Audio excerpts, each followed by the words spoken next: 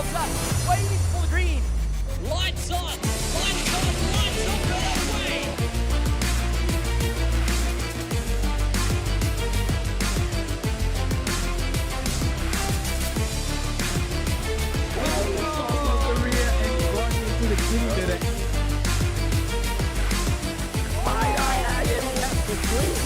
Taking in the championship.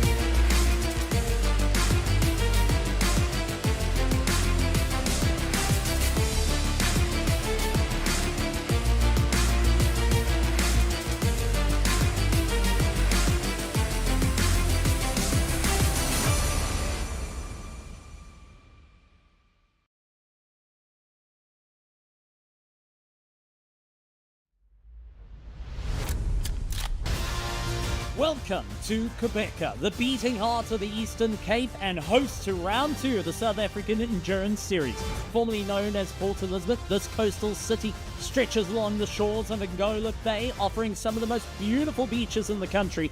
Best sight, whether you're a big fan of all the culture and history, the Windy City will have it all.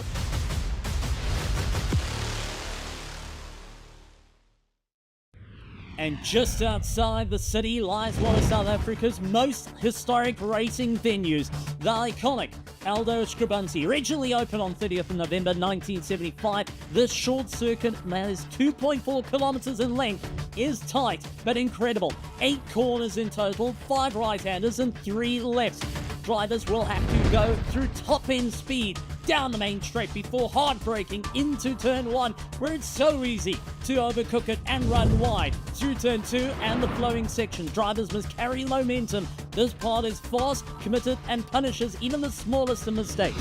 The back section is where the circuit really tightens up. The sequence of technical corners demands precision inputs, smooth throttle application, and patience. Get it wrong here, and the lap quickly falls apart.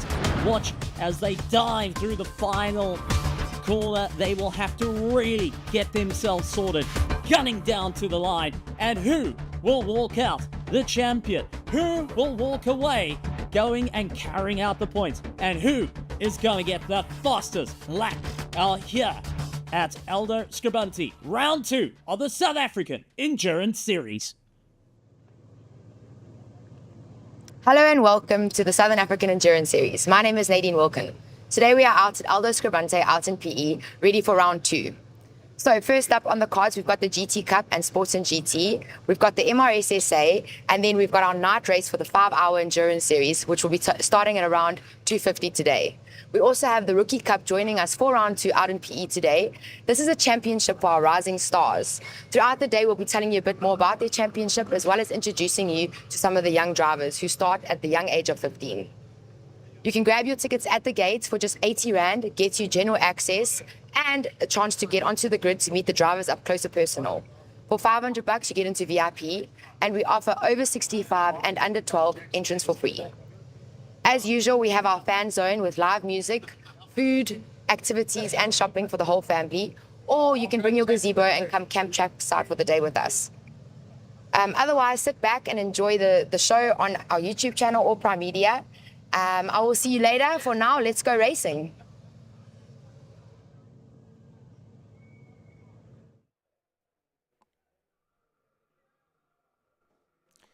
There And there you have it, the scenic ALDO Scrubante Raceway, an incredible day of racing ahead of us, so much to be excited for. A bit of a plot twist, we can call it. Yesterday was sweltering, 35, 34 degrees. Temperatures today were overcast and windy. We're getting the best of, can't say both, all kinds of weather, all seasons we've seen so far. But nonetheless, exciting to be here. Welcome to you. This is the SAES. Temba Kumalo sits beside me. My name is Prince Ndiweni, and we're looking forward to an incredible day of racing, Temba. Looking forward to it, Prince, and what a pleasure to be here at round 2 at the Southern African Endurance Series. Some of the best riders and drivers on 2 and 4 wheels will be taking part in the action today. We've got kids as young as 14, 15 years old out on track in 2 and 4 wheels all the way up to the seniors, and the likes of Michael Stephen returning, some international heritage there, Dino Yotso as well on 2 wheels. So lots to look forward to for us and our spectators today, and I think we've got an incredible day lined up. No, absolutely. Some of said youngsters actually out on the circuit or just came and went with a quick warm-up there from the VW Rookies Cup. But as for our program for the day's proceedings, first time we're going to hear and see cars in competitive trim race 1 with the GT Cup in Sports and GT at 9:30. After that, we have the MRSSA National Class. Very exciting quali times and benchmarks set yesterday. MRSSA Group 2, the youngsters that Temba has mentioned, will come up at around 10 past 10 for their first race. And then it's VW Rookie Cup, which just finished their warm-up this morning. They're going to be racing at 10:30 for a 15-minute session of racing. Then race 2 comes about again, GT Cup and Sports and GT, as well as MRSSA following through around 11 a.m. and then MRSSA Group 2 for 11:30 just before our lunch break for the day. And then from race 3, the circus comes around one more time, Timber. We will resume with the GT Cup Sport and GT at 12:40 for their third race, followed by the finales for the MRSSA National Class, the VW Rookie Cup for their second race of the day, and MRSSA Group 2 will be closing out our sprint races at 1:40, and then the excitement starts building for our SAE Endurance Plus 1 hour race. Where cars will be on circuit at 1:55, and then one of my favorite things about our SAES race weekend, the grid walk takes place at 10 minutes past 2, and as Nadine said, only 80 Rand today, where you can get a thrill that you're not really going to find anywhere else. You may have to catch a flight to go over to Formula 1 to see that. The grid will be cleared at 2:30 with the formation lap beginning at 2:45, and at 2:47 this afternoon, our SAE 5 hours and 1 hour dash commences. Indeed, that is the day's racing set for just about 2:30, where the main event comes into frame, and it's going to be an exciting change of conditions, change of circumstances. Teams were preparing for a completely different scenario that is today a lot cooler. Potentially some rainfall. Won't speak too much about that. We can't really confirm. I mean, things have been changing since the past 48 hours or so. So in any case, the teams were preparing for one scenario and are looking at one spec in one kind of condition to go out onto the circuit in terms of grip. There was a bit of rainfall overnight, actually. What effect does that typically have prep-wise? Does that make the track entirely green, or is it not too much rain to affect the way teams were setting up timber? In your experience, I mean, you were here last a year ago. How would that typically change the racing scene here out on this beautiful circuit we have in shot right now? So on paper, when you'd look at it, the wet would be a big game changer, a big factor. But one thing I really like about this ALDO Scrubante circuit, which I think is unique compared to the other racetracks that we visit in our series in 2026, is that this track provides amazing grip in the wet. The drivers won't have had time in the wet this week. Practice taking place on Thursday, practice yesterday on Friday with qualifying. So it will be a jump into the deep end. It will be about who can adapt first. But it is a short layout, 2.48 kilometers, only 8 corners, but high speed, fast and flowing. And another factor to keep in mind is the wind. As we see our Dunlop banners blowing there at turn 1, the wind, we're right by the beach here, by the coast. So wind will be a factor, and that changing wind direction will influence the weather conditions in terms of if there is some moisture, which direction it will be coming from, especially for the two-wheel guys. The wind is quite a big factor. Lots of power for the guys here being down at sea level, especially for most of our riders who come from up north in Gauteng. 18% more horsepower for the Superbikes down at sea level. So wheelie is something that you have to manage. Wheelie plus wind is 2 W's that are quite a mission to deal with. But one thing is that this track has amazing grip in the wet. So if we do see some moisture, especially in the endurance, I expect to see drivers adapting quickly. But as we can see, overcast at this stage of the morning. Prince, I've been counting the seasons we've gone through in the time we've been here. We've had summer. Yesterday was for sure summer. This morning, I would say, felt a bit like autumn. Yeah. We had a bit of a drizzle, some spring, so it's just winter missing, but anything possible. And the drivers and teams will have to be on their toes to deal with all the variables just on the weather front, let alone all the other things that they're going to have to be dealing with today. Indeed. Incredibly experienced individuals across the paddock on 2 wheels and 4, whether you're behind the saddle, getting under the cars, mechanics, team managers, everybody incredibly experienced and have been exposed to a number of these conditions time and again. So you can hear the layers and the amount of history and heritage behind their feedback in terms of how to approach certain parts of the circuit, undulations, the high speed corners we have to have full commitment, that kink, that dip there just after the sweep going into just before the final turn. There's a bit of a black art, a black magic that comes to approaching this particular part of the circuit, Timber, especially with the bikes. I was interested to see how much momentum needs to be carried just after that dip going into your final left-hander just before the final turn. It really is something that layer by layer comes at our competitors until they get it dialed in. We were speaking to some of the younger riders in the 600s class and just describing how it really, you have to let it come to you and build up that confidence because you're effectively going blind into this left-hander. Indeed, you are. As we take a look, that's the Bridgestone sweep on screen, turn 7, entering turn 8 Dunlop corner. So one fascinating dynamic that we're dealing with is that we're coming from Swartkorps, which is 2.4 kilometers, and we're here at ALDO Scrubante, which is 2.4 kilometers, but completely different layouts and a completely different experience to the lap as we get an overhead shot of our pit straight. So ALDO Scrubante, very fast, very flowing. Turn 7 is blind on the exit. We were looking at some onboard footage with the Inter-Africa team yesterday with Stewie White and exiting Bridgestone sweep. They were just looking up and you couldn't see anything. It was just a face full of sunlight in the driver's faces. So as you said, undulations, sweeping. Bridgestone 7 is going to be a key area, especially overtaking hotspot at the hairpin preceding that at turn 6 and Dunlop at turn 8. So a variety of options for the different cars and bikes to maximize their strengths. You are going to see some of the bikes, especially the 600s in the MRSSA national class, using this infield section, as we can see on screen to the left-hand side. That's the S's, which is turn 2, 3, into the kink, turn 4, with the West Bank hanger, turn 5, the sweep. A really, really intimidating corner. So keep an eye out for the 600s. They're going to be carrying insane amounts of corner speed there. But as you can see, we've got a very long pit straight, up to 280 kilometers an hour. We'll see our MRSSA national superbikes getting down there. And that's where you're going to see the thousands stretching their legs.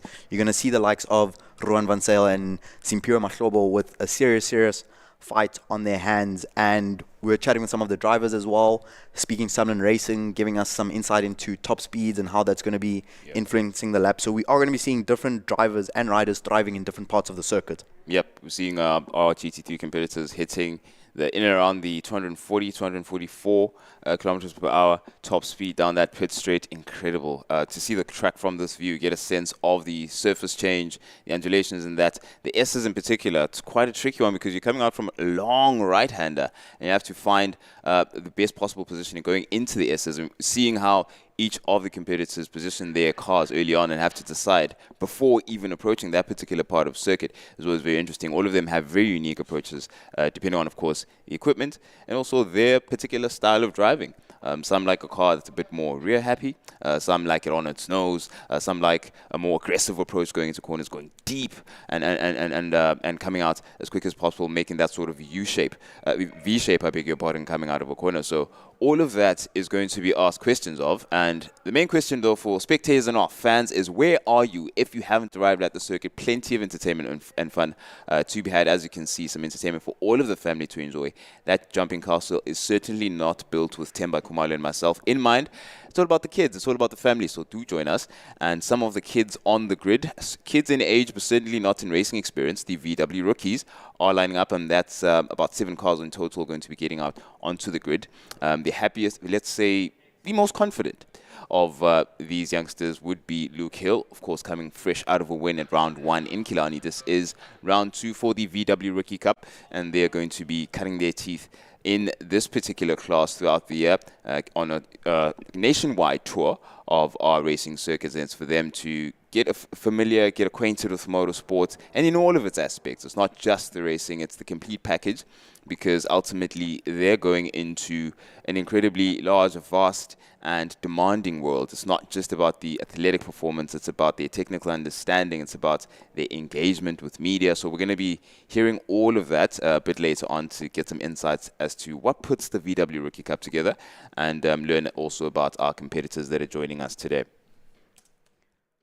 Very much looking forward to seeing that, and always exciting to see new faces here at SAES, especially as we see a driver rolling down pit lane with the boot open, followed by 2 wheels there. So the VW Rookies Cup guys, as we see on our drone, were rolling down pit lane to start their warm-up, but it looks like we may have some bikes instead going out on track. So the MRSSA riders are going out now for their warm-up. So we will be catching up with the VW Rookie Cup later. Very, very exciting initiative and the type of thing we want to see in local South African motorsport. So we go from 4 wheels to 2 wheels as we take a look at Lumi Racing's Lungisile Tom on screen behind Alan Holscher. Dylan Grobler on screen on the 46. Prince, we saw Dylan riding a 600 yesterday, and as you can see on screen, he's on a Kawasaki 400, so he's lost 200 cc's overnight.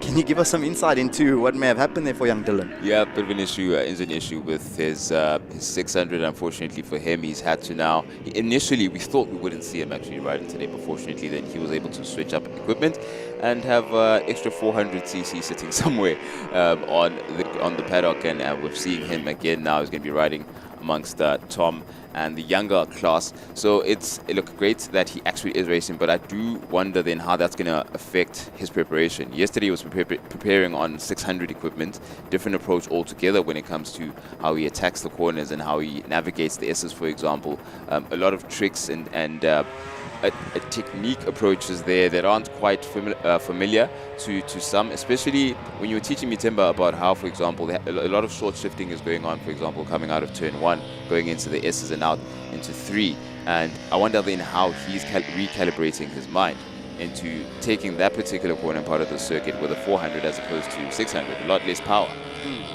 Very well said there, Prince. And the one benefit for Dylan, we were having a chat with the Wicked Racing team this morning, and he is the local regional 400 champion of 2025. So the one thing he will not be lacking on that motorcycle at the circuit is experience. However, important to note that he was riding a 600 yesterday, which is a completely different approach to the lap. Not significantly faster. When the team is telling us that in terms of his fastest ever time on the 600 and the 400, there's only about a second per lap difference. However, you're making the lap time in a very, very different way. A lot more power and top speed for the 400. So the main thing for him now will be just to find his braking markers, his reference points. As you see him there entering Dunlop corner, exiting the Bridgestone sweep, he'll be using all of the track.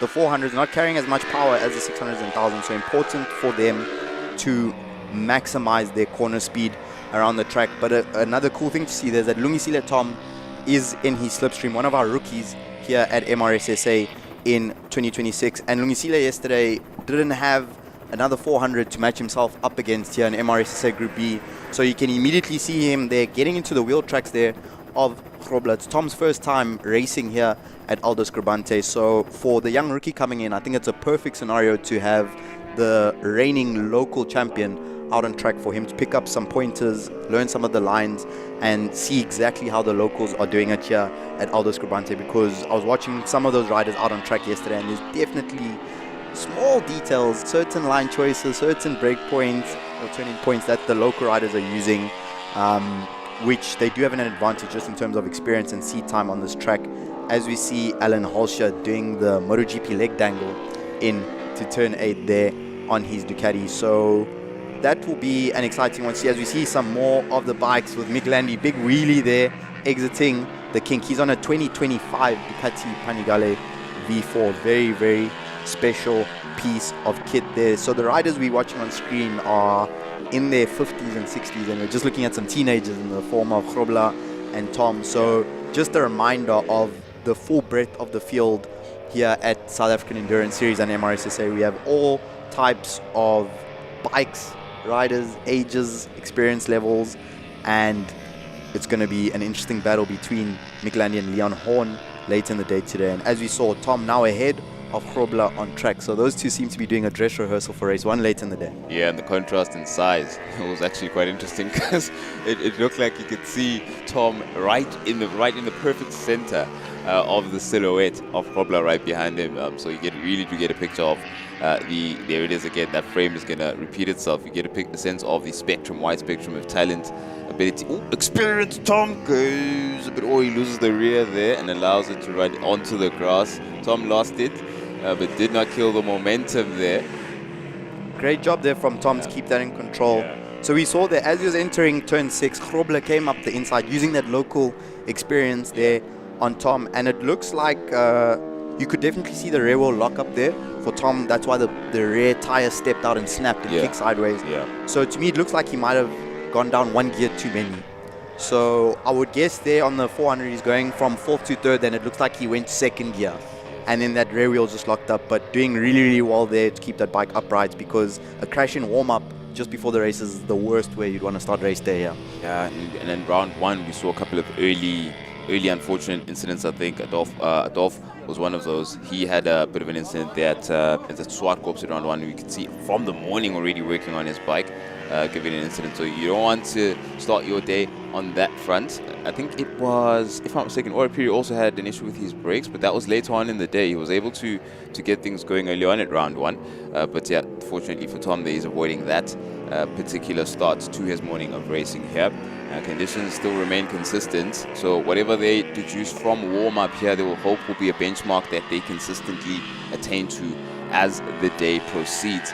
But like we said, the weather's chopping and changing. Conditions will continue to evolve. The track will evolve. It never remains stationary, so the goalposts are always moving. And that is Grobler now moving ahead of his older competitors. That is Holscher, as well as I think it's Leon Horn, if I'm not mistaken, right behind them. So it's interesting to me that we're talking about the array and the age difference. You've got young teenagers, I mean, literally barely into their teens getting onto these bikes. And you also got the 50-year-olds. So I do wonder then how long in your riding career your particular riding style can stay with you. Because if you're starting as young as 10, 11, 12 years old, or even younger, and you're going to ride all the way up into your early 50s, how much evolution then are you experiencing, would you say, Timber, as a rider in terms of adapting your technique and competing at that? There's a lot of variables. Very good question, by the way, Prince. There's a lot of variables to that that will influence a rider's development. And what I will say, the biggest factor, especially when you look at a young rider that's developing, is the different types of bikes he's riding. Because different bikes, especially when I say different, I'm not saying a 600 Yamaha versus a Honda Yamaha. I'm more talking from 65cc motor to a 150, a 4-stroke 150 Honda, which a lot of the youngsters come up on before they make that step up to MRSSA and SAES, then 400, 600, 1000, others in between. So the different types of bike you ride will give you different skills, and essentially you'll have different tools at your disposal with your arsenal there. So if you're looking at some of our more senior riders on the Ducatis, the likes of Michelandi, those guys have been racing thousands for a very, very long time. In fact, I'm sure it was before I was born when those guys are maybe riding smaller capacity bikes. So their styles will have adapted to riding thousands. And on the 1000, you were speaking about the V corners earlier. So on the 1000cc, because you've got a lot of power and an incredible amount of torque, you're going to be focusing on going as fast into the corner as possible and as fast out the corner as possible. So that's maximizing the braking, maximizing the acceleration on the exit. But then you'll see, we're going to see it perfectly illustrated. Dylan Grobler on the 400 is going to be trying to maximize corner speed. So you're going to see him using all the track, all the way to the white line. I don't know if that's an apology or, what's the word, a dismissal to his elders there, exiting turn 6. Dismissal was a smart choice of word. Yeah, that looked like it had an exclamation mark on the end of it, that's for sure. It did, it did. That didn't look quite, I'm sorry, that I just rode around the outside of you at turn 6, despite being younger with a lot less horsepower. But as I was saying, Prince, so the youngsters, you're going to see them, their riding styles have evolved into carrying corner speed, especially in MRSSA Group B on the 400s. But then you'll see with the 600s are the hybrid between the 1000 and the 400. So each rider will have their own unique style. We're going to see Adolf Boshoff versus Dino Iotso. Those two are separated by less than a tenth of a second yesterday, but vastly different approaches to riding the bikes. Borshoff, the 2024 MRSSA national champion, all action, bike moving, and Dino, smooth, finesse type of rider. So same lap time you get out of those two, but it comes in a completely different way, and that's the evolution of the style. So as we are watching Dylan Grobler on screen, he will now be adapting his style in this warm-up session in real time back towards the 400, because he was riding the 600 yesterday. If you just joined us, Dylan Grobler was set to enter on a 600 in the MRSSA national class. Unfortunately, an engine issue for him, so he stepped down to MRSSA Group B, and that's something we'll be keeping an eye out throughout the day to see the different styles and to pick out where the different riders are making up time, losing time as our warm-up session comes to a close. And Dylan Grobler fastest to end our warm-up. There you go. That cornering speed advantage and top speed advantage that he has paying dividends for him there. And yep, he looks pretty chuffed with the session that he's had. Interesting level of confidence just towards the end in his engagement there with his elders out on the circuit. That was very interesting to see. But yep, that's the first warm-up that we've had the pleasure of having a look at and seeing what different approaches will be taken by each of the riders. Sia Shabalala missed out on his qualifying yesterday. We didn't get to see him go out onto the circuit, and I think as was the case with Boikanyo Mabaso as well. So they're going to have a bit in their teeth, aren't they, going into the rest of the day for them to make up for what was a missed qualifying opportunity here at ALDO Scrubante. It's going to be an incredible array of entertainment, different brands and specs and kinds of equipment all available for us to come over and enjoy. So plenty of opportunity for our spectators to come and join us here out on the circuit. We're certainly ready to receive and welcome you in all sorts of fashions. I had a bit of a walk in the morning to get our morning coffee, plenty to offer as far as our canteens and the entertainment is concerned. So we do urge you to come down and join us if you're not going to be satisfied with watching us on the YouTube stream. And you get a chance to see the entry of the circuit actually goes under the circuit, down just before, it's in between the final corner. That is, just before the final corner actually, you get to see just how the circuit undulates and changes surface level there, and you're coming from a sort of downhill dip. That blind left-hander really is deceiving. We're watching it at the grandstand in that exact area, actually getting a picture of just how much of a unique approach is needed going into there. You need to carry quite a lot of speed going into that left-hander just before the final turn at Dunlop. Indeed, you do, Prince, and it is 8:58. We are only 32 minutes away from racing. We will shortly be seeing our sports and GT Cup cars going out on track as we take a look at the MJR Porsche there in pit lane. Prince, looking at last year's races, Damien Hammond was dominant in this class last year. Lots of changes comparing to our 2025 edition of the SAE 5 hour here at ALDO Scrubante. What are some of the things we can look forward to seeing here today? Yeah, looking forward to seeing how the Damien handles. Of course, we're looking at the MJR Porsche 911 GT3 R Type 2. So we have an addition here, actually. Leighton Freeze also out and about in the MJR setup. So we're going to see him for the endurance leg that they're going to be taking on. So great to see him back in the saddle. I think I wasn't around for Kailami, but that's where he actually joined MJR as well. And you got to have the pleasure of commentating over that one. So great to see him back, and the trio, Three Musketeers, as it were, going to be back together. So excited to see how MJR goes at things. The mechanics working on the air gun there to make sure that their pit stops are unhindered. We've seen a lot of famous incidents and unfortunate fumbles when it comes to the air gun and changing their tires in all sorts of classes, maybe perhaps more famously in Formula 1. So you don't want to have any of those errors. So the mechanics just working hard there at MJR to make sure that is on song without any issues. But as far as Sports and GT, really excited to see that fight in the front. Damien Hammond has made for some really exciting moments against the front runners, the likes of Tlaka in the earlier round, and I believe the Mustang TRC, that famous Mustang that's come to make a unique name for itself, a unique piece of machinery as compared to all the German equipment that we have here. But it was Julian Familiaris Damien Hammond, Litaka were in a bit of an interesting dice and a chop and change position there, matched for pace in terms of qualifying, at least relatively matched. And when the race unfolded, you saw quite a bit of battling and different approaches to their racing lines and aggression from each of that trio.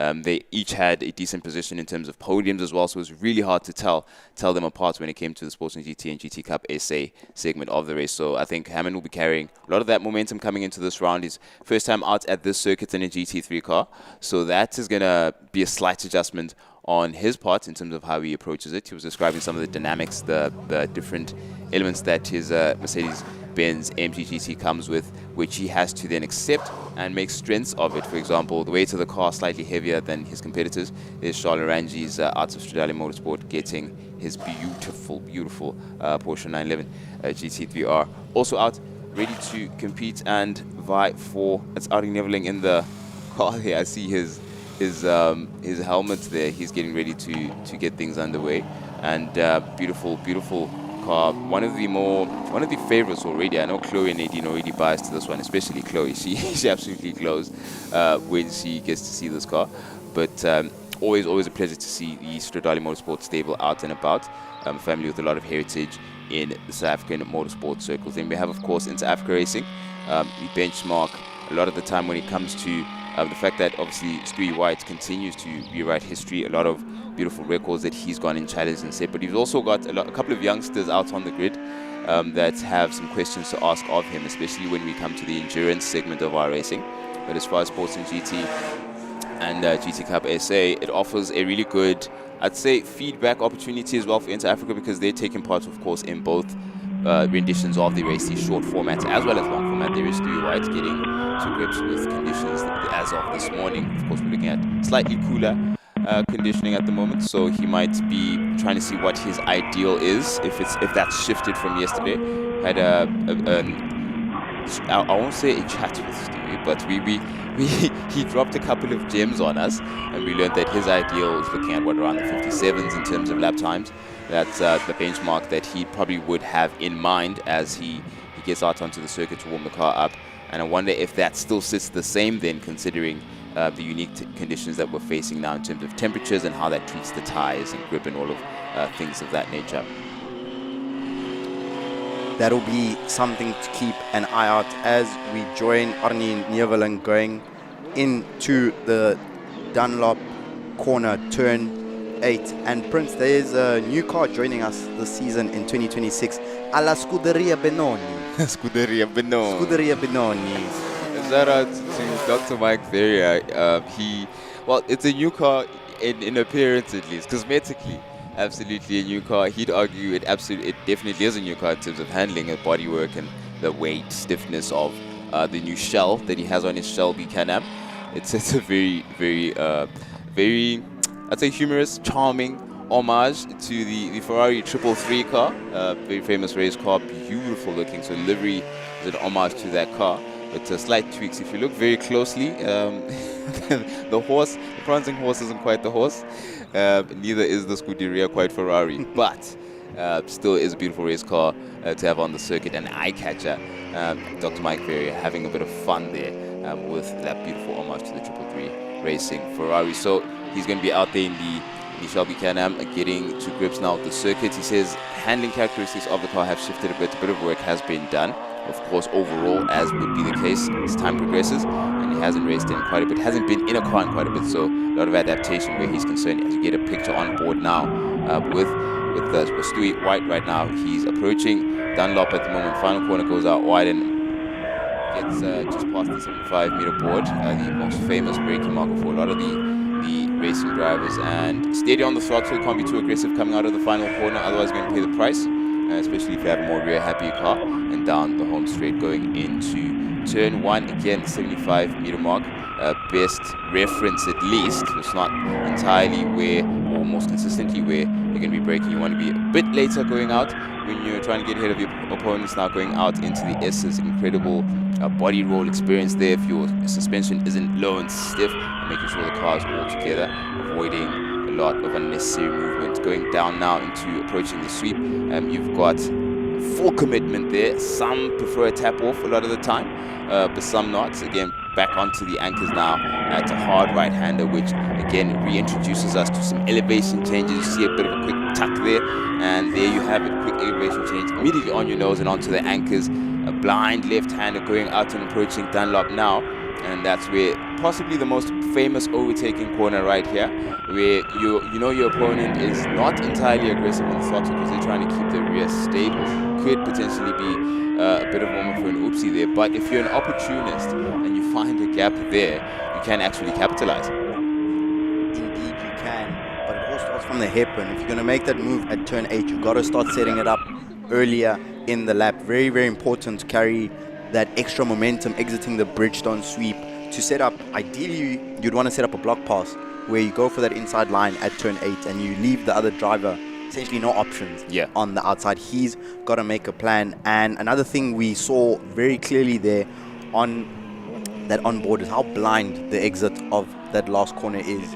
You're entering and you can see the track going around, but you can't really see your exit point. So precision, very, very important in that part of the track as we take a look at the Stradali Motorsport Porsche into that turn 8. So you're going to see Stewie White coming up behind him, cuts back on the exit, making that V-line which Prince was describing earlier. And let's see a bit of a top speed run into turn 1 into Africa versus Stradali Motorsport. It is in and around that 240 or so mark when it comes to top speed. Of course, varying setups, varying a piece of equipment there would create that disparity and difference in which the top speed each of these teams hit. But as soon as we hit that top speed, fair, you may have gotten an advantage, but all of that comes into question again is how you've positioned your car going into the S's and coming out of 3. Indeed, especially that exit to 3 is very important to set up two of the fastest corners on the circuit, turn 4 and turn 5. Once again on board with Stuart White, who is my favorite driver to watch on our iCam onboards. As you see, he's sawing away at that steering wheel through the sweep. Stewie always to me looks like he's on a Sunday coffee run to go and pick up some coffees in the morning and some maybe brioche buns or croissants, always looking relaxed in the car. But as you can see, just looking at the body language there from Stewie White, hard work for him there as we start another lap with Stuart White in our warm-up session into turn 1 loop Redco. You're going to see him go all the way out to those curbs, putting the left wheels there on that curb there, clips the inside curb at turn 2, clips the inside curb again on the exit of turn 3, flat out through the kink, turn 4, into the blind, turn 5, West Bank hanger, the sweep. You can see our spectators already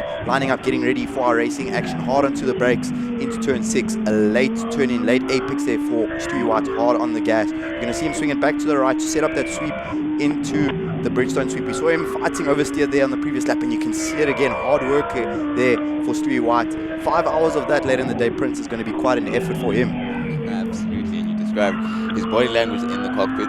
Looks like he's going for a coffee run. The car never looks like Stewie is going for a coffee run.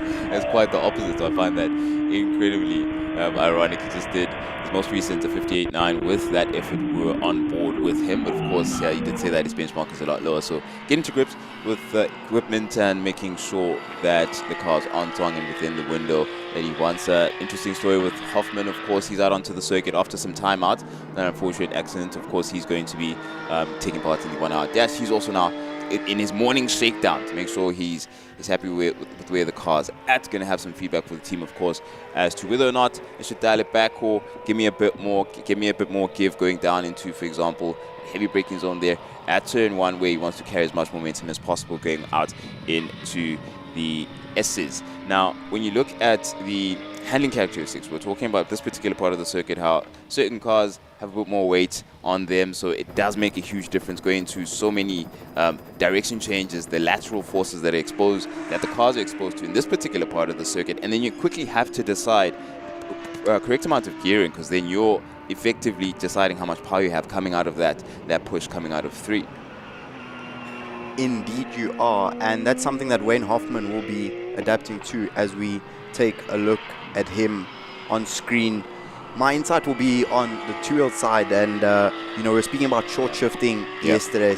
Precision Kia, because it's a short circuit but it's high speed, and it's on the high speed corners where you can lose the most time. So it's those small details in terms of selecting those lines, selecting those gear shifts. We're speaking with Damien Hammond from Samlin Racing and Baron Pretorius, where he was telling us about how important it is to prick the brake markers. I mean, Prince, we were told yesterday that a very small amount of meters made a big lap time difference for one of our drivers yesterday, and it's those key differences which are going to equal 2 lap time, especially in our SAE and 1 hour dash. For our 1 hour dash drivers, not a lot of time to make up time if you are losing out there. And we had just mentioned Wayne Hoffman. He is in a 992 GT3 Cup car coming up from the 991, so he will be working on those finer details, and you'll have a chance to take a look at Arnie Neveling as we take a look at an amazing drone shot. My first time seeing the shot today. That is beautiful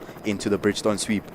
Get a sense of the racing line chosen by Hoffman in particular there. Doesn't choose Alex not to go too wide, as he's right in the middle of the penultimate corner, but going down into Dunlop, he nails it. We've got the perfection, the kiss of the fingers there from Temba Kumalu approves. Even a rider would take, Temba?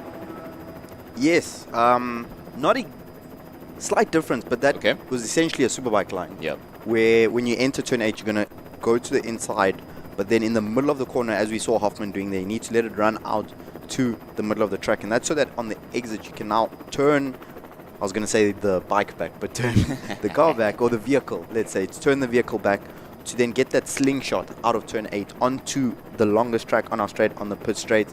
A move there into turn 5, Wayne Hoffman not making too much hard work for Arnie Neveling there.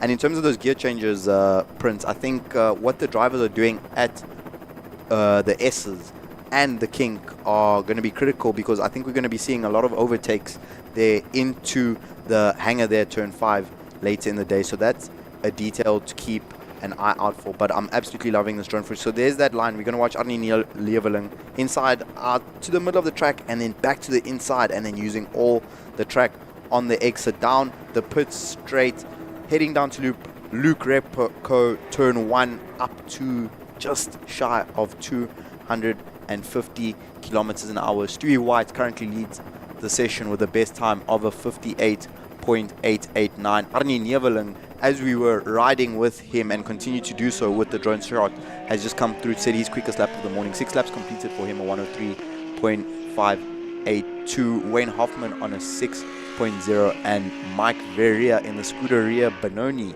Shelby Can-Am on a 12.8. Really, really great to see Mike back out there. Let's get back at it again. Went into the pits to work on a couple of things, and now he's going to see if it's back into the window that he would prefer. We'd assume that wasn't very long that he spent in the pits there, so minor adjustments to see if whether he can continue on the trajectory he was on. 58.8, the lowest time we've seen thus far in this session.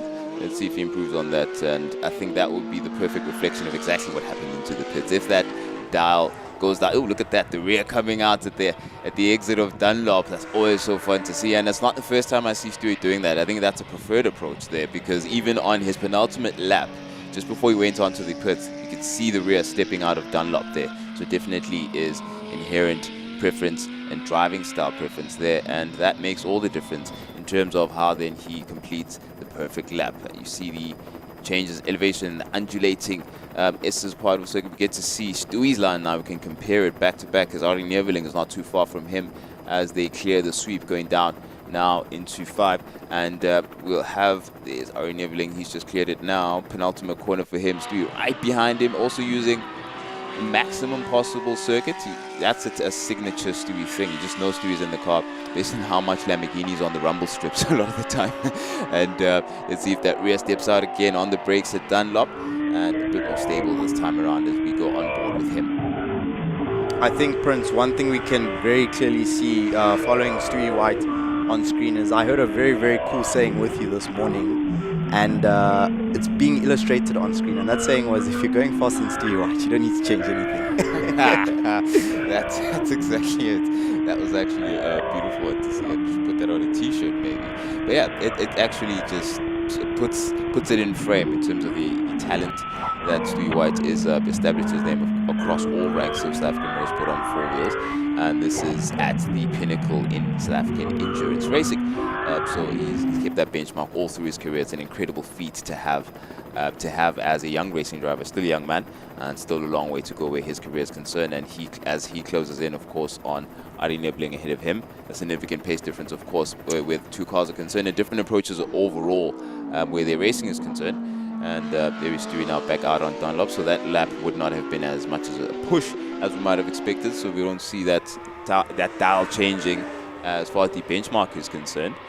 Niveling now with the 1 minute 2.2, and Stewie with a 59.2 where that lap is concerned. Now let's see what that turns into over the next few minutes. Warm-up session underway. Prince, I'm fascinated by that line. White takes to turn 2. Looks like he's grabbing a lot of curb on the inside there. Yeah, like I was saying, he's not shy to make sure he's getting maximum available. There you go, maximum width again out in the outside, now going down into the Bristol sweep, which he approaches. Bit of curb there, get maximum rumble strips on the exit as the car dips and gets on its nose. And I've been trying to observe the different approaches to this left-hander in terms of, is it full beans, full throttle, are you tapping off slightly to get the car stabilized? But it seems like more speed is more rewarding at that penultimate left-hander, and ultimately that's what it seems to have done. You see that slight correction, that's him getting into the pits. He's happy with what he's seen, and his time didn't seem to shift either. So that may be the end of the session, because we just over the 9-minute mark, and we only have a few minutes really for most of these practice sessions, and I think that might be lights as far as Stewie's warm-up is concerned.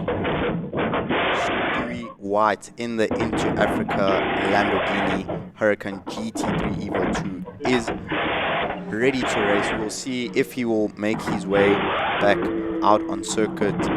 Really fascinating just to see in this morning warm-up how much he's working at that steering wheel. My first time seeing him doing that, so that's something to keep an eye out, and also to contrast against XO once he makes his way into the car, to see if he is having a similar experience of it. Back out on track for Stewie White onto Luke Rebko. We'll see if he is going to be able to improve on that 58.889. He'll be targeting some 57s hopefully later in the day, as he will be thinking about that Rico Barlow racing car that he will be competing against later today.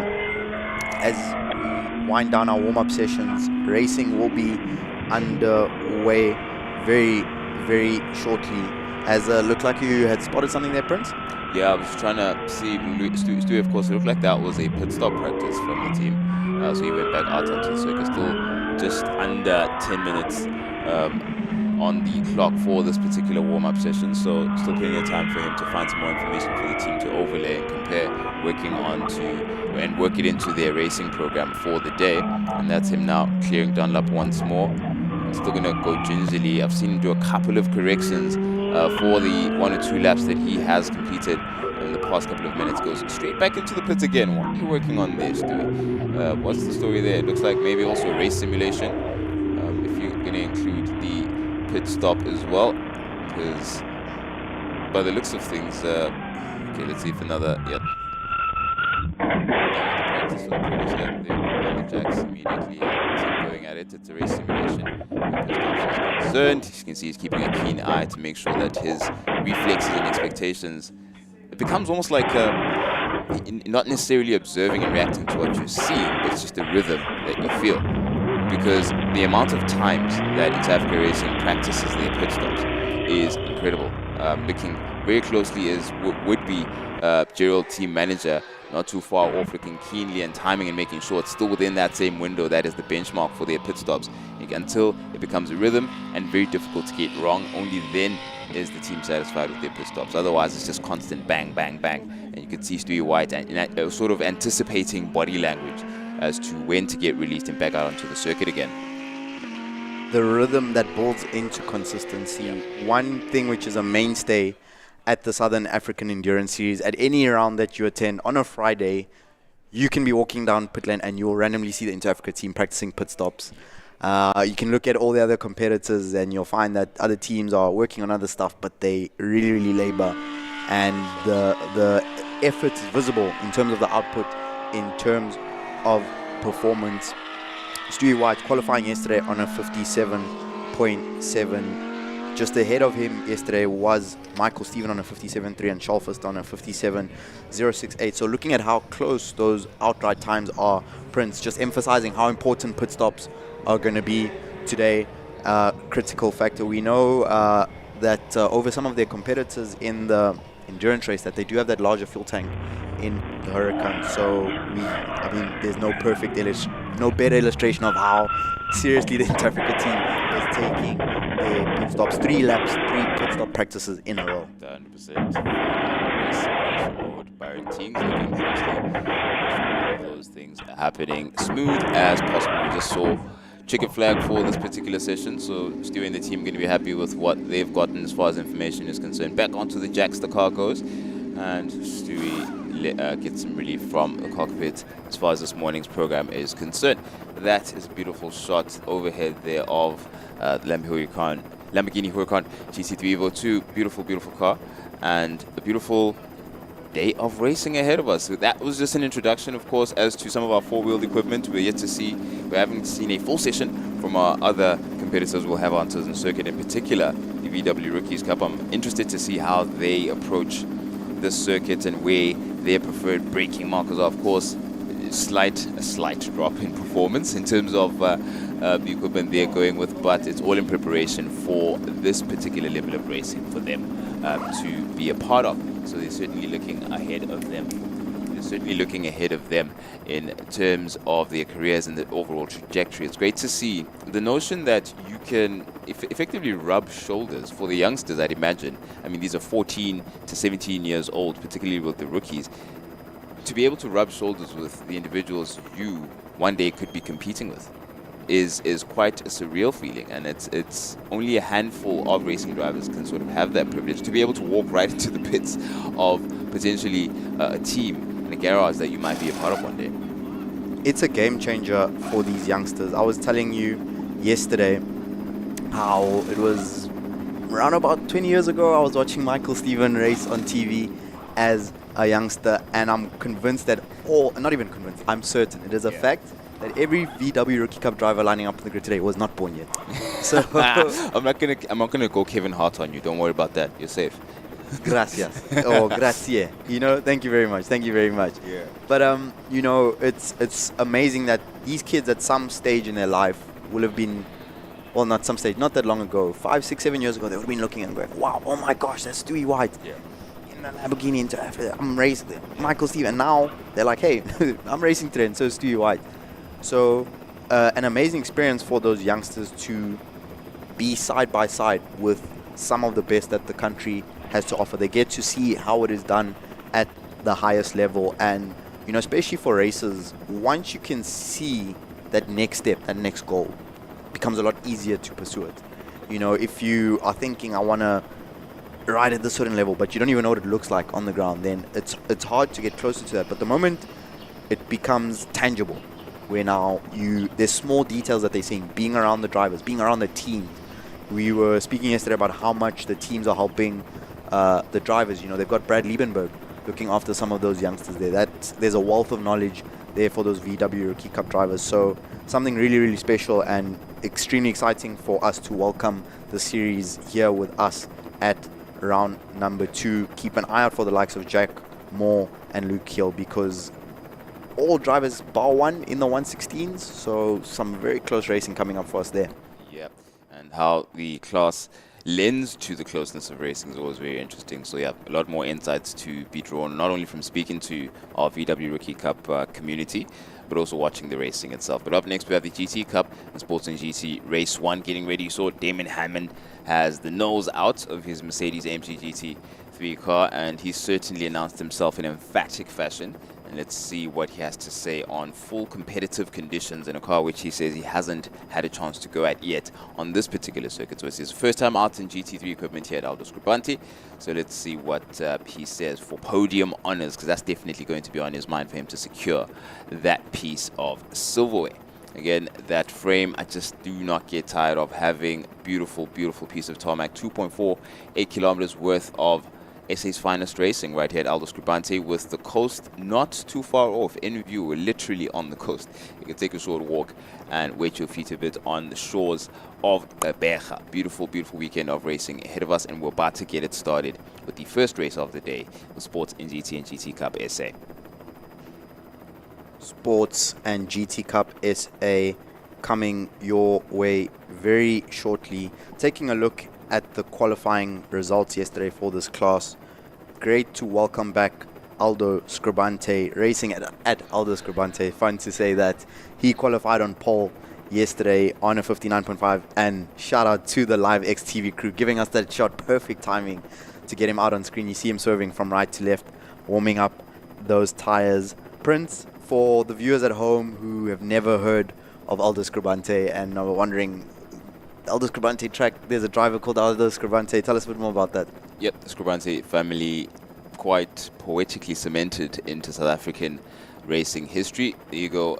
He normally, a lot of the time, side by side with brother Silvio Scrubante, but he won't be racing this weekend. Yeah, Scrubante family is really a pillar of South African motorsport, have been involved for decades, contributing in possibly one of the most significant ways, which having a circuit like this built and named after his grandfather, ALDO Scrubante, and of course ALDO being namesake, racing today as ever in honor of not only the family name but his father, Chalso having passed not too long ago, and carrying that spirit, that fighting spirit as ever. It's incredible just to see the passion in Aldo's eyes. I mean, we were speaking to him briefly and he was talking about how it's been so long since he's been out on a car, and he described how just the fighting spirit his father had, and that set that as a benchmark and as an inspiration really that he carries with him in how tenacious he is. And so we're going to see some of that tenacity coming to the fore here in his Lamborghini his Huracan GT3 Evo. He's definitely familiar with the circuit, that's for sure, but he described how it has been a while and some setup niggles had to be,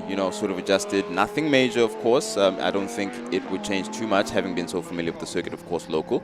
But some suspension work was done, some wishbone work was done, some adjustments in terms of tire pressure. I think having set a benchmark yesterday and seen where about they were, I mean, you were saying, we heard that cool saying together in that particular pit garage, that if you're faster than Stewie White, then you're pretty much in a good place. Yeah. Wipe the car, dust it off, and just pack it away. So that's the position that ALDO Scrubante is sitting in, and it's going to be great to see him out and competing against another family. For example, GNS Transport's Jimmy Janakaro in that Nissan Nismo GTR, brightly colored, hard to miss. It's going to be having some fun there. Also going to be an interesting one, how they make it down the home straight to that drag.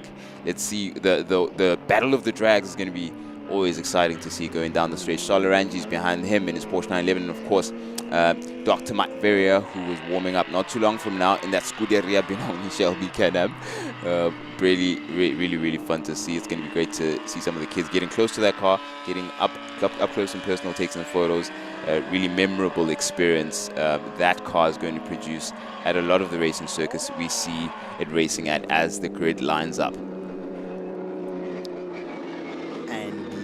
And looking back at that grid, I was thinking of a joke there, Prince, and it kind of fell apart in my head, but I'm going to come back to that one. It came back to me. I was going to say that I think Scuderia Benoni might be the greatest Italian and South African link-up since Debonair's Pizza. But you can review that one for me. Let's take a look at our grid. On the first row, starting from pole position, is ALDO Scrubante in the Scuderia Scrubante car, ahead of Damien Hammond. Andrew Horn and Blunden make up row 2, ahead of Charles Rangi's and Howell. Momia starts from 7th place, ahead of Mike Verrier in the Scuderia Benoni car. Wayne Hoffman lines up 9th, and Janakaro brings up our 10 car field in 10th. Andrew Horn on screen in the Legia. I know Stephen Koenig will be with us live, a car that he very much enjoys watching out on track. Andrew Horn lining up 3rd. He's got Ant Blunden behind him, and that's a Super Trofeo, Prince? Indeed. Ant Blunden's been having a very good time in that car, getting to grips with the circuit, and the livery change has also been very interesting to see. Start off as a bright white with teal type of trim. Great to see it in sort of Bruce Wayne's spec there. But yeah, Ant Blunden can be having a good time as well out of the GNH Transport stable. we will be going racing soon for race 1 for the GT Sport and GT Cup SA race number 1. It was a 59.557 for Scrubante. Hammond qualified on a minute .304. We were having a chat with Salmon Racing's Hammond this morning, and he, based on what he told us, he's definitely good for 59s here at ALDO Scrubante in that new Mercedes. Prince, who would you say is your favorite for victory going into race number 1? Because I'm hoping we get some of the close racing that we saw at Swartkorps Raceway. Yeah, and with that said, Swartkorps is a good reference because that's where my money is going if I were a betting man. I'd say Damien Hammond. He's got a lot of drive in him. Also, his overall demeanor, you could tell that he's on a really, really good wave.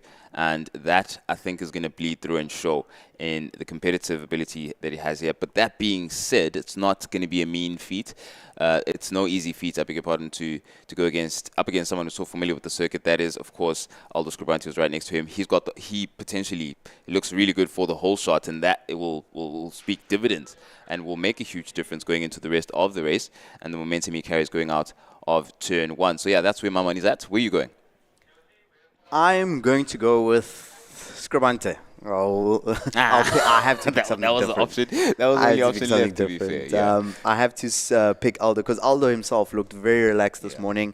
I have to say I fully agree with what you say about Hammond. He's got an air of confidence. Dare to use the word aura around him this weekend. He really seems relaxed. He seems at one with himself, his car, his team. He seems like he knows what he's ready to do. But I'm going to put my money on ALDO Scrubante. My first time getting to see him race live in the flesh as a commentator, so very, very excited to see that. And I think he's got that extra motivation from the family. You know, we were having that chat with him this morning when he was just describing some of the experiences he's had here at this amazing circuit with his father and his grandfather.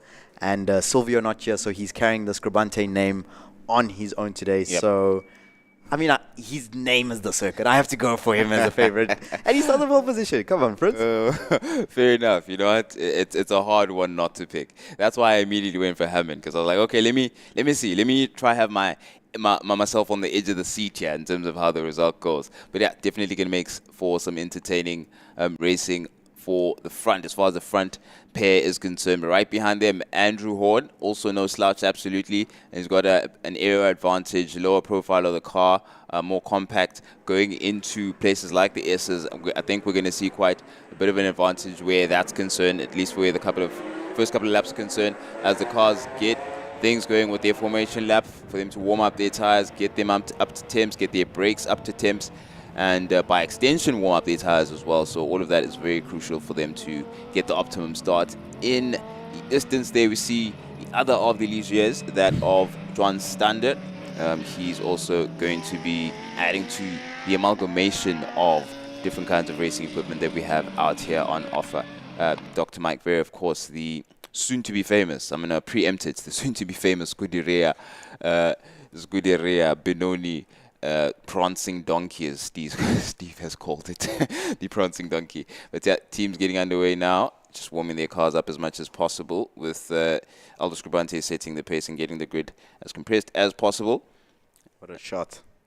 Can't get enough of it. We're in the hub, the industrial hub, in the motoring hub, really, out here in Gqeberha, and how poetic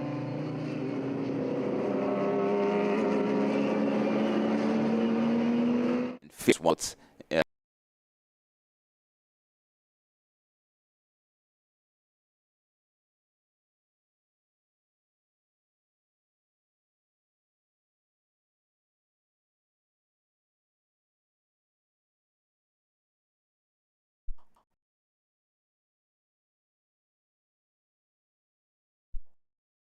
on underway. Our first race of the day out between Scrubante and Damien Hammond. Andrew Horn in the Ligier lines up in P3. Can he get himself into contention for victory? GNH Racing's and Blunden on the 77 in that beautiful black and white Lamborghini Super Trofeo.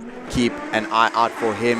And we are underway as they make the run down to turn 1. ALDO Scrubante gets an amazing start from pole position. A rolling start here in our GT Cup Sports and GT. Hammond second into turn 1, and it looks like Blunden. Blunden up Blunden into in third, P3. just ahead of Stradali Motorsports Charles Ranges. Really good start there from Blunden to make sure he secured that position, but he's not going to be very comfortable as Stradali Motorsport does not hang around, and Charles Ranges will make sure of that.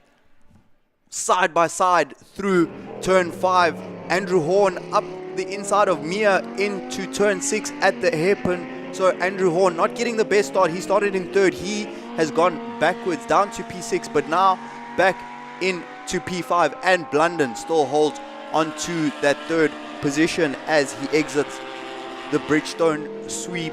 Our drivers coming now to complete lap number 1. ALDO Scrubante leads, exiting turn 8, the Dunlop corner. Damian Hammond in his slipstream. Our top 2 have cleared out front. The 85 now up into P3, and Blunden but unable to keep the pace as Andrew Horn has given up a position once again going into turn 1. That's Blunden who gave up a position to Stradali Motorsports Ranges, but Mo Meyer is going to ask questions of him with Andrew Horn in tow not too long from now. Stay tuned for that. In the meantime, the slipstream Damian Hammond has from ALDO Scrubante seems to be paying off down the straights. He might look like he's bearing down on him a bit more now, going down. Aranji's off. Aranji's off. Aranji's went off track. He's managed to keep it off, but it looks like he dipped 2 wheels off the track on the exit of turn 5. Charles Aranji is currently running in P3. A great save for him there as we go through the Bridgestone sweep. On screen it is Blunden, Mia and Mudley into turn number 8.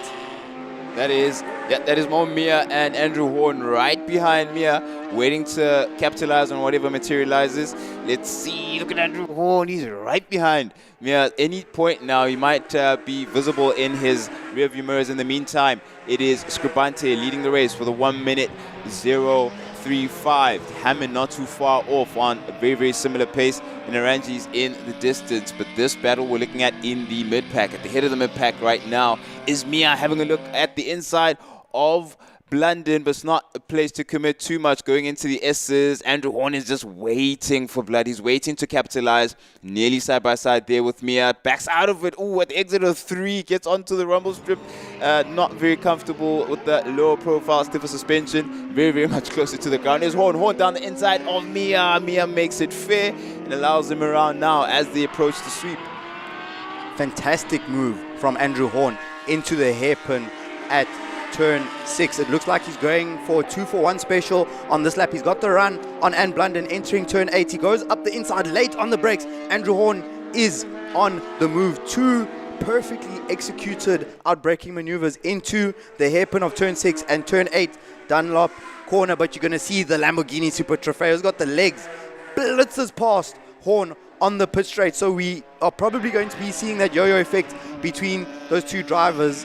The Lamborghini with the advantage down the straight, and the Legia tearing up the Super Trofeo around the tight and twisty sections as they go one more time into the S's, and Mo Mia Prince is waiting in the wings to pick up the pieces if something is going to go wrong between these 2 drivers. Yeah, he'll be salivating. He's definitely also got the yo-yo effect well in frame. You can see Andrew Horn is not letting Blunden get away with it, especially going down into the corners. Out of frame, slightly out of frame. There's Scuderia Benoni asking questions of Hoffman. But we'll get back. We'll get back to that not too long from now. In the meantime, Blunden has a mighty defense to put up against Andrew Horn, who keeps introducing himself into his rear mirrors at every corner, at every opportunity. You can see he's got the pace to make that move down the inside. But of course now that straight line advantage will come into play there for Ant Blunden and get some breathing room.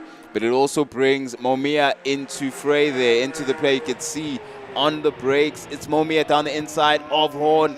Horn can't do anything about it. Mo Mia makes a stick, and Horn back on as Mo Mia loses it and goes straight on at the exit of turn 1. Nose still facing the right direction relatively, and Mo Mia's back out onto the circuit. He's not going to be pleased with himself there. As Andrew Horn gets it handed to him at turn 1 and continues his fight against Ant Blunden. Mo Mia in the Porsche 991, not lacking bravery going into turn 1. That takes a lot of skill and a lot of courage, as we see a big moment there for Andrew Horn on the exit of turn 6, losing the rear.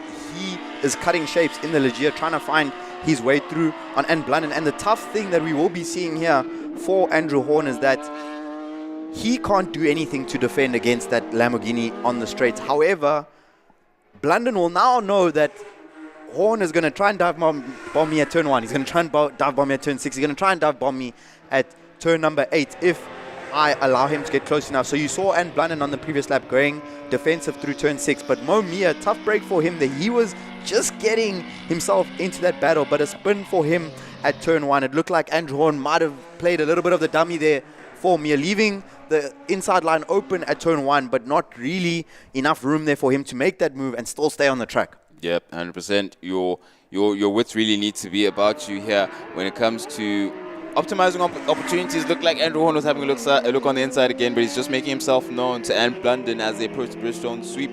Let's see what's going to transpire there. Andrew Horn hasn't particularly chosen the sweep as a good hunting ground, but he definitely has made himself known as we're bringing down 2 laps to go on this race, and it's been absolute fun here at the mid-pack with ALDO Scrubante leading the pack and clearing the way with Damian Hammond, who's broken down into the 59.8s. He spoke about how he's definitely capable of playing in and around that range of pace, but the race has been exciting here in the mid-pack with that concertina effect between Horn, Mia, as well as N. Blunden. Mia fell away just about a lap ago if you missed it, and he went on straight at turn 1, but he was back onto the circuit and a bit of a distance from that fight in the mid-pack.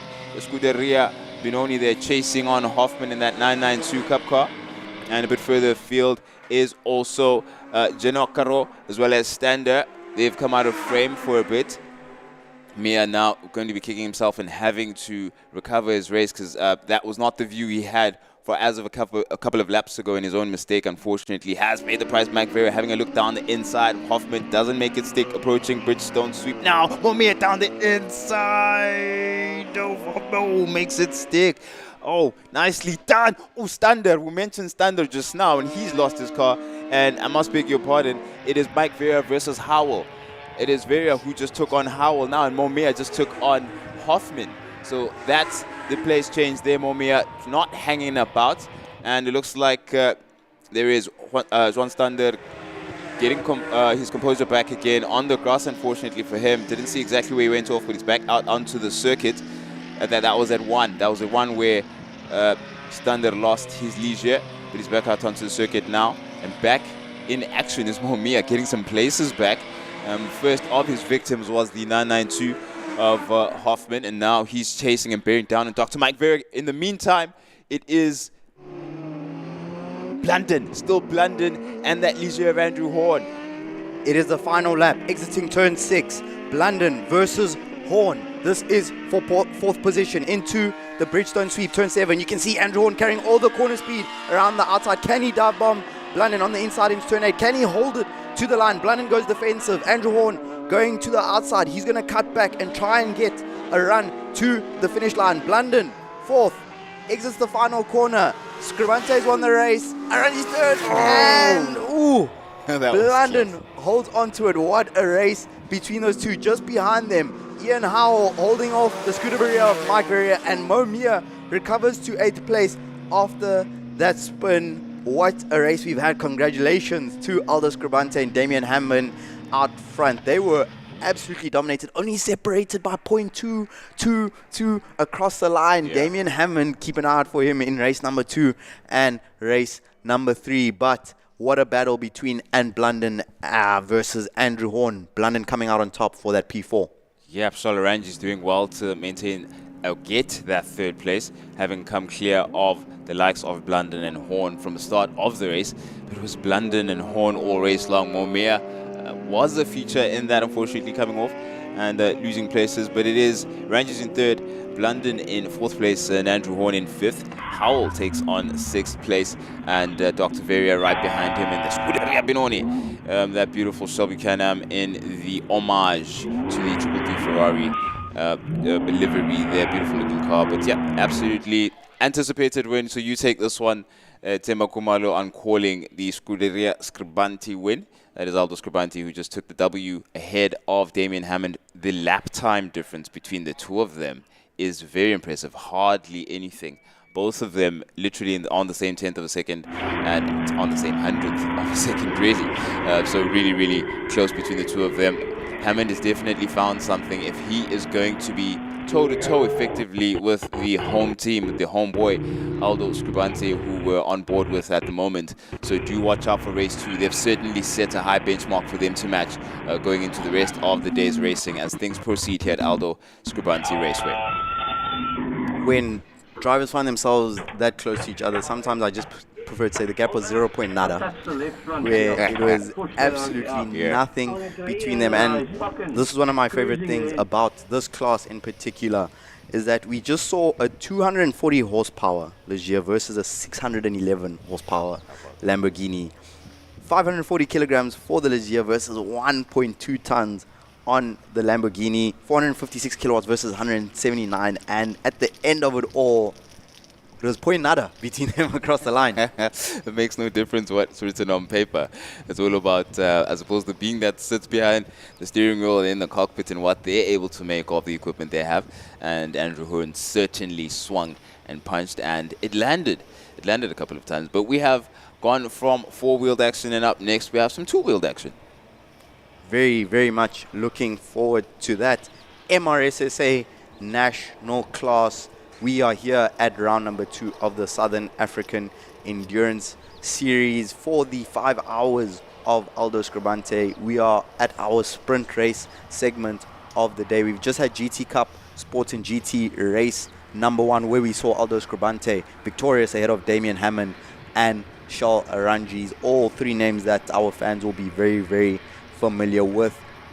We now turn our attention towards the MRSSA National Class race number 1, which will be followed by MRSSA Group number 2. So all our two-wheeled fans, do not go anywhere, because the action that you'll be looking for is coming up shortly to us.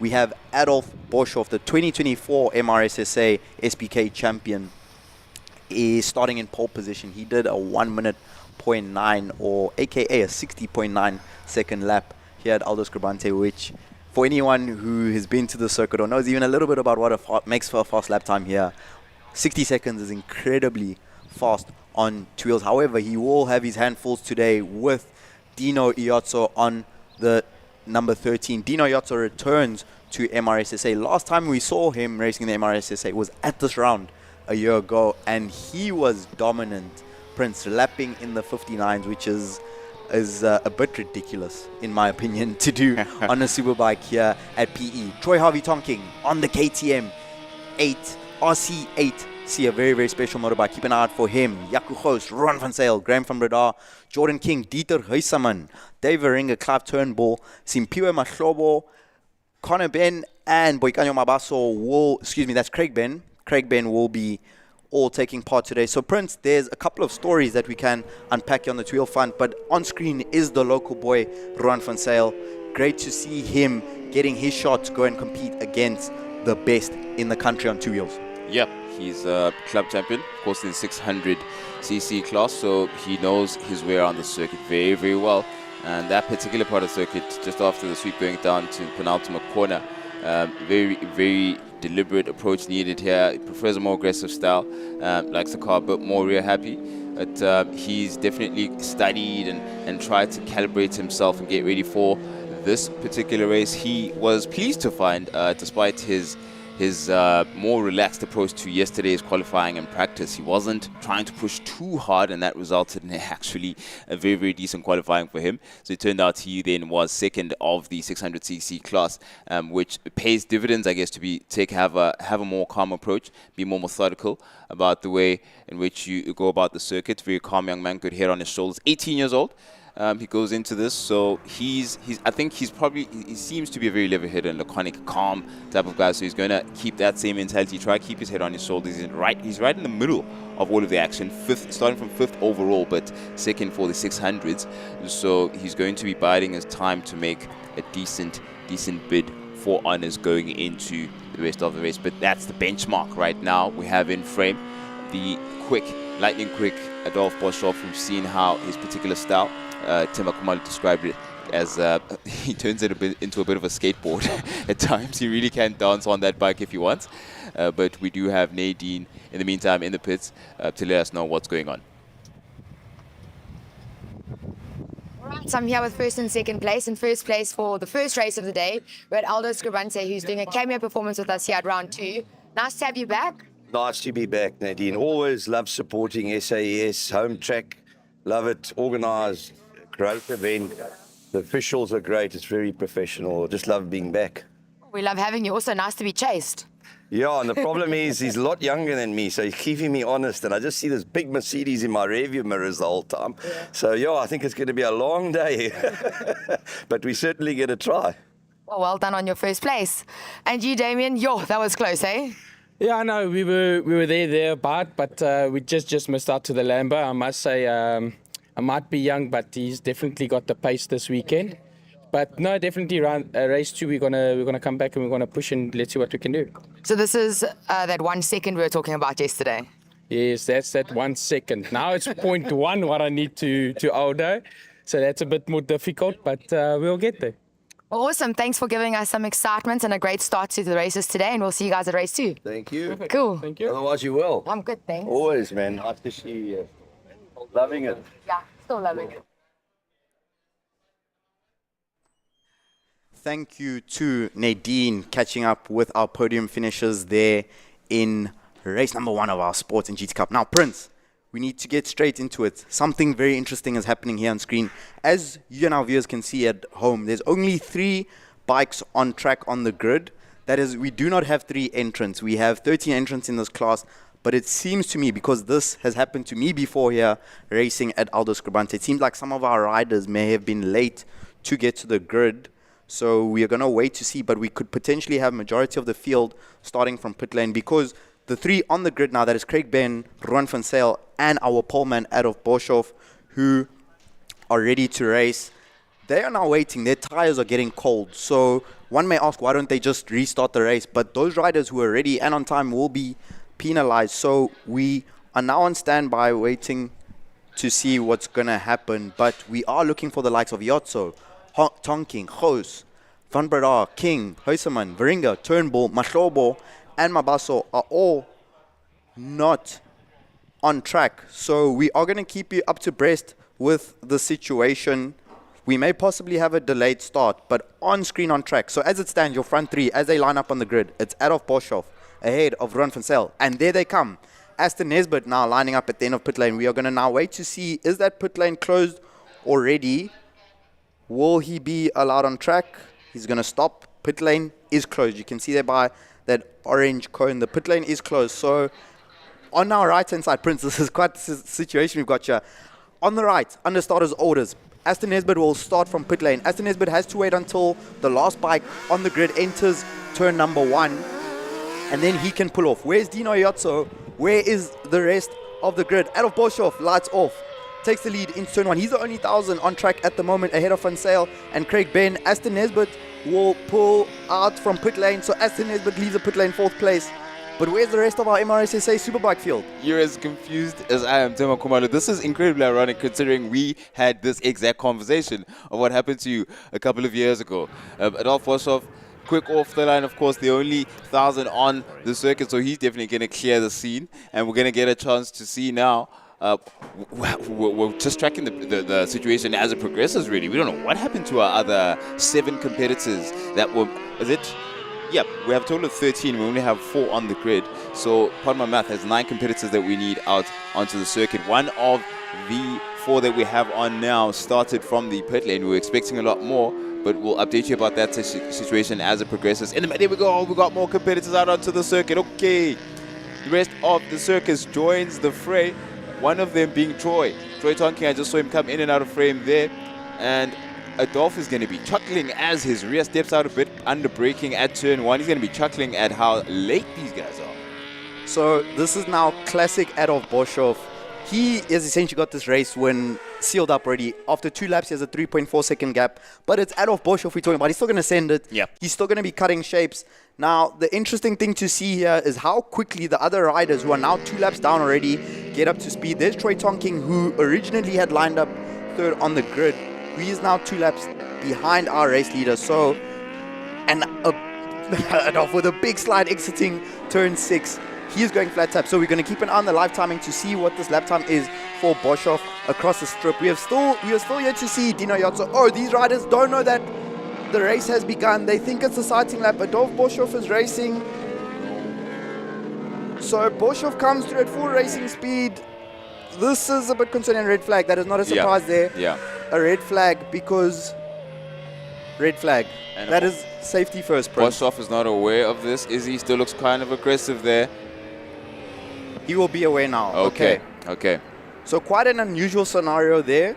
But what's going to happen for our fans at home? The race has been red flagged, so clearly a bit of a mismatch there on timing. So the main issue there is that the riders who exited late weren't aware that the race had already begun. Yeah. So unfortunate therefore out of Boshoff, because he was comfortably on his way to a race when he'll be feeling a sense of deja vu, because that exact scenario happened to me 2 years ago. Yeah, and unfortunately Adolf lost the race because I was the one who was on time on that occasion. But let's catch our breath.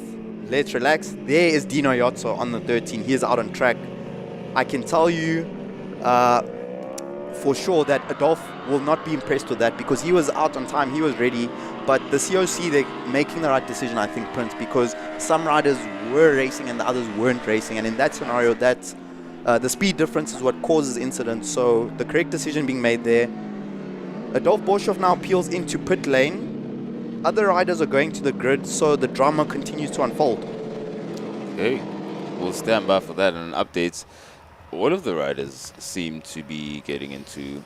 Okay, most of the riders staying on the circuit. Okay, I see the others are now getting into the pits. Okay, everyone's aware. It looks like, all the riders are aware that they're getting back into the pits to rehash the situation and try and get it right. A lot of confusion there going into the start of that race, and Boshoff was ready either way. So there you go, all the riders now in one body. So we're gonna have to rehash this and see exactly what the scene is. But yeah, there's gonna be quite a discussion here to line that up again. I see. Okay, so other riders now getting back out onto the starting grid. Okay, there we go. Yeah, we're getting straight back into the race starts. Riders were a bit confused as to what the procedure would be from there, but Boshoff has already lined up and is back out at the front, and we're gonna get. It looks like we're gonna get a rendition of what we saw at the beginning. If I'm not mistaken, are we getting the exact grid as we had it after qualifying, or the pit lane start scenario resumes again, where we have our 4 main riders who were out first and were on time, and then the riders who now have to start from the pit lane would do exactly that. So let's stand by and see, but that really does look like that is the case as, certainly seems to be the case. So what I anticipate, Prince, this is just a forecast, but I think we may have a full restart for race number 1, and the officials will be discussing with the teams what's happening. So I think because we've experienced this at Kyalami before, I think we may potentially have a small postponement of the Superbike race. We may start with the next race on the schedule. Okay. Now it's clear. Our top 3 who started on the grid will start on the original grid positions. Everyone else who was late to exit pit lane will start from pit lane. Yeah. So as we thought the scene might be, I guess marshals and officials happy to run the race as it was supposed to at least a couple of minutes ago. But that was incredibly confusing, but also ultimately unsafe. We're under starters orders again. As we start, we're going to start with a warm-up lap, I beg your pardon. It is Adolf Boshoff now getting his tires back up to temp. And we have been incredibly entertained. Oh, it looks like our riders also joining from the pit lane, furthest of which ahead of them all is Dino Yotso. There is Jordan King there in the brightly colored. That bike looks incredible. Getting an update there of the appearance, but the signature blue always not lost. So we catch our breath for a moment. A dramatic start to our two-wheeled racing action today. The most important thing is that everyone is safe and we will be able to have a clean race start. So a bit of an unusual scenario that we're experiencing here. We are expecting 7 laps of racing, a slightly reduced 7 laps for our MRSSA national class challenges. So we're going to be looking to confirm to make sure that so Prince, I think that was the race start. actually was, because Boshoff looked very aggressive there. He didn't seem to be warming up, and we have the racing underway in an unfortunately confusing scenario, but the riders are back out on there and giving it their best. That is, down the inside goes Troy Tonking there at one. Incredibly smooth and signature style that you will always recognize when you see him there. Van Zyl gets passed by Iotso. No surprise there, 600 and 1,000. Just after the S's exit of 3 is where we're at the moment. Iotso up into second place after starting from pit lane, so he's made light work of the field there. We did see as well that he got a really, really good start exiting that pit lane. He was the first of the riders to start from pit lane, so apologies for the confusion to our viewers at home, but we are racing. Adolf Boshoff is your race leader ahead of Dino Iotso. Troy Harvey Tonking is making his way through the field on the KTM Centurion KTM RC8C. Troy will be a bit disappointed with that start today, especially considering that he is racing on honor of a close friend of his. He's racing today dedicated to Foster Marit, so rest in peace to Foster. And we are now getting some lap times on the board.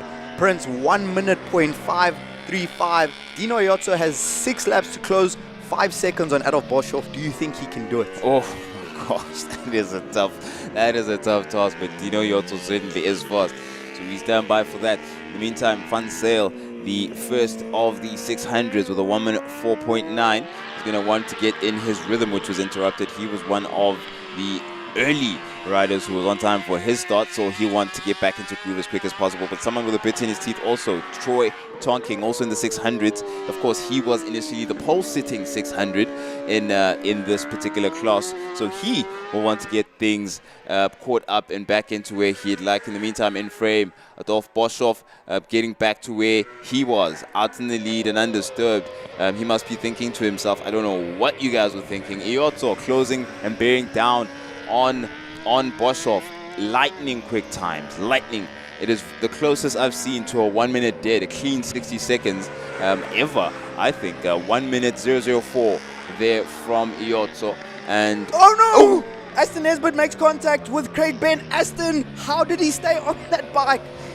Oh my goodness, I saw that coming. Aston Nesbitt and Ben make contact on the entry to turn 1. That is at over 250 kilometers an hour. Wow. You could see that the bike of Ben touched Aston Nesbitt's brake lead and he did a stop. He's going to be very excited that he got that on camera. Shout out to the Live X camera crew.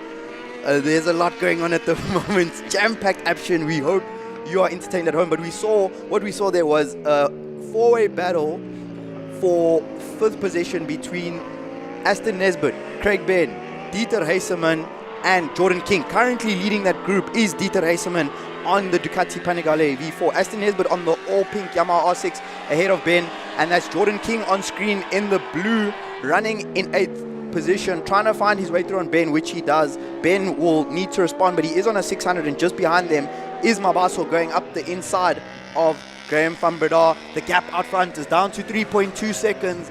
Dino Iotso lapping in the low 1 minute marker. 3 laps to go. He can catch 3 seconds in 3 laps, Prince. I think it's going to be very difficult to overtake a rider of the caliber of Boshoff in that time. Yeah, catch is one thing, overtake is another. Jordan King doing well to make some places. A couple of riders also with the same thing in mind. Mabaso getting quicker and quicker. He set his fastest time yet the previous lap with a 1 minute 5.5. So he'll continue to get that momentum going. In the meantime, we're clearing turn 3 now, getting up into the sweep, approaching the hairpin. Beg your pardon, then into the sweep with Jordan King still closing in and bearing down on Nesbitt and Heiseman ahead of him. Van Zyl has some breathing room between them. In the meantime, it's Iotso getting quicker, 1.8 seconds in between him and Boshoff. Lightning quick. They're in the same frame. They're in the same picture. Definitely wasn't the scene not too long ago. Iotso, sub 1 minute time sit. No surprise there, 59.9, as he continues to shave away and eke away at that gap between him and not only Boshoff, but the gap between him and the finish of the race. 2 laps to go. Jordan King passes Aston Nesbitt on the straight there. Jordan King on a Yamaha R1000cc, Aston on a R6 Yamaha 600cc. So Jordan King using the power there. Dino Iotso is on a mission. You can see that gap is closed. Prince, he's going to be right on his back wheel by the end of this lap as they enter the last corner, and he will only be able to overtake at turn 8, I think. Very difficult to overtake Adolf Boshoff. So let's go through this final lap of the race. Adolf Boshoff, your race leader, you can see the Inter Africa team rooting him on, telling him, Adolf, you need to go faster. Iotso is coming. Dino Iotso sideways, backing in that R1 into turn number 1. Adolf Boshoff, will he go defensive? Iotso up the inside into turn 2. Not quite close enough. Prince, the hairpin in turn 8. We can expect a maneuver. Adolf Boshoff is very, very strong on the brakes. Dino Iotso has been the fastest rider in this race. Through 4, defensive, 4, Boshoff into 5. Prince, take us through into the hairpin. Ooh, the wider line is the preferred one there, and he also knew it. Oh, it paid off into the hairpin. Inside goes Boshoff defending. It seemed like he also had the inside, but he didn't. Going down to the sweep, it's still Boshoff with a wheelie and keeping it in control. Down into the penultimate turn, he also chasing hard, knowing away at the gap. Is he going to take it down into Dunlop? Oh, they're both upright, and Boshoff defensive blocks him off and keeps the lead at the exit. Oh, the mid contact. Wow, Dino Iotso cuts a tight line on the exit of the last corner. Adolfo Boshoff would not have been expecting that move. Wow. Dino Iotso from pit lane to P1. Pit lane start, a 59.9. How much more exciting do you want it? Rowan van Zyl will come through to take 4th place. Troy Tonking will finish 3rd. What a finish. 4, 5, 6 overtakes on the last lap there. Incredible. Dino Iotso. Ooh. Wow, what a performance. Incredible. That was so well fought. Boshoff thought he had the winning. He thought he had Iotso beat. I thought he had Iotso beat, but it was merely at the entry of Dunlop where he had the lead, and Iotso was like, I'm committing fully. He must have thought that Iotso wouldn't actually make the move. I thought this is where Boshoff initially lost it. He also had the ideal line going down into the approach of hairpin, but that was an incredible bit of racing. So it's a first place, well fought first place for Iotso, Boshoff in second place, Troy Tonking in 3rd, well fought one from him, and Rowan van Zyl. Fantastic to see him taking the 4th place spot. Dieter Reisman in 5th place, and Jordan King also working up the places, getting up to 6th ahead of Nesbitt, Mabaso, as well as Van Breda. There will be quite a few happy riders with that race. Some outstanding results there. Dino Iotso, the class act. Class act. Adolf Boshoff is the 2024 MRSSA SPK champion. Our defending champion from 2025 is not with us this season, unfortunately, in the form of Tristan Pienaar. However, we have a new man who's putting his name in the hat to say, hey, listen, guys, I know there's been some top dogs here, but I may be the new guy. Dino Iotso dipping under the 60-second marker. So let's just unpack that a bit, Prince, because that was a beautiful sequence of racing there. So the first thing we saw was on the exit of the King to turn 4, Adolf Boshoff was wide, which put him tight on the entry to turn 5. So I think he either made a mistake on the exit of 4, which put him on the inside of the track, or he went defensive deliberately. Adolf, I could see, left the door open for Iotso to enter in turn 6. And then you saw, while they were still braking, Adolf let Dino through, but immediately then cut back on the inside to set up the block pass. And Boshoff knew there at 6 that all he needs to do is be next to Iotso with that inside line, and then exiting 7.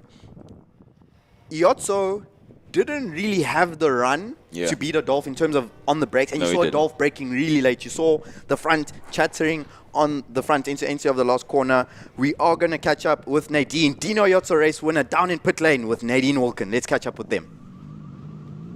All right, so I'm here with our race 1 champion. How does it feel, to take first place from Adolf? It feels good. Unfortunately, we started from the pit lane. I think we missed the timing. But yeah, we managed to put a few good laps down, catch Adolf, overtake him in the last corner, so no complaints on my side. Literally, like in the last few seconds. Well done. I mean, and starting from pit lane, what a comeback. Yeah, we'll take it. Thank you. Pleasure. Well, we want to see the same in race 2, yeah? Yeah, hopefully it's a bit better off the line. Yeah, try not to be late this time.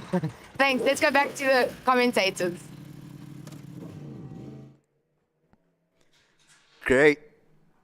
Great to hear from Dino Iotso there. You can see he's not too stressed about it. Nah. He was having a jaw, as we say here in South Africa, out there. Here's a look at our results. Confirmation, Dino Iotso from pit lane to P1, your race winner.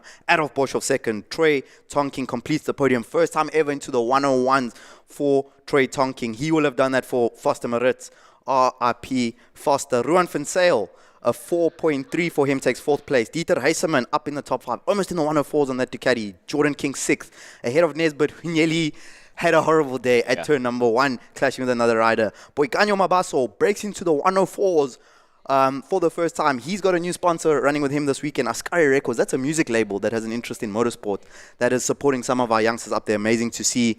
Graham Van Bredar takes P9. Craig Ben completes our top 10. He was the 3rd rider who started on the grid there. Mahlobo comes through for 11th. Clive Turnbull completes our field. Prince, I need a cup of tea after that. That was a hectic MRSSA race 1. Cup of tea. I never expected that to escape your mouth. I need a breath. That was exciting from lights off to the checkered flag. The unpredictability of how the race would actually start. But I think here with the Group 2, MRSSA Group 2, we're going to have the ideal start. And move our starters out onto the circuit.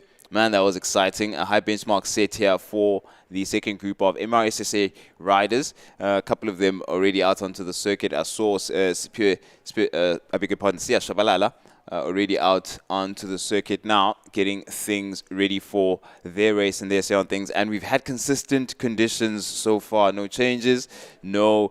It's been windy all the way through, cool temps. We've had 22 degrees out earlier this morning, and it continues on that trajectory. So riders are going to be happy with that. We don't want any sudden changes. Temba, you described just how incredibly uncomfortable it is to have conditions switch up on you and have a setup pretty much questioned and thrown into the trash. So the likes of Futter, Horn, Shabalala, Muller, Hosolandi, Tom, of course, Radstock, Readers and Grobler all are going to appreciate the consistent conditions we've had. And a couple of our riders further down the grid, if I look at Radstock, he's had a niggle here and there when it came to his gearbox this weekend. So he's getting onto the circuit on a lesser transmission than he would want, but he's going to make the best of a bad situation. I fully believe that.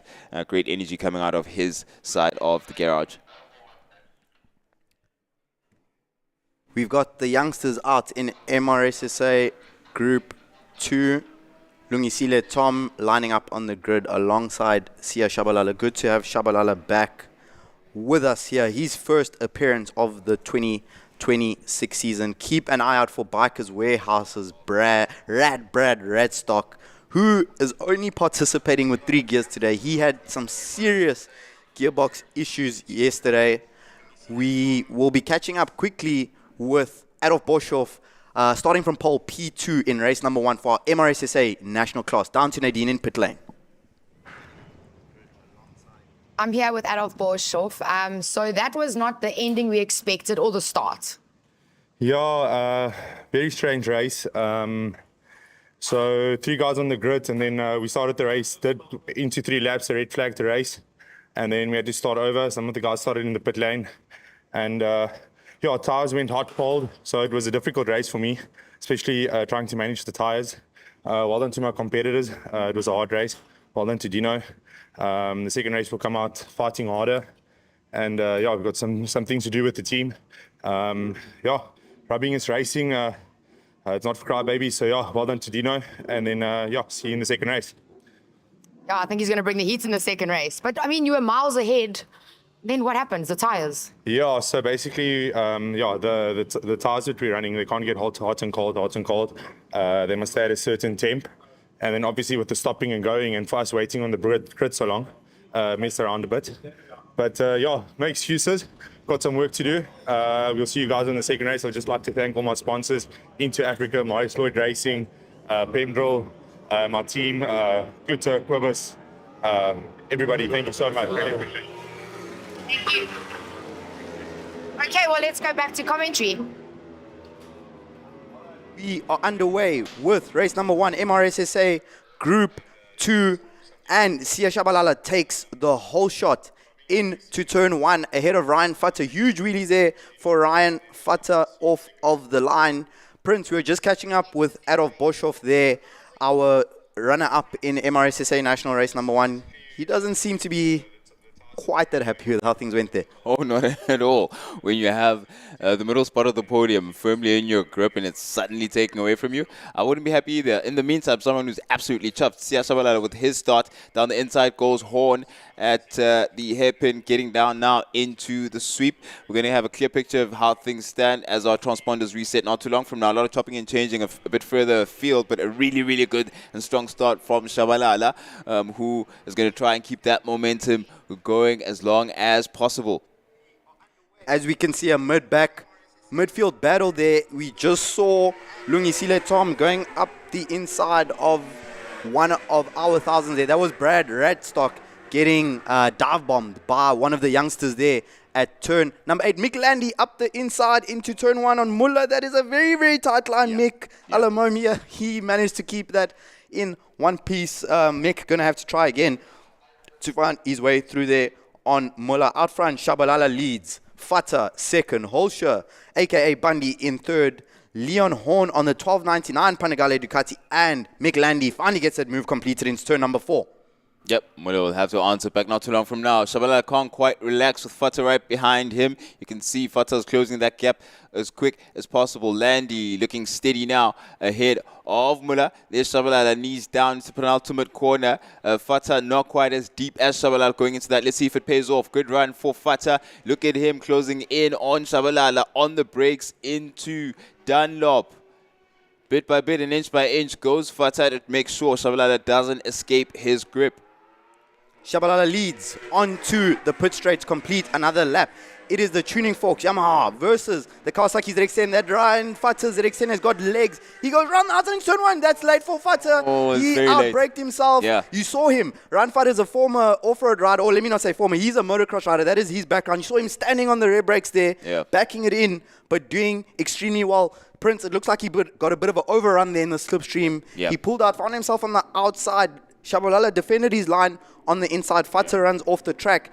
And Sia Shabalala now in a comfortable lead. Tough break there for Futter. Oh, really tough break. You can see how long he held that correction. It was inevitable for him to meet the grass. But in the meantime, Holscher kicking himself at the position he's just gained now, as well as Horn, who's now in podium conversations. He was calmly making his way across, trailing Holscher, but now still into a podium. But he might soon have to be defending, as looks like Futter's going to be on his tail. He's going to want to recover as quick as possible. Didn't fall back as far as I thought he might have, which is going to be great for Futter. He does have a closing door, though. 6 laps to go. Let's see if his lap pace is going to be able to recover him a decent position.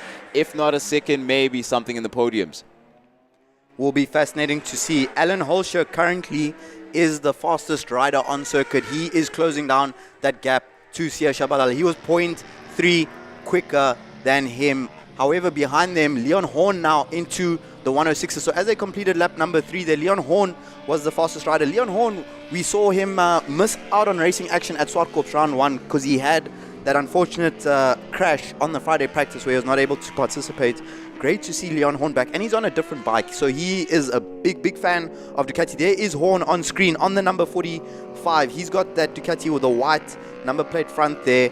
Futter trying to go around the outside of Mick Landy into turn 6. Beautiful. Ryan Futter is still thinking about this race when he's just saw Dino Yachts. I think he's inspired by what Dino Yachts has done there. But Leon Horn on a Ducati 1299 Panigale, which is previous gen compared to the V4. Less power, a twin cylinder versus a 4-cylinder V4. So an older gen bike, but Leon Horn going fast and setting his PB times as we rejoin him on screen. And that's fantastic for him to see recovering from injury. Yeah, more wheelies now from Holscher, making sure to capitalize on the opportunity that's fallen on his lap. He's not going to make light of it, but Horn is also reeling him in.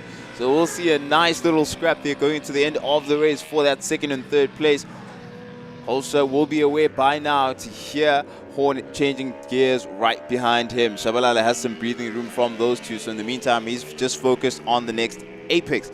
Someone who's super focused will be Ryan Futter, trying to recover the position that he lost out on. He's trying to be in that frame right there where Shabalala, that gap is closing. That gap between him and Holscher is closing quicker and quicker. It's an even split between the front 3. We can't call it quite yet as we approach the 3-lap mark to go. Someone's just fallen back there. Look at the concertina, the compression of between that top three. And here's our chaser, Ryan Futter, trying to get back into that conversation. It's not going to take a long time if he had more of a race to look at ahead of him. Only 4 laps to go so far, so there's not much left for him to try and recover what was an incredibly unfortunate turn 1 loss of the bike there. Shabalala still, but by now he's away. He might have to widen his bike and defend, because Holscher is bearing down on him lap by lap. That was a very strong lap number 5 for Alan Holscher, coming through on a 106.6. He took 0.8 of a second out of Shabalala out front. Shabalala still has 2.5 laps to defend from the Ducati, so it's the Yamaha out front versus the Ducatis behind him. So Alan Holscher's on that newer generation Ducati V4. Leon Horn behind him is on the Panigale 1299. Shabalala goes defensive into turn 6. We saw Ryan Futter coming around the outside, and Ryan Futter's coming. Prince, that's something to remember. He said his best lap of the race last time around on a 106.2, so he was 1.2 seconds quicker than Shabalala. So what we're seeing is that this top 4 is condensing, getting closer to each other. Bundy side by up the side. inside into turn 8. Shabalala defends and goes deeper. Oof, that was a hold your breath moment. Both of us held our breath at the same time. Through goes, Bundy knew he'd answer back down the straight. Good thinking there. Shabalala won't be unreasonable. And Bundy will, on the brakes, let's see how deep Shabalala's going to go. Check Leon Horn. Horn also, nearly 3 abreast there. But Shabalala keeps turn 1 and takes it again. Bundy was going to have to resubmit his questions to that first place position, as we have 1.5 laps to go now. So Holscher having, it seems, lost out on that first place. Oh, look at that, he's catching up. By the time we exited 3, Holscher's back into the fray. Is Shabalala aware of this, that it has to defend all the way down to chicken flag? I don't think so, at least not yet. Going down, ooh, look at that, down the inside goes Holscher. No, he doesn't.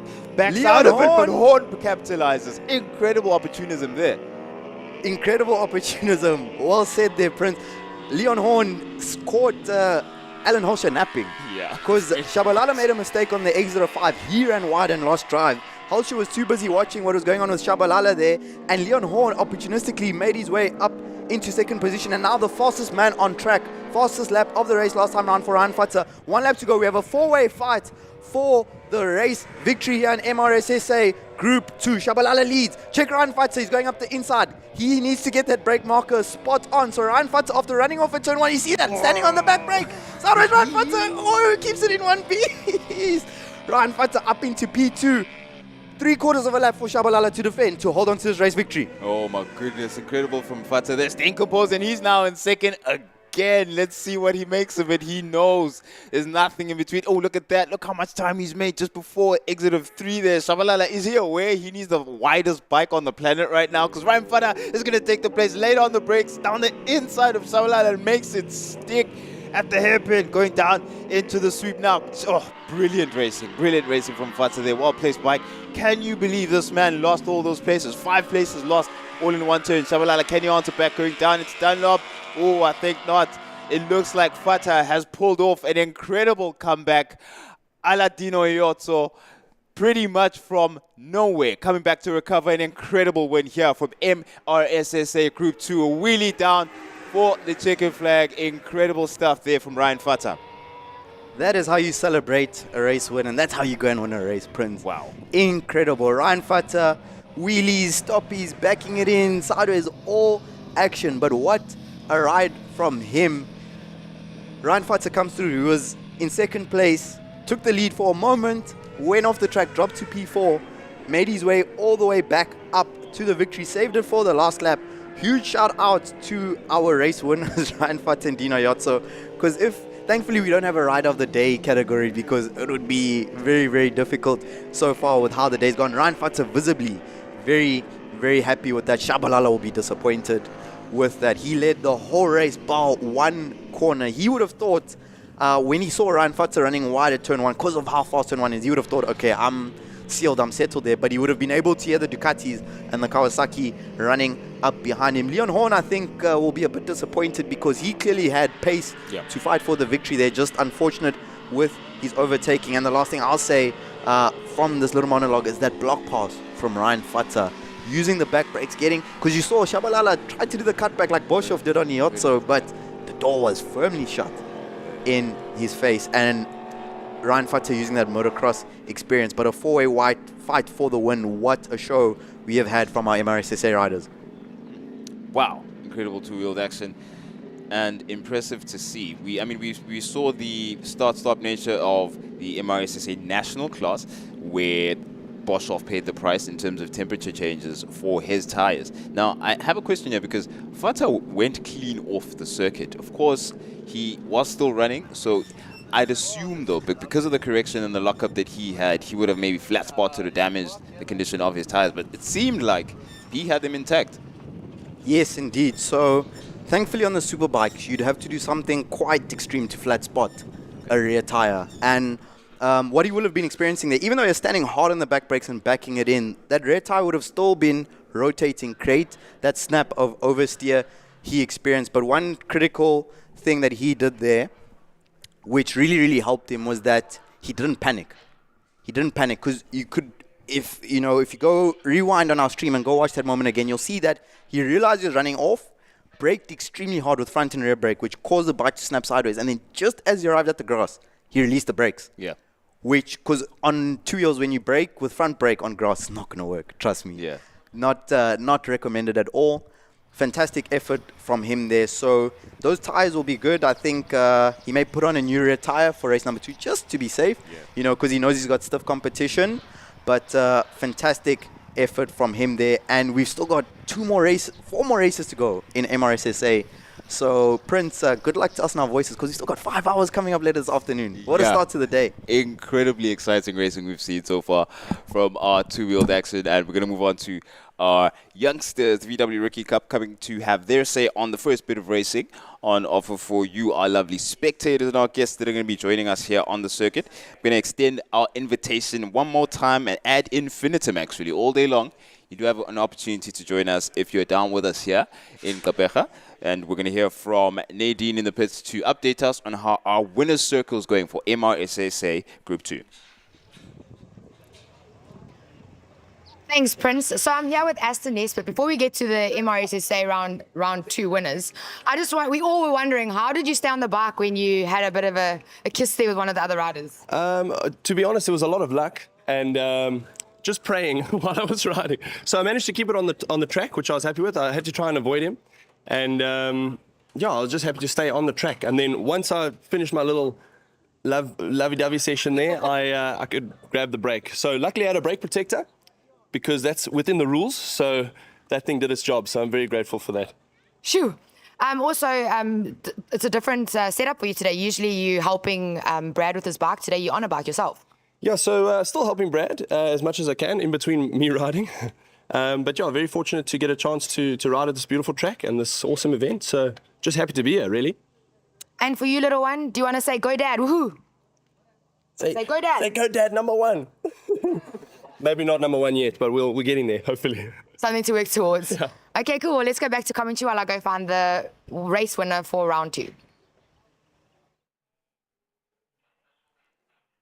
Yep, incredible save there from Aston. Perhaps his short circuit skill and technique paying dividends for him there, making and completing that save. And in the meantime, we are going to see what karting experience and technique is going to do and provide for our rookies who are coming up. They, of course, 14, 17 or so years old, youngest of the competitors we have out on circuits today. They are cutting their teeth in main circuit racing, and not just in the racing element, in the overall, the clean package of becoming a professional racing driver. These youngsters are going to have their say on proceedings. Posted more in the number 31 Polo, but in the meantime, Nadine's going to give us a couple more updates as our previous racing has come and gone. Okay, so let's start at the back of the grid first, right? Not at the front of the finish line. So Brad, I like the name, by the way. Thank you. Why did we finish so far towards the end? You said something about gears. Yeah, so in practice I broke the gearbox yesterday, tried to get it fixed, but the repair failed. So out in race 1 today, I started in 4th and I had 1 gear throughout the race. So yeah, I just had no power, no go. So no drive into the corners, no drive out of the corners. But yeah, we'll see. I was winging it. So the main thing is we got the bike back into the pits, and we'll try and race 2. Oh dear, do you think Aston has something to do with this? Because well, I suppose you guys are not in the same race, so can't even blame him, man. Yeah, no, I wish I could blame him, but yeah, it's mechanical. The same as the White Corps, I had mechanical gremlins there. And the same that seems to be happening to me. But yeah, no excuses. We'll try again. Okay, well, we release all those juju's. Gone. Gone. Okay. Or low blood sugar. For both of us. Anyways, that's Guys, all from keep us safe, now. guys. Let's go back to commentary. As we get things underway now with the VW Rookie Cup, that was Rad Stock describing some of the problems he's come and faced and continued despite lacking a couple of gears on his ratio. So impressive tenacity observed there. So now we get to see what VW Polo and VW Rookie Cup, I beg your pardon, has to say, and how they navigate and make way around the circuit. Can be very narrow at times, can seem wide with some of the opportunities and overtaking chances we've seen our riding competitors take advantage of. But to the particular element of this class is very interesting, which is the fact that the earlier you get on pace, the better. And the performance of each of these cars, of course, all even. It really does come down to driver skill. So it really is on their shoulders. All of these youngsters. Jack Moore, of course, leads the field. Luke Hill behind him, and Sebastian Diaz and Sebastian Venkov in 4th place. Kian Dumo in 5th, and Anwar April in 6th place, and Corbett in 7th. So these youngsters now for the first time will get to race. They've warmed up their tires, gotten their brakes up to temp, or as close to perfect as possible for us to get under starters' orders not too long from now. Now, having a chat with a lot of these youngsters, impressive to see their overall confidence and demeanor, so that VW Rookie Cup experience paying dividends. And you've seen how in leaps and bounds they grow where talent is concerned a lot of the time as the years go by. And you can also definitely observe when early on they have a sense of confidence and an air of authority over the ability that they have and the talent they have, and that seems to be on par. And we're getting ready now. The marshals clearing the circuit. Air Schultz, our official there, making sure all is underway. Mike Rowe also on the circuit to make sure proceedings are A-OK. As we have lights on for the VW Rookie Cup. And away we go. And we're off with Luke Hill competing against a couple of his competitors there for the whole shot. Let's see how it goes down. A long stretch going down into turn 1. Is it Hill who takes it? Let's see. Hold. How courageous. Ooh, that was very close. Late on the brakes of front 3. Listen to that. A long turn 1. You're going to have to keep your traction. Oh, someone loses it. Oh, got some wheels off on the outside. Some dust kicked up there. Let's get a clearer picture of how proceedings go. Going down into the S's. Out of turn 3, we've got a 1, 2, 3, 4, 5 car train there with April at the tail of it. Clearing turn 3. Going down now to the hairpin. Late on the brakes on the inside. We've got a side-by-side going down into hairpin now. Going out into... Let's see, Luke Hill on the tail. Approaching. He's lost the place. Going down to the sweep now. He's going to have to keep on the tail of Moore as much as he can. Going up left-handed now. Going to the final turn at Dunlop. Hill has some questions to ask of Moore. Let's see. Late on the brakes at Dunlop. Oof. Oh, that is a lot of VWs fitting into one piece of tarmac. Incredibly difficult. Dumont has some trouble there, trailing at the end. Penultimate car. It's still Hill out at the front, fighting his way. But it's Moore has some answers to that as well. Nothing to tell between the two of them. Inseparable from lights off. Late on the brakes. We've got a 3rd, 4th, and 5th place battle there between, looks like Dumo's made some places with Venkov. We'll keep an eye on that. In the meantime, it's still that front 2 inseparable. Look at the body roll of those cars going up into the S's now. Dumo has some questions to answer of April. He's lost a couple of tenths as of a couple of sections ago. He seemed to be quicker, seemed to be making some room for himself, but it must have made a bit of an oopsie there. Heavy on the brakes at the hairpin. Hill still chasing. Lots of defense there needed from Moore. He's done well so far, but one mistake and you've got 3 or 4 VWs past you. There's no space in between these cars, all within the same tenth or so of a second. Some room found there by Moore at the exit of the sweep. Going down to Dunlop. heavy on the brakes. Hill bearing down on him. Has a look down the inside, makes himself known. Hill makes it stick and gets some wheels on the curb. Some dust kicked up. Moore stays on the inside and keeps the place, but Hill is not giving it up. It's a drag down to turn 1. Incredible courage shown there from Hill. He's going to stick on the inside line. Moore forced on the outside. Who's later on the brakes? Could pay the price. If you thought you were getting second, you might lose out. Ooh, Hill sticks it on the inside. Moore going out on the outside. Hill is not letting go. Moore forced out and stays somehow on the circuit. Hill keeps the line, takes it into, no, does not take it into the S's.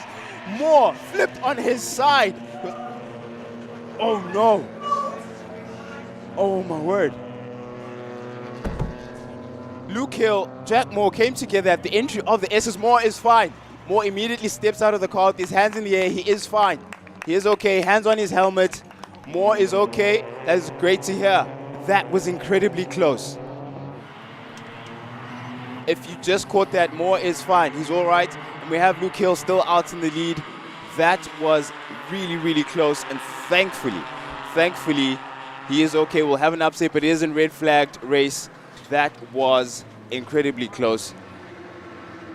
And we're very grateful to have had a shot of Moore stepping out of the car all okay under his own steam and being recovered and assisted, of course, by the marshals. There was the incident. It was at the entry of the S's where we had the coming together of Moore as well as Hill. And there he is, just taking a moment to recover and recoup. He's out at just at the banking of where he lost the car at the S's. But now he seems to be fine. Great to see that. But that's where the incident happened. He just lost the car, and he had the inside of his car. I mean, the amount of speed he had going in there caused the lift on the left-hand side, and there was no recovering it when he eventually tapped onto Hill's car. But thankfully, he immediately stepped out of the car on his own steam, assured all of us that he's okay, giving us the double thumbs up. We're so grateful to see that, and that's a testament just to the safety that these cars have incorporated into their being built and the engineering all behind that. Really thankful to see that, and really encouraging as well for his competitors, I'd imagine, despite the nature of the accident, because it was a double roll, it looked like, and despite that he was able to come out in one piece. So incredibly grateful to that, and there he is recovering in the meantime with his friends, and he'll soon be, I think his team has also attended to him very quickly there. But yeah, we're under red flag conditions. Air escorts are across the clock of the course, getting to Moore as quick as possible, giving him a quick handshake, considering what just happened, to see him all A-okay. I'm sure the adrenaline is pumping through his body after that little incident. But thankfully for him, he's okay and he's recovering. So we're going to take a moment to get back into safe racing conditions, have the car recovered, make sure that young Moore is okay, and we'll take things from there. Wow, what an incredible and fortunate incident that we just saw, having to recover. Now, we go back to the start of the race. I mean, immediately set the scene between Moore and Hill. It was incredibly tough to tell the two apart from lights off. There you see Moore's car now at the beginning of the S's. That's where it all culminated, that battle that started from the entry of the S's, and unfortunately for him, he was a bit later on the brakes, and that lost the composure of the car. There it is, at the entry, on the brakes. Hill would have been closing that door. That door was always closing, and just the dynamics of the car at the time forced that double roll. There was no way he was going to recover that with the speed he was taking. He was taking the entry of the S's with, and that culminated in his going off now just at the exit and immediately assuring us that he's okay. It's very grateful for that. But yeah, that's such is the nature of the first couple of laps of racing we saw. Venkov was also involved in a couple of battles not too far adrift. He now sits in third as of the last bit of racing. But he too was in a bit of a mid-pack battle there with Diaz and Dumo. Also, he and April were asking all sorts of questions of each other. Dumo going a bit back and forth, made a bit of a mistake, it looked like, with the last couple of laps in the build-up to, of course, the red flag. But he'd be looking to recover as quick as possible, and I think this reset is going to come to his aid as to what he's learnt and seen from the circuit. Not only the circuit, but his competitors as well. But Luke Hill, I think a main character, we saw him in the in the early on battle there, he definitely was the protagonist and had more fighting to try and get that place back. But Hill really held his own going into turn 1 there and held it all the way up into the S's. He really had the corner and that sector of the circuit won just on tenacity alone. So that was really impressive racing from him. As we see the recovery of Young Moore's car there, the recovery vehicle has arrived at the scene and will be recovered not too long from now. In the meantime, Max Corbett also resetting, recalibrating, trying to see where he could find some opportunity. Where can he find a place? Because these cars are incredibly matched in terms of their overall build and the equipment and spec that all of them have. It really comes down to the person that sits at the cockpit and then behind that steering wheel. So he'll be getting back into race trim, mentally at the very least, for him to ask some questions of April and Dumo, who are ahead of him as of the last couple of laps. So we're still under red flag conditions. If you've just joined us, we had a bit of an incident at the entry of the S's, and one of our cars has unfortunately been damaged, and we are now going to continue the race, it looks like, with the remaining 6 cars. And at the time of the incident, it was Luke Hill who had taken the lead, and now going into the entry of the S's, he had the lead, but unfortunately had a bit of a tap there from Moore, and the car was already out of shape by the time I think that tap happened, and Moore unfortunately then lost his car. But yeah, we wait for the VW Rookie Cup to resume, and as you can see, we're going to have a really exciting day of racing. If this is the first race from the Rookie Cup, it's definitely going to be a long day for all of us and the parents especially. These are racing drivers between the ages of 14 to 17. Can you imagine how intense this has come? It could become, I beg your pardon, when it comes to this. They're all fresh out of karting, the development phase of their racing careers, and they're getting introduced to the main circuit, and in emphatic fashion that is happening. As you can see, some of the VW team who helped them along the way, train them, get them familiar with all the trappings of motorsport. And one foremost of those skills that they've had to absorb is keeping your composure in a situation like this and keeping your eye on the prize. So we're waiting for that particular prize to be dangled in front of them once more in the form of your lights off and proceeding with the race for the day. The car that was damaged, of course, at the entry of the S's, the number 1, the 31 of Moore, is now getting onto the recovery vehicle. So that should be smooth, it seems, nothing untoward, and that's going to trouble the recovery team too much, and then we're going to get things going once more. Never would have called it. Never would have called it. That's the VW Rookie Cup announcing itself here for round 2. Of course, round 1 for them was in Killarney, and that was where Luke Hill would have established the kind of confidence you saw from him in the build-up to that, how he held that move, starting off at the penultimate corner, going into the final one where you thought he was out of it, kept the car on the inside and forced more on the outside, and then it was just a drag down to turn 1 where Luke Hill could then take the lead from there going into the S's. Incredible performance from him, and he showed similar tenacity coming out of round 1 at Killarney, and that's exactly what's going to pay dividends for him if he keeps that kind of mentality going into the rest of the championship. And there is more now. He's talking to his coach, Brad Liebenberg. You can see he's perfectly fine. You'd swear nothing happened. Yeah, there is not a sign of sweat, not a sign of being shaken. I'm sure some adrenaline is paying off for him there, but he's describing the scene and what it feels like to be behind the wheel of a car that's now turned into a roller coaster moving the wrong direction. So he's already getting into his media duties immediately. That's how efficient the media element of the VW Rookie Cup is. You come out of an incident like that and straight onto camera and you're fine. But of course I joke, but it's more about really the safety. Safety ultimately is the conversation here, and the fact that you can be involved in an incident of that nature, that is terrifying, horrifying to onlookers.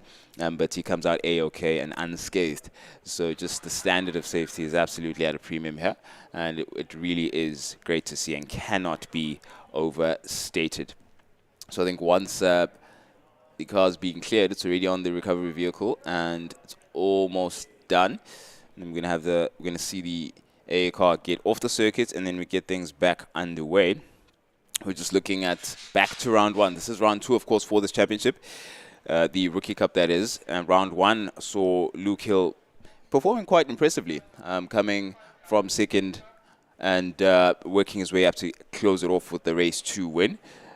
Second in race 1 and race 2 win in race 2. But we're going to now go to Nadine, who's finding out a bit more of what's going on down in the pit lane. Okay, I'm here with Jake Moore. As everyone saw, he started on pole today. He had a disappointing finish. Do you want to tell us why you're not in the car anymore? Yeah, so going through the second S on the second lap, we were side by side close, and then I hit the curb, and then I was like completely 90 degrees vertical next to Luke's car, and then as he went off, then I just like rolled twice. I think actually 3 times, and then it went like over front. Luckily, it landed on 4 wheels, and I'm all good. Yeah, you're all good. Well done. I mean, it's all about learning, right? Yeah, definitely. That's why we race Rookie Cup. Close racing and fun. Yes. Hope to be back on the grid soon. Tell me something, is this your gran over here? Yeah, this is my granny. Yeah, that's my granny. So I spoke to your gran. She said that the reason that you're so upset is because you don't have a car to race in anymore now. Well, we'll see. Coach Brad says they can get the car fixed for race 2. I hope so. That will be lots of fun then. I love the enthusiasm. Here's Coach Brad. Let's see what Brad has to say about the incident. Yeah, look, I often always say that, cars are sometimes fixable and people aren't always fixable. So, yeah, we're just glad he got out the car okay. It's a testament to the safety of these things. So, yeah, obviously we do all we can to make sure that it's safe, roll cage, 5-point harness, catch nets, everything like that. But as I say, cars are fixable, people aren't always. And, we're just glad to see him get out okay. And as quick as he did, I think he gave the crowd a bit of a showdown there. But, yeah, let's see. Hopefully the car is fixable. Can't make any promises, but, yeah. It is what it is, and it's racing. It happens. But as I say, as long as he's okay, he seems a bit shaken up, but he'll be fine. It's a good story to tell later. Well, like his gran said, he's more upset that he doesn't have a car to race. And listen, while we've got you here for 5 minutes, do you want to quickly give us a summary of what the Rookie Cup is about?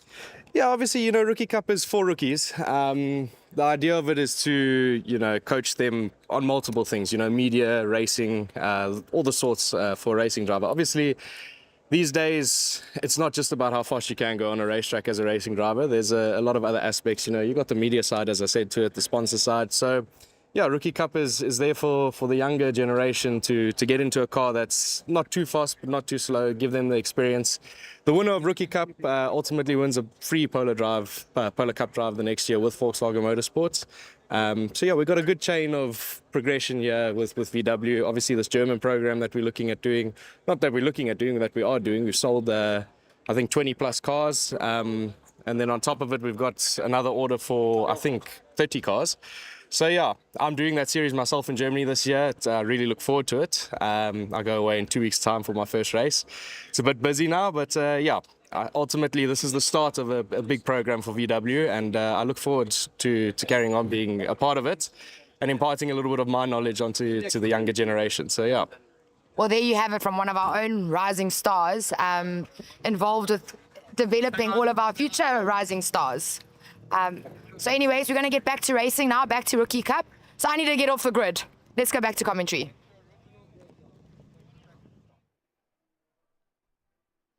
Great to hear there from Nadine and Brad Liebenberg, as well as Jack Moore down there in pit lane. A tough break for young Jack Moore. It's back with me, Tema Kumalo, in the live commentary.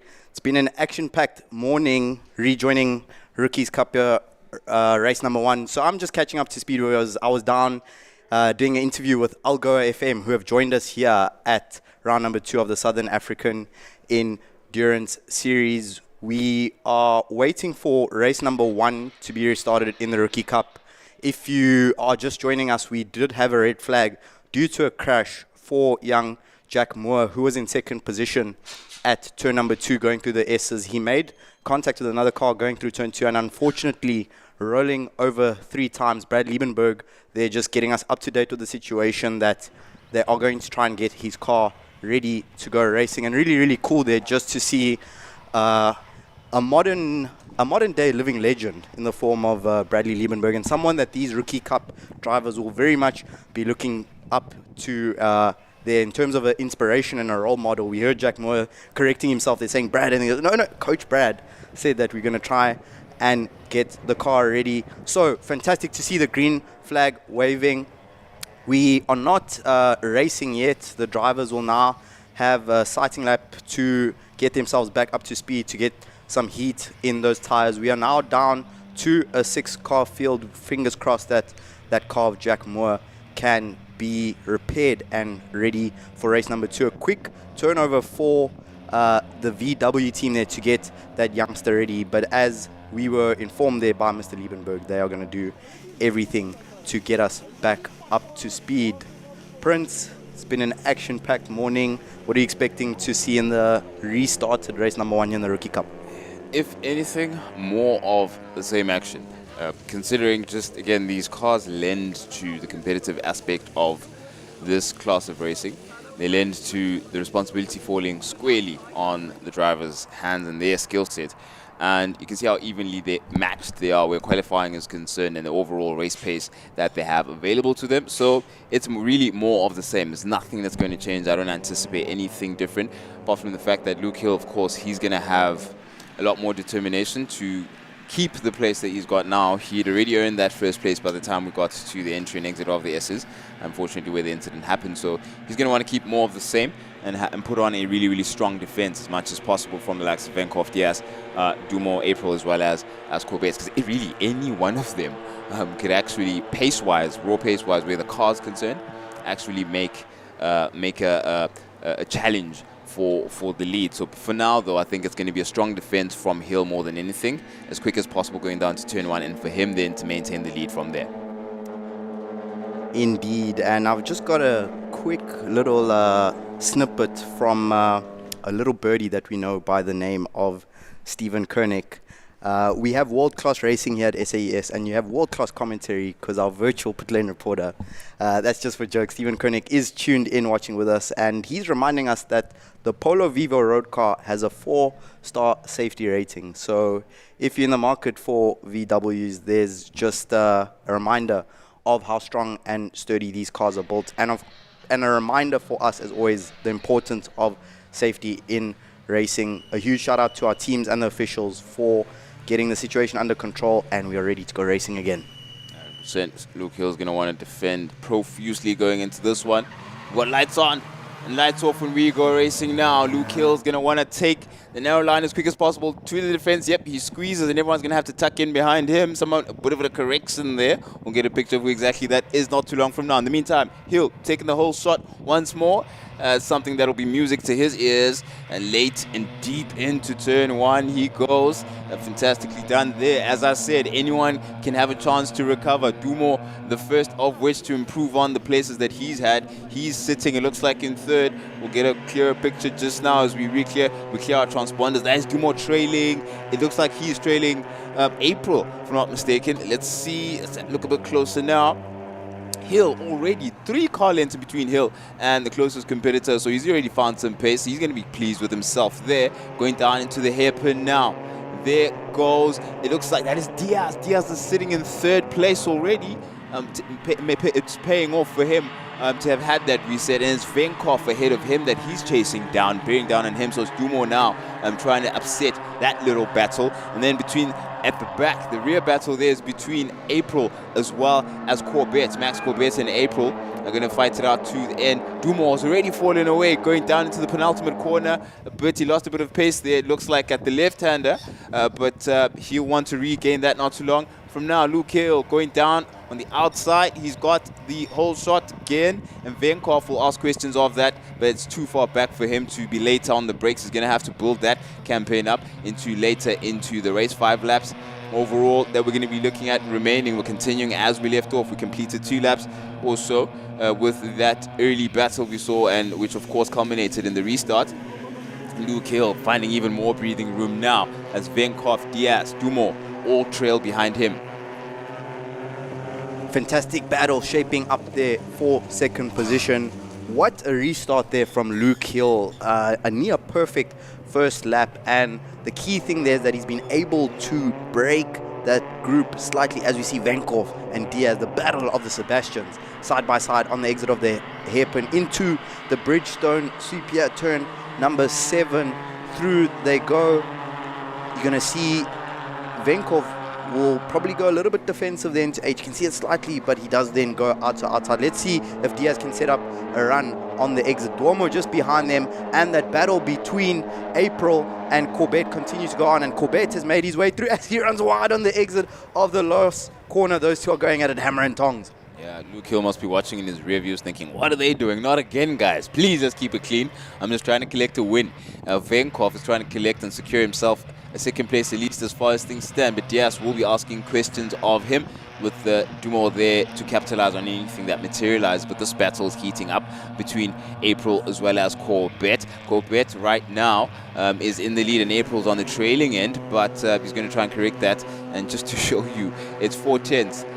April's previous lap, 1:16.9, is his lap, and Luke Hill's on 1:16.3 as of the last lap that we just saw. So not much in between the entire field as far as competitiveness and the parity of the performance of these cars. So that definitely isn't a question. Look at that, all sorts of shapes being cut there by Corbett to defend and fend off I beg your pardon, April, who's been asking a couple of questions of him on the curbing. Both of them go at the penultimate corner now, building up to the final corner. Let's see how late on the brakes April's going to be.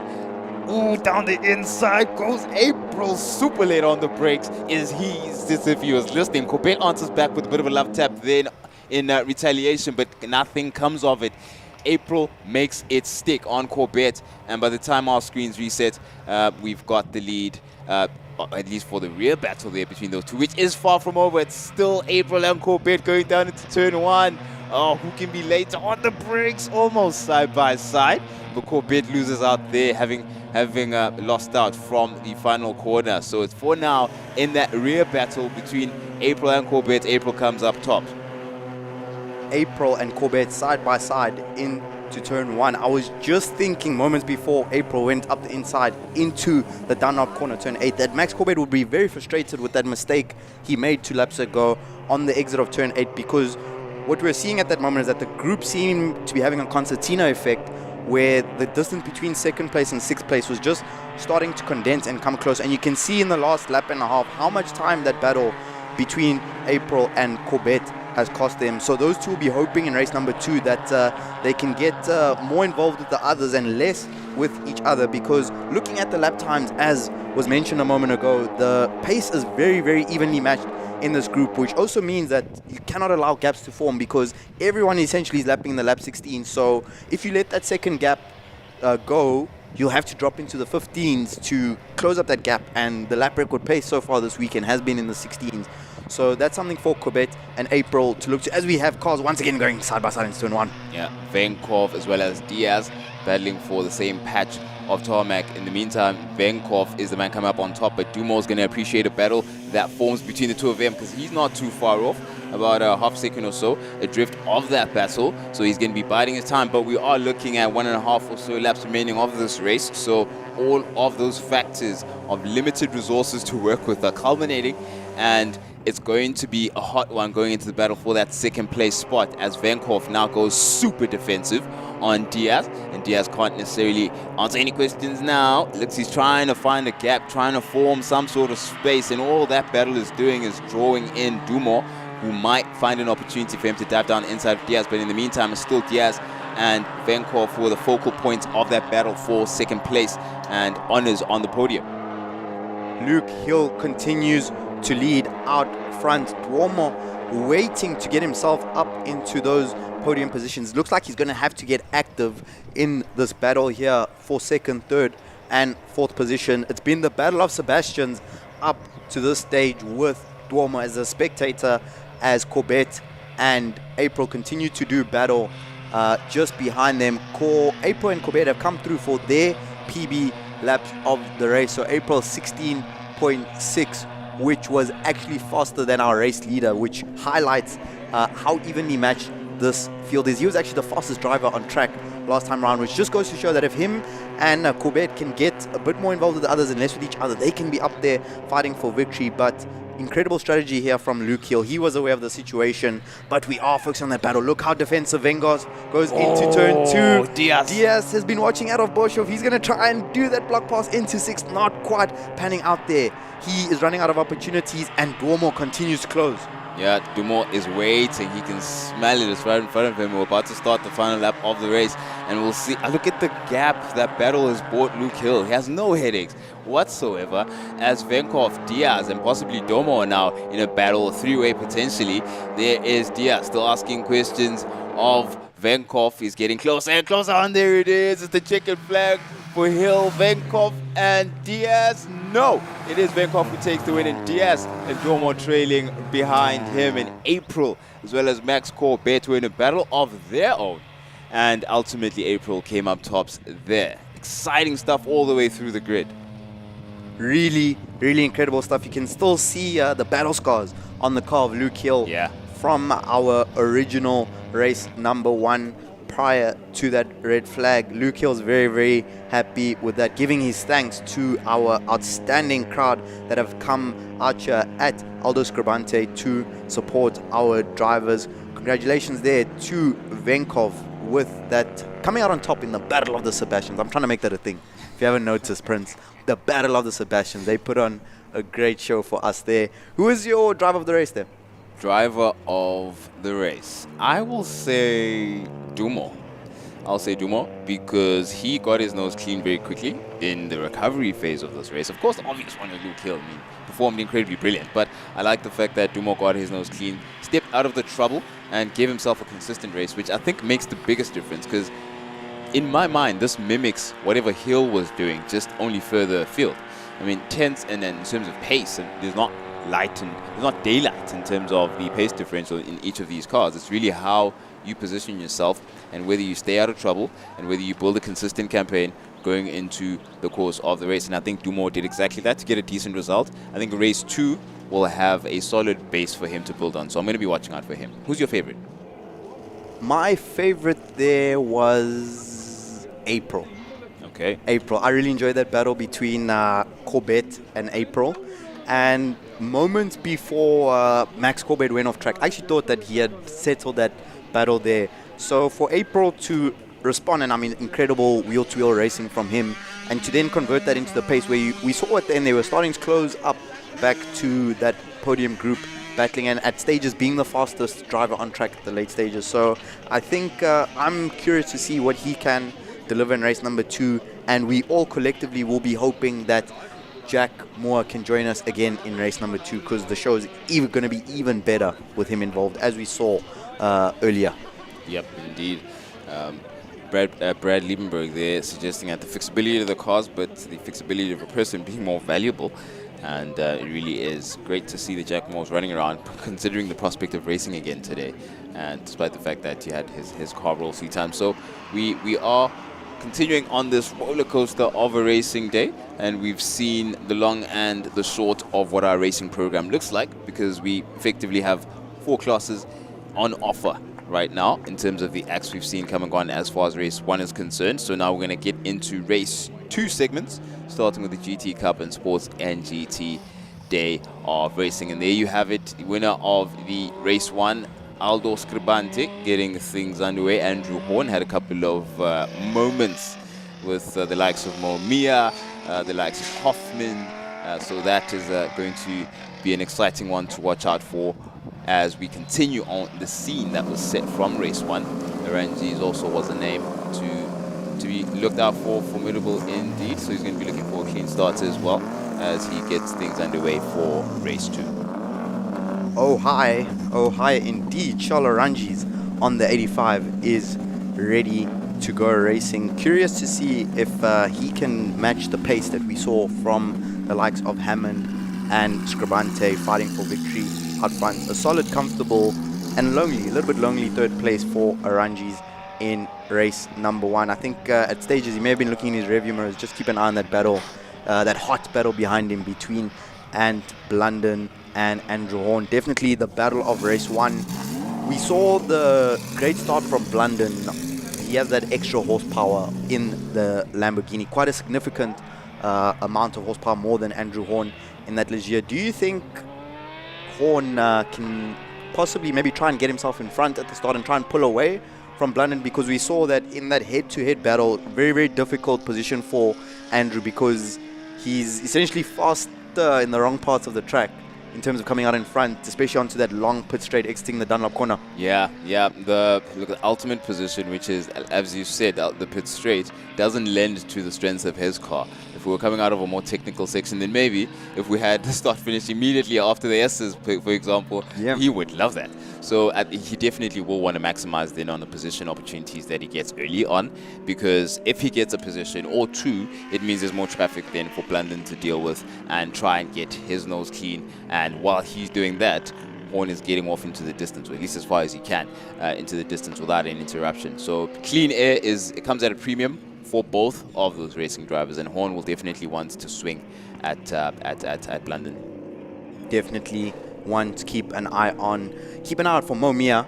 We saw him unfortunately having an off-track excursion in race number 1 while getting involved in that same battle with Andrew Horn and Blunden. He will be looking to get himself up onto the podium.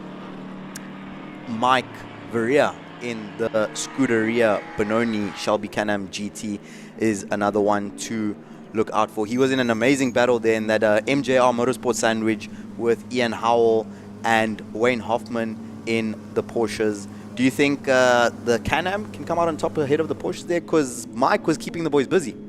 Yeah, he was, and I think he smells there's an opportunity there. He definitely can see that he can battle it out and take advantage here and there. He's got obviously similar benefits to the likes of Horn in terms of how he behaves around the corners and the way his car performs there. But again, it's more than just about what equipment you have. He also he wants to optimize the chances that come at him as far as positioning around him and in that part of the grid. Horn, of course, what I did say, we do know that he did say that he wants a bit more power, and it's really a frustration ultimately to lose out on the drag battle and be strong on the aero battle. And we were talking about this again, Temba, earlier on, that the track lends to you having the upper hand if you've got a bit more horsepower. So he definitely will be feeling that, and we saw it. We really did see it lap by lap, as you could see him falling away a bit more when it came down to the drag down to turn 1.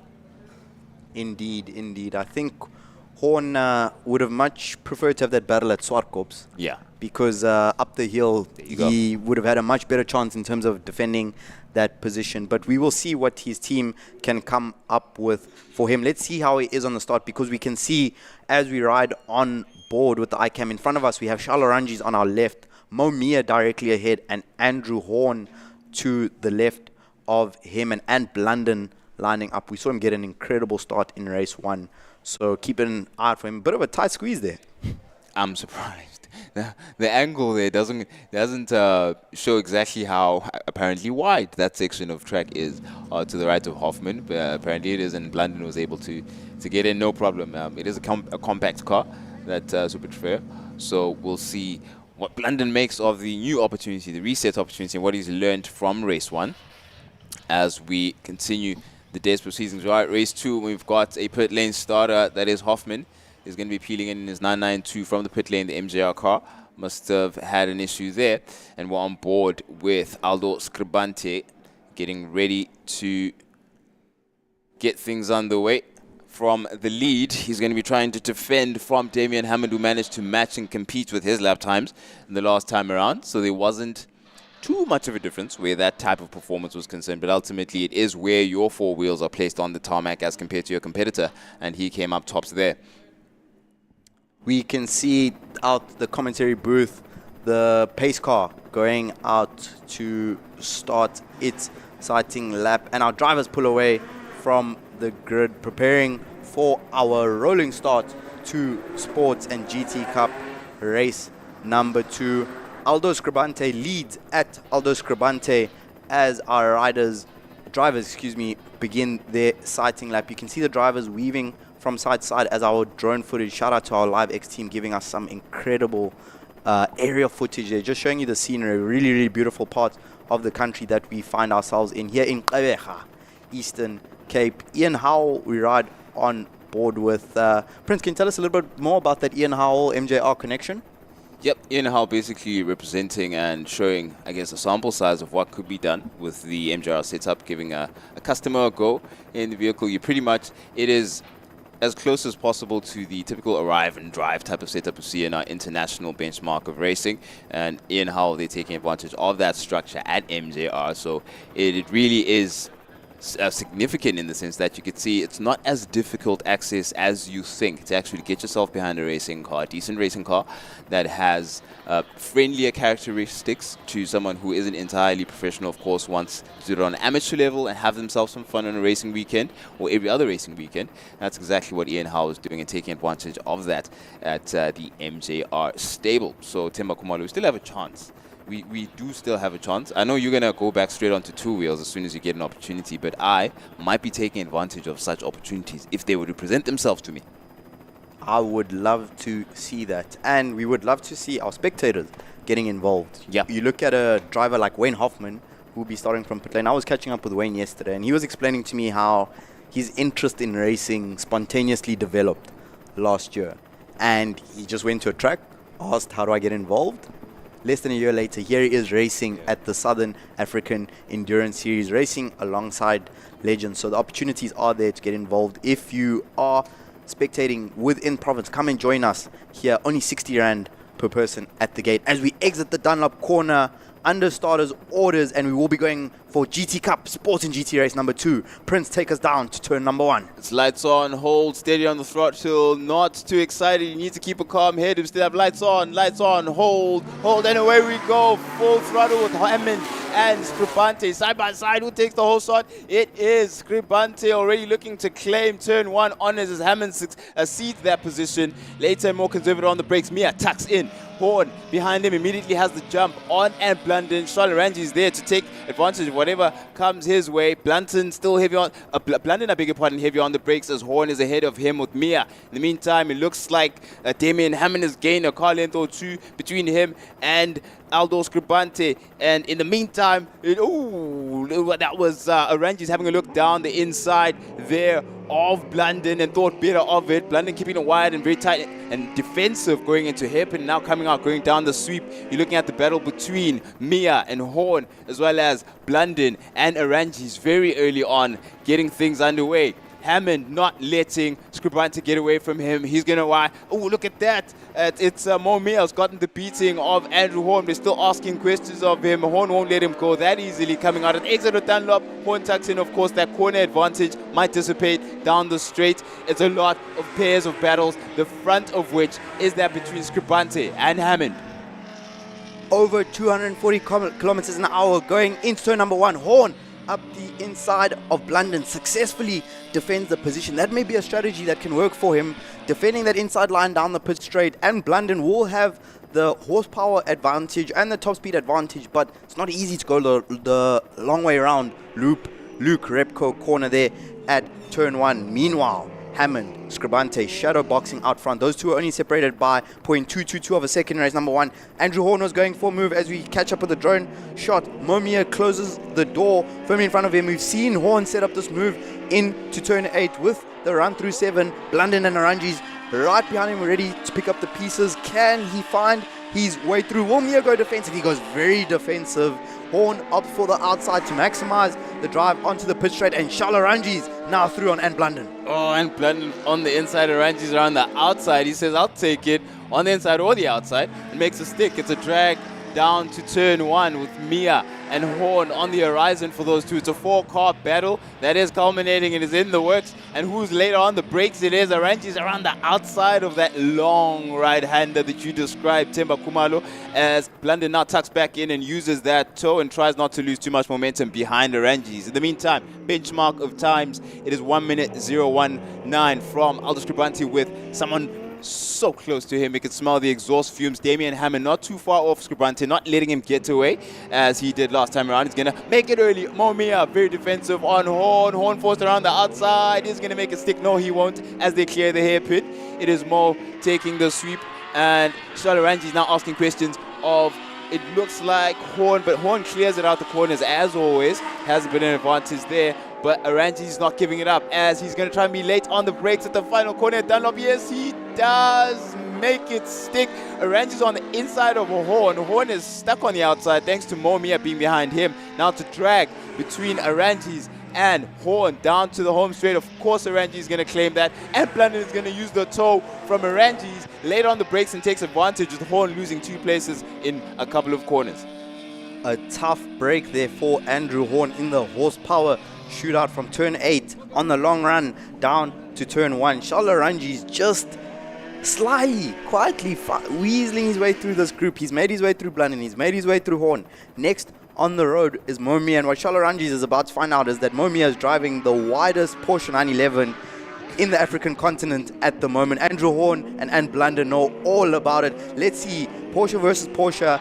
Can Charles Aranji get ahead of Mia and pull away from this group? Because Ant Blunden is ready to get himself involved in this battle. And of course, in the middle sector of the lap, Andrew Horn is giving these guys troubles as Hammond continues to shadow Scrubante out front, only half a second separating our race leaders. Yeah, nothing between our race leaders there. What is Hammond cooking? Because he knows he can get those sub-minute times just like Scrubante can. I wonder what's cooking there with Hammond. In the meantime, what's certainly hot on the pot right now is Charles Aranji's having a look down the inside of Momia, but choosing to tail him into turn 1. Side by side goes Horn and Blunden. Blunden around the inside at the exit of turn 1. Incredible move, very difficult to pull off considering how long and patience demanding turn 1 is. So fantastic opportunism there from Andrew Horn. Let's see what culminated there. We're on board in the meantime with Momia. And considering the battle that's going on around him, it's very, very impressive to see how calm he looks, because it is now Aranji's and Horn. We're going to be asking a lot of questions of Mia. He's doing a great job of keeping them at bay for the past couple of laps.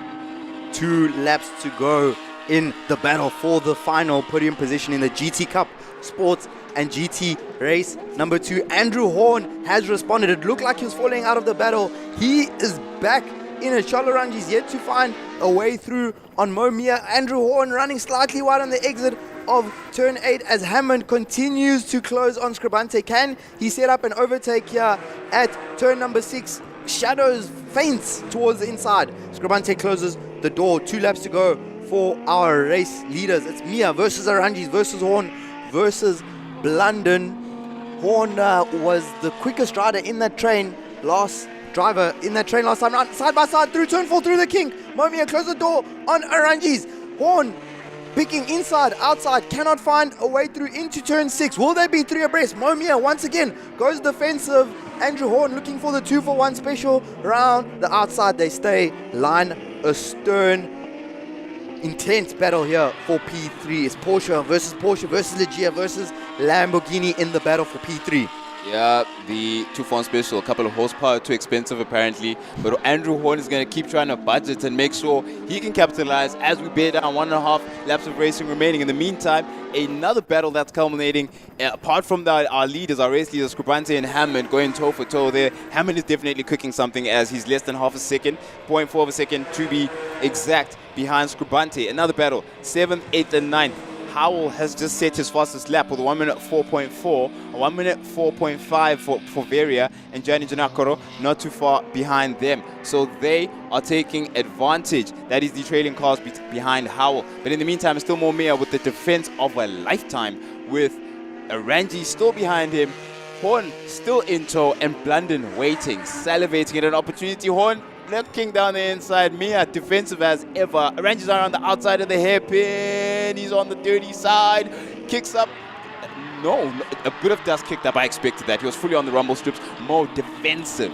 Very, very aggressively defensive. And Aranji's going to have a really good run coming out of the sweep all the way down into the final corner. Mo still defensive. But Aranji's so late on the brakes. He's going to have to tuck in now. Going and completing the final corner for Horn to try and ask questions of him, but he knows it's not there. Hammond down the inside. Oh, contact. Scrubante at the hairpin. A bit of contact between the two, but a giant German piece of machinery just fit in front of Scrubante at the hairpin. Scrubante answers back now. Left hand up, but Damien Hammond closes the door, shuts the door, and makes sure Scrubante can answer to that and takes the final corner and secures that place ahead of Scrubante. Incredible racing from Damien Hammond and Scrubante for the lead. He was cooking something, and it was a checkered flag. At the end of the race, he passes Scrubante for the win for race 2 of GT Cup and Sports and GT. Incredible timing from Damien Hammond. 0.338 separates our race leaders. The battling is not over. Momia leads into turn 7. Charles Oranges in 4th place, going to try and line up that move for the final put in position to the final corner. And Blandon now through on Andrew Horn. 1 corner to go for our podium batters. Momia goes for the inside, holds it defensive. He's going to use all the track to force Shalarangi to back out of the dot or run wide. Slipstream battle to the flag. Shalarangi pulls out of the slipstream. Can Momia hold on to it? And indeed he does. B3 for Momia. Shalarangi's 4th and Blandon 5th. Andrew Horn 6th. What incredible spectacular action we have had. What a bounce back from Momia. A spin in race number 1, recovers to a podium in race number 2, taking a good long hard look at Shalarangi behind him. He looks like a man who's been under pressure. Oh my goodness, incredible racing from Momia. It looked that says, I told you I could do it. And a split second later, it looked that says, I'm exhausted. That was a battle. Incredible defense. I mean, that was like a 4-5 lap long defense he had to put on against 3 cars at some point. Very, very impressive racing under pressure from Momia. And redemption doesn't quite really justify or encapsulate just how well he recovered. Of course, race 1 didn't go as he planned, but this is an incredible recovery battle from him. Really, really special drive there from Momia. And one detail that I started to notice, especially in those final 3 laps, was that Mo through turn 2, turn 4, 7, and entering the last corner, it seems to me that like he was deliberately running slightly wider than normal at the apexes, where he would leave half a meter on the inside, which gave Shalarangi this frustrating problem of there's not enough space on the inside, there's not enough space on the outside. And anytime you would see that Arangis would try and course correct or to try and adjust the line to get closer to Mia, all of a sudden, and Blandon and Andrew Horn are breathing down his neck. So that also would have been quite a stressful race there for Arangis, because he's attacking, but at the very same time constantly defending.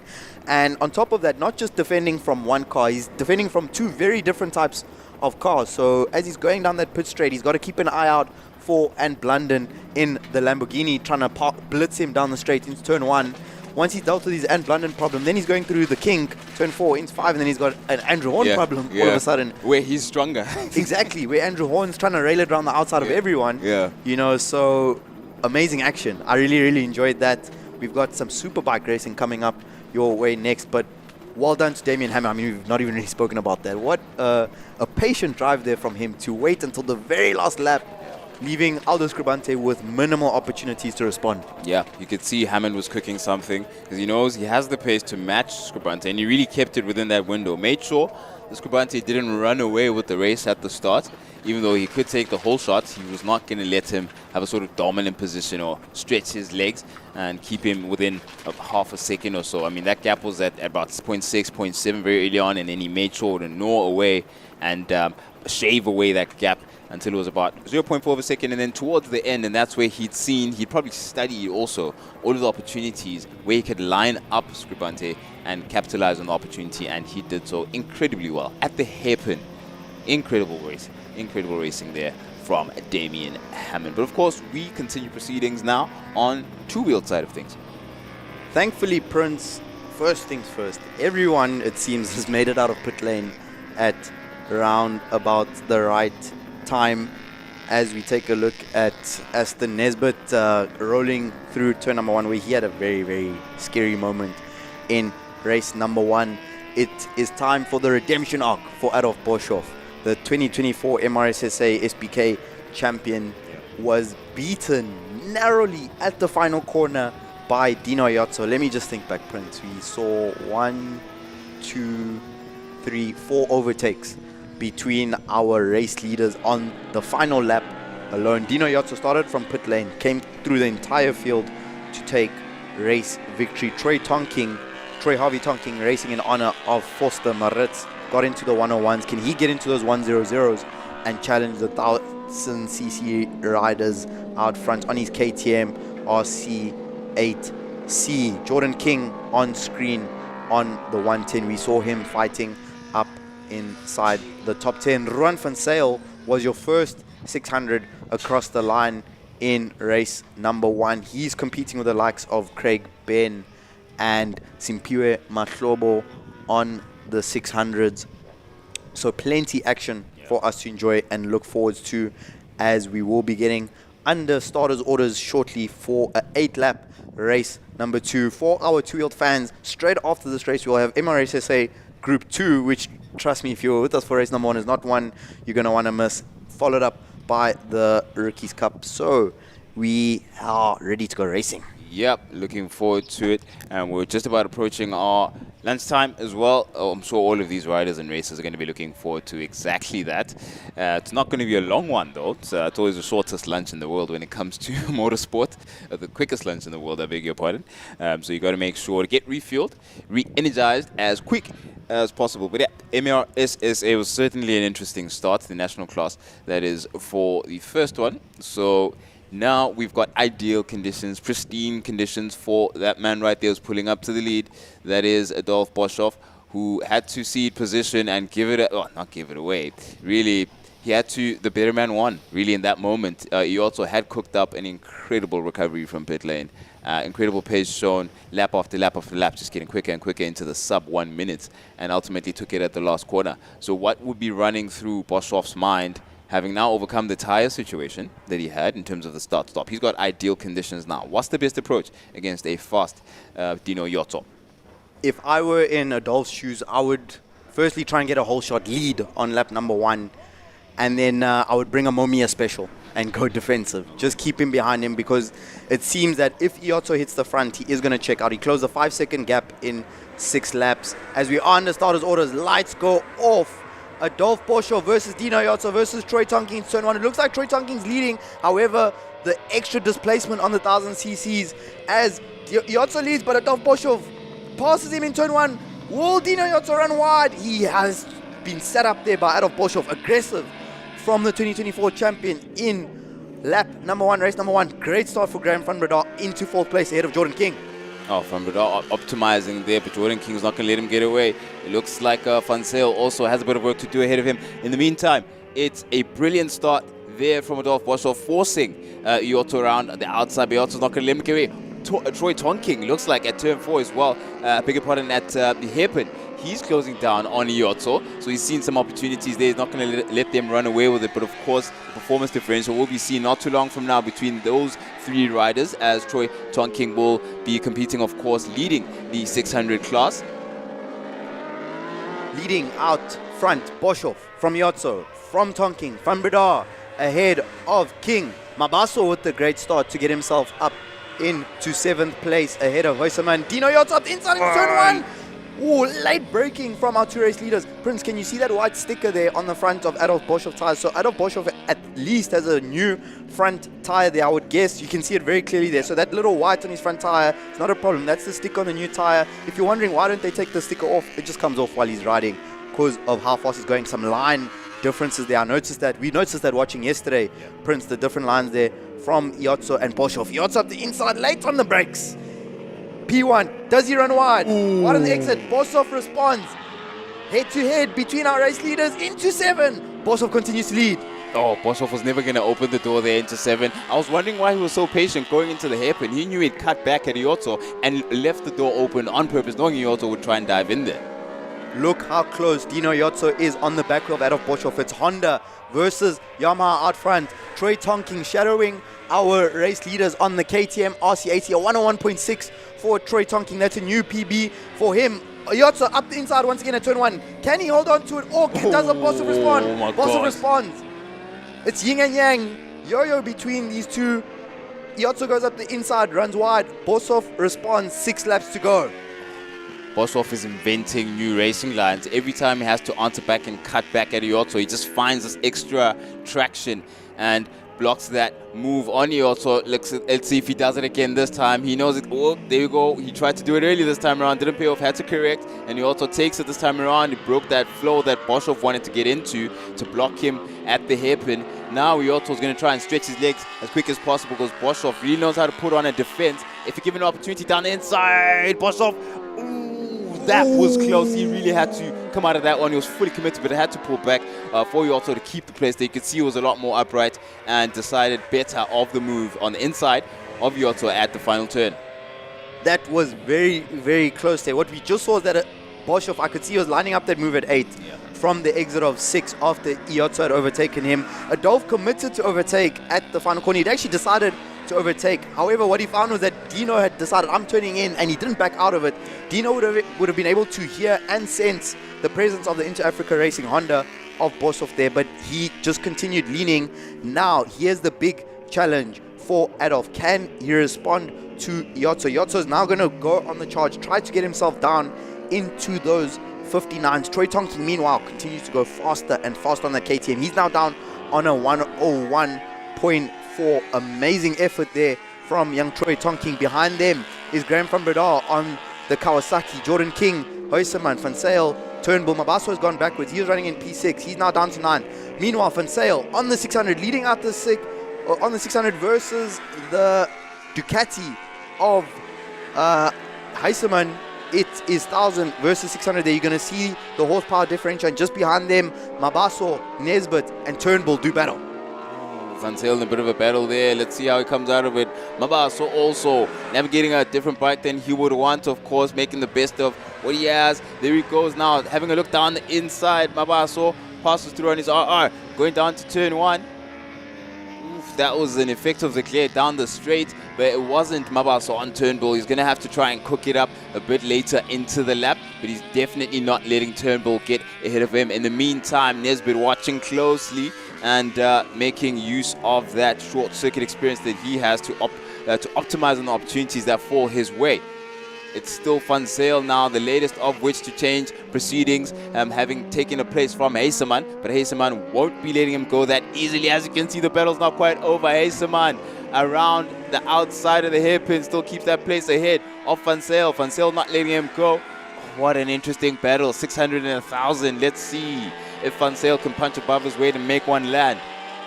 Our local 600 club champion, Ruan Van Sale, making the Oyeha crowd proud here as Boikanyo Mabaso with a beautiful move up the inside of Clive Turnbull into turn 8, the Dunlop corner. Let's see if he can hold on to that position. Mabaso transferring from Yamaha to BMW, using the power of that BMW to get himself out front. You can see a bit of chatter there for Dino Iotso on the entrance to turn 6, but he is in complete control of this race. Back in the 59s for Iotso, 59.9 a best lap, a 1:00.1 last time round.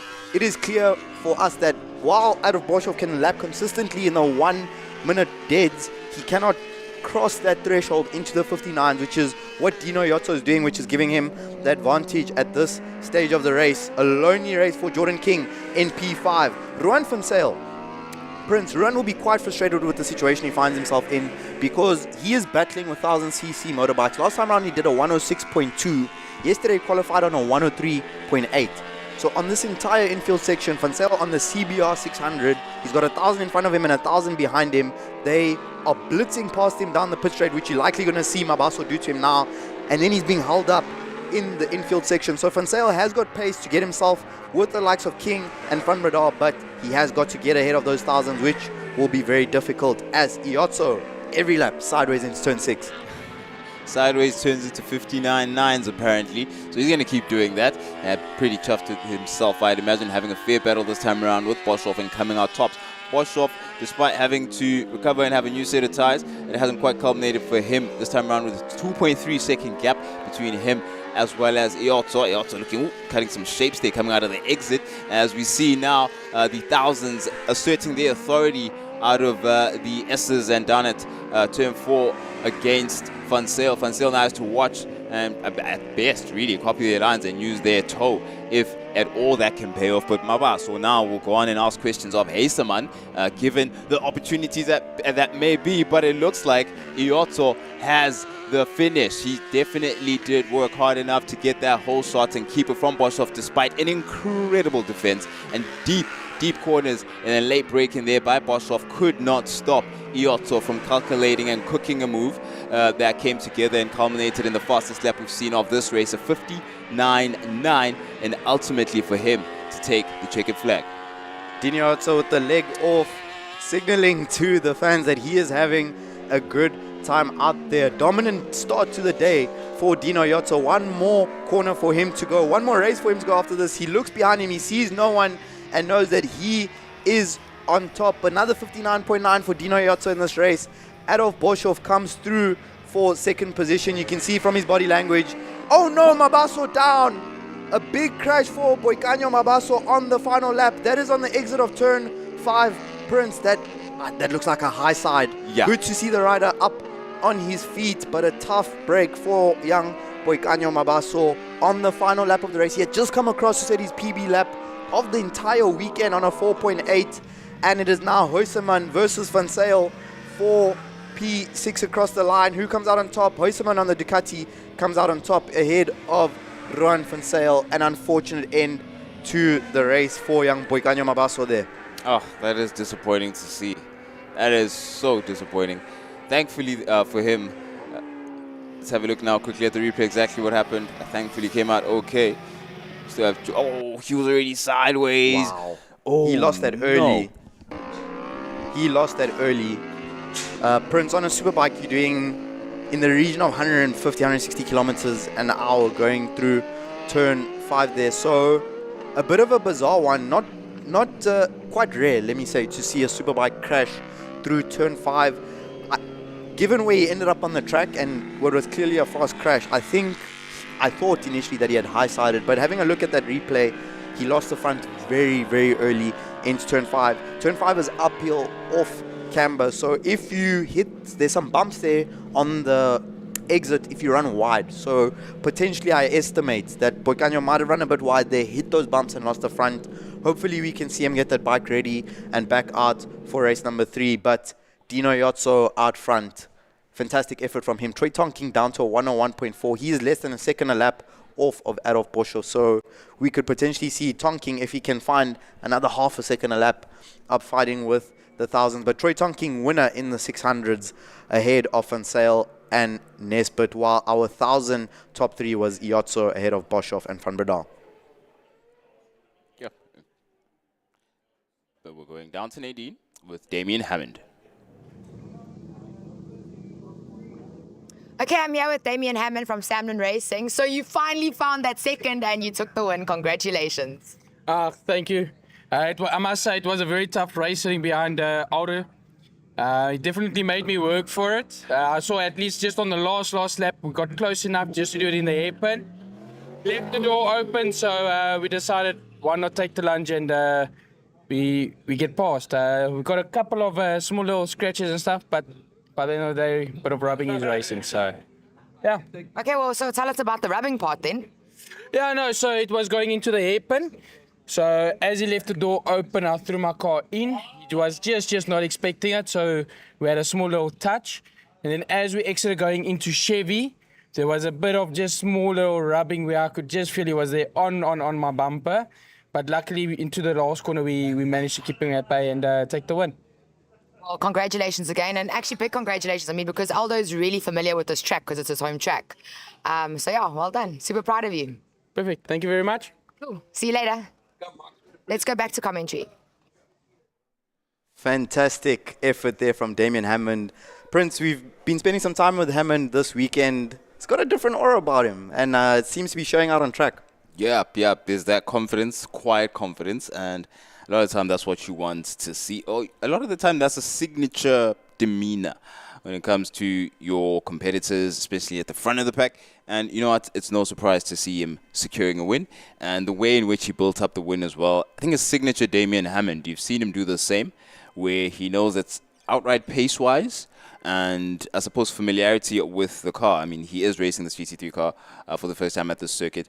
He does build up his battles and his contention for first place a lot slower. He calculates, waits, and bides his time. He did so at round 1. He's done so time and time again. And it is no surprise to see the way he built that up right now. And you could see his lap times coming bit by bit. He was getting quicker and quicker, and it was only a matter of time for him to take that first place. But we've had, an incredible day of racing so far.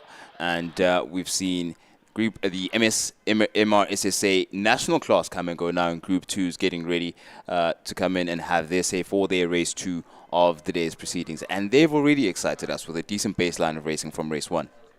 It will be very difficult to choose what's been the race of the day so far. And the beauty of it is that we still got lots more racing coming your way. Just wrapping up the MRSSA national class, we've seen consecutive 1-2 for Iotso and Boshoff. Mabaso on screen, that is young Boikanya Mabaso, just reviewing the damage there on his new BMW S1000 RR this time out. He will unfortunately be quite disappointed with that because he's been going from strength to strength. To put it in perspective, last time around in 2025, he was lapping in the 107s and he got down to 104s today, which is a huge jump on his first time ever racing that motorcycle. And a bit of a whoopsie there as that bike has a second crash there in the gravel trap. I think they say when it rains, it pours. Well, luckily the first bit of the rain was an absolute splash, and that was a bit of a drop, a drizzle. The speed is a much preferred one for that crash. But Moikanyo obviously will want to reset. I wonder then, in a scenario like that, Timber, okay, we don't know the level of damage that we're looking at. We don't know what he'd have to work on in his pit. Do you see that bike getting back out onto the circuit? Honest answer, unlikely. Yeah. And that's because I think, I could be wrong, but I do think that Boikanyo, given that it's a new bike, he doesn't yet have a full arsenal of spares.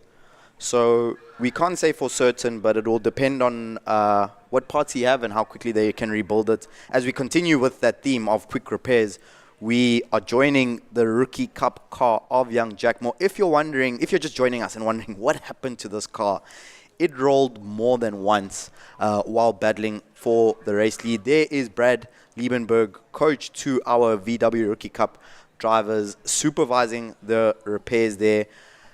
Prince, those guys are due to be out on track for their second race at 1:20. Yeah, So roughly around that time, yeah. We've got about an hour, 40 minutes to go. We're going to take a look at that replay shortly. Prince, can you take us through this insane incident that we saw earlier today? A battle that was a couple of corners long, and this is Luke Hill having taken the ascendancy going into the entry of the S's. You can see Jack Moore he went off the curb, and that's exactly what got the car out of shape going into the S's.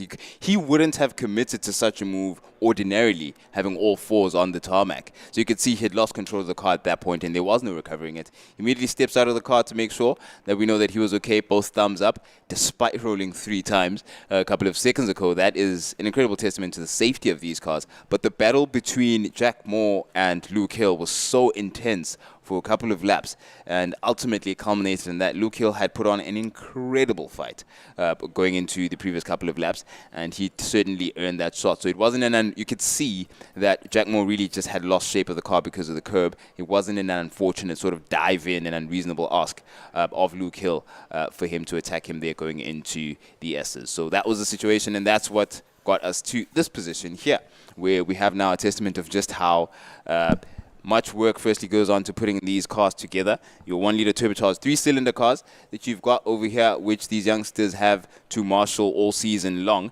All of them using, of course, a manual transmission. And they're pretty much all set up stock standard by this team. Every single car worked on by the same team to ensure that fairness, of course, and the parity in terms of performance. It's all the entire demand really is on these racing drivers to make sure that they use the maximum of their talent and the abilities to earn top honors. And in that particular race that we saw come and go, and Luke Hill really looked like he had it cut out for him in battling with Jack Moore. It really was going to be an exciting battle between the two. But of course, he went on to continue the race, and Luke Hill would have a bit of a more quieter time. And we'll see Jack Moore back at the pace that this repair job is going. It's going to be incredible to see Jack Moore out onto the grid. And it looks like a certain thing, as of course the team does have enough time. Remember, we're getting back under racing with this particular class. It's just after 1 o'clock, around 20 or so past 1. So there's plenty of time for that car to be repaired and get back out onto the grid. And Coach Brad gets to keep his promise to young Jack Moore about him getting to race again today. So yeah, that's what we're going to be seeing from the VW Rookie Cup when they get back out onto the circuit and put off quite an impressive feat. So if you can, when you do get a chance, dial back on our stream and go see exactly what happened with that. Of course, we've got our live action replays. It would be nice to see the entire battle of exactly how that culminated. Incredibly competitive stuff between Luke Hill and Jack Moore. Jack Moore, of course, being incredibly fast during the course of this weekend, so decent pace in qualifying as well. And Luke Hill coming off the confidence of a really, really strong round one in Kilani. That's the reason why he's definitely not going to be letting anyone get past him should they ask questions of the pace that he also has in store going into the course of the day's racing. But yeah, it's been a really exciting couple of minutes, and it's been really exciting for one Troy Tonking, for example, who's leading the 600 class, and we're going to have a chat with him with Nadine down in the pits. All right, so we're here with overall, Troy came third and first in his class. This is Troy Tonking, so tell us how your race went today. Yeah, really good. I enjoyed it a lot. Watching Adolf and Dino go at it was really fun. But after a couple of laps, it was just me on my own, so I just tried to focus on building a constant rhythm and trying to improve from there. Yeah, your dad was actually telling me, because we were standing trackside watching you, and he was telling me that you got faster every lap. Yes, I did. I enjoyed it a lot, but towards the end, I was getting a bit tired. I need to work on my fitness there. Yes, you do, as a sportsman.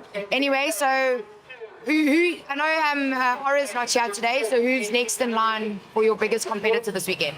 So far, I just want to go with Adolf and Dino. That's the main goal. See if I can maybe spice things up a bit at the front. Okay, well, good luck for that, and we'll see you out there. Perfect. Thank you so much. That's it from Troy. Let's take a look at his bike.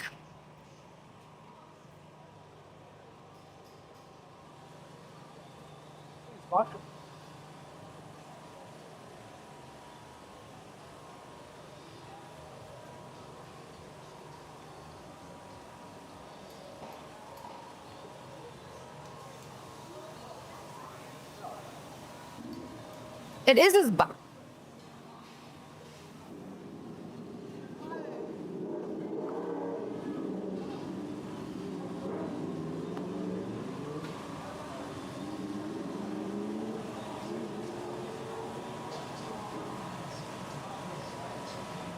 As we take a look here at the stunning KTM RC8C of Troy Tonking, that is an 899cc bike competing in the Supersport 600 class.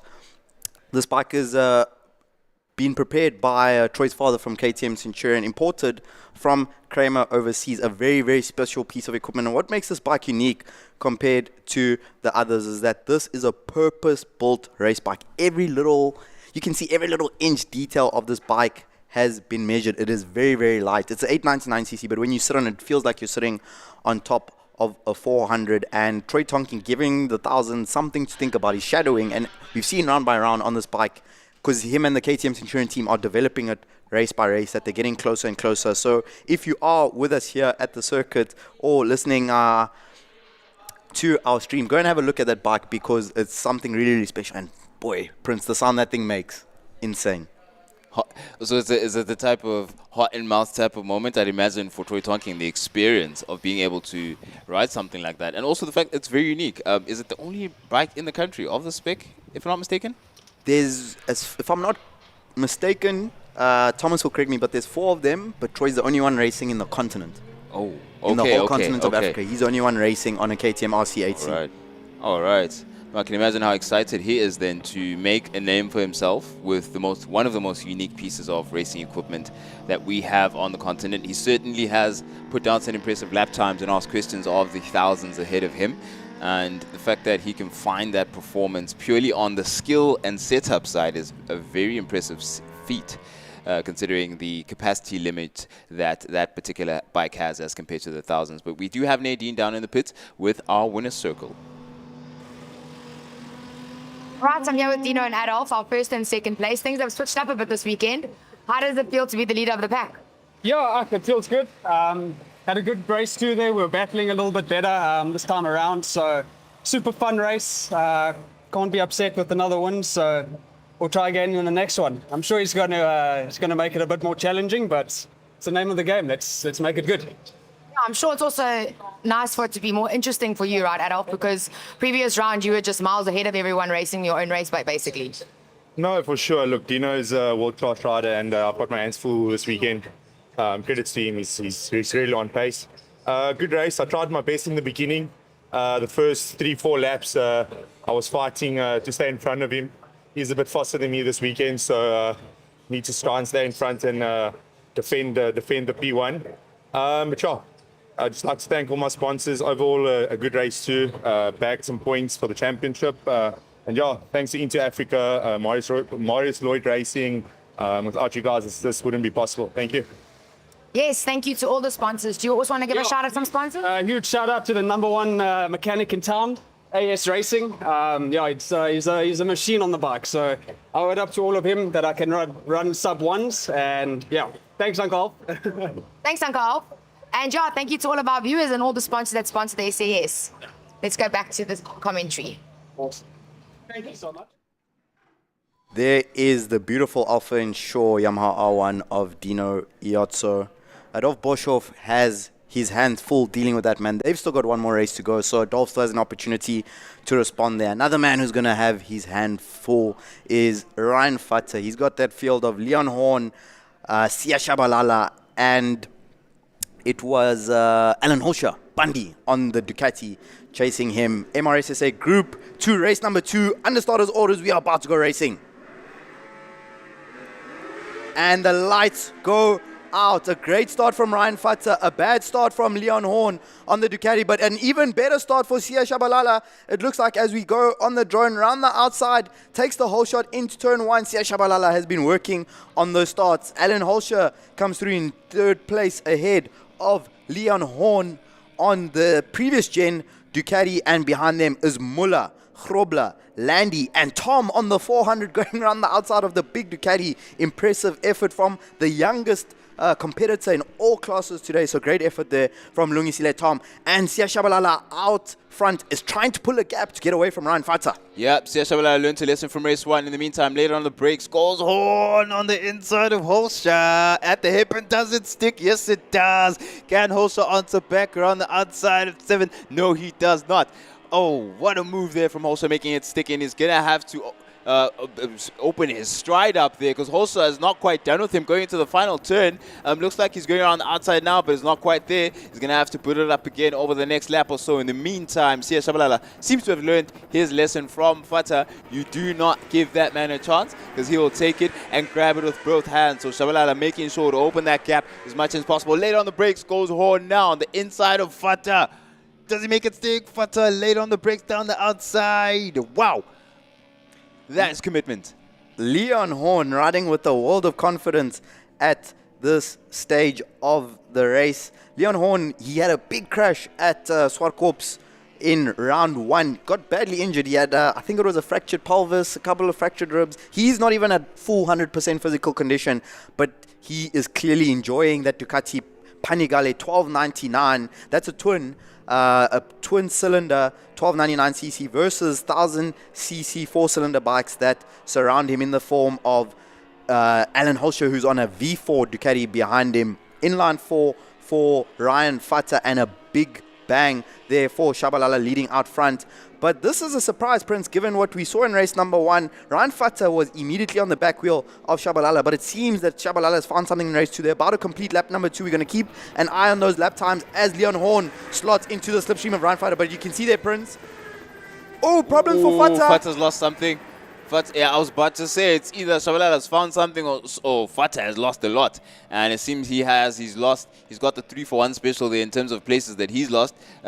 Timber, you were alluding to that earlier. Now he's going to have to chase Holscher if he's able to recover. If that issue is not something that's going to niggle him all race long with 5.5 laps or so to go, it's Shabalala. In the meantime, it seems racing into the sunset, but Horn's not going to let him get away with it easily. Horn's been very racy, very aggressive over the past couple of laps, and Holscher can easily latch onto that toe and use that slipstream to his advantage.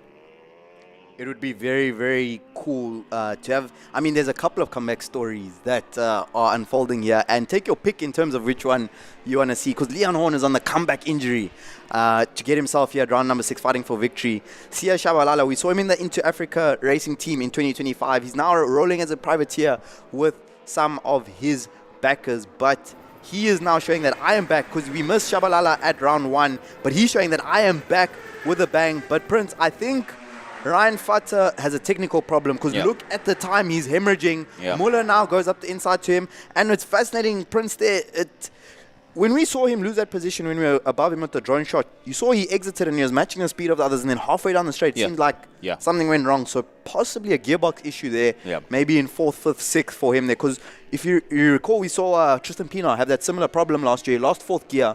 He's when him and Oratile Piri made contact last year where his bike was running fine, but every time on the straight, he would lose 4th gear as Horn up the inside in turn 6. Not quite. 5 laps to go. Oh, hairpin is a popular place for an overtaking move. Horn has found something, but Holsha might also have found something as well. Shabalala seems to have lost. Look, there's 6/10 in between himself and Horn now.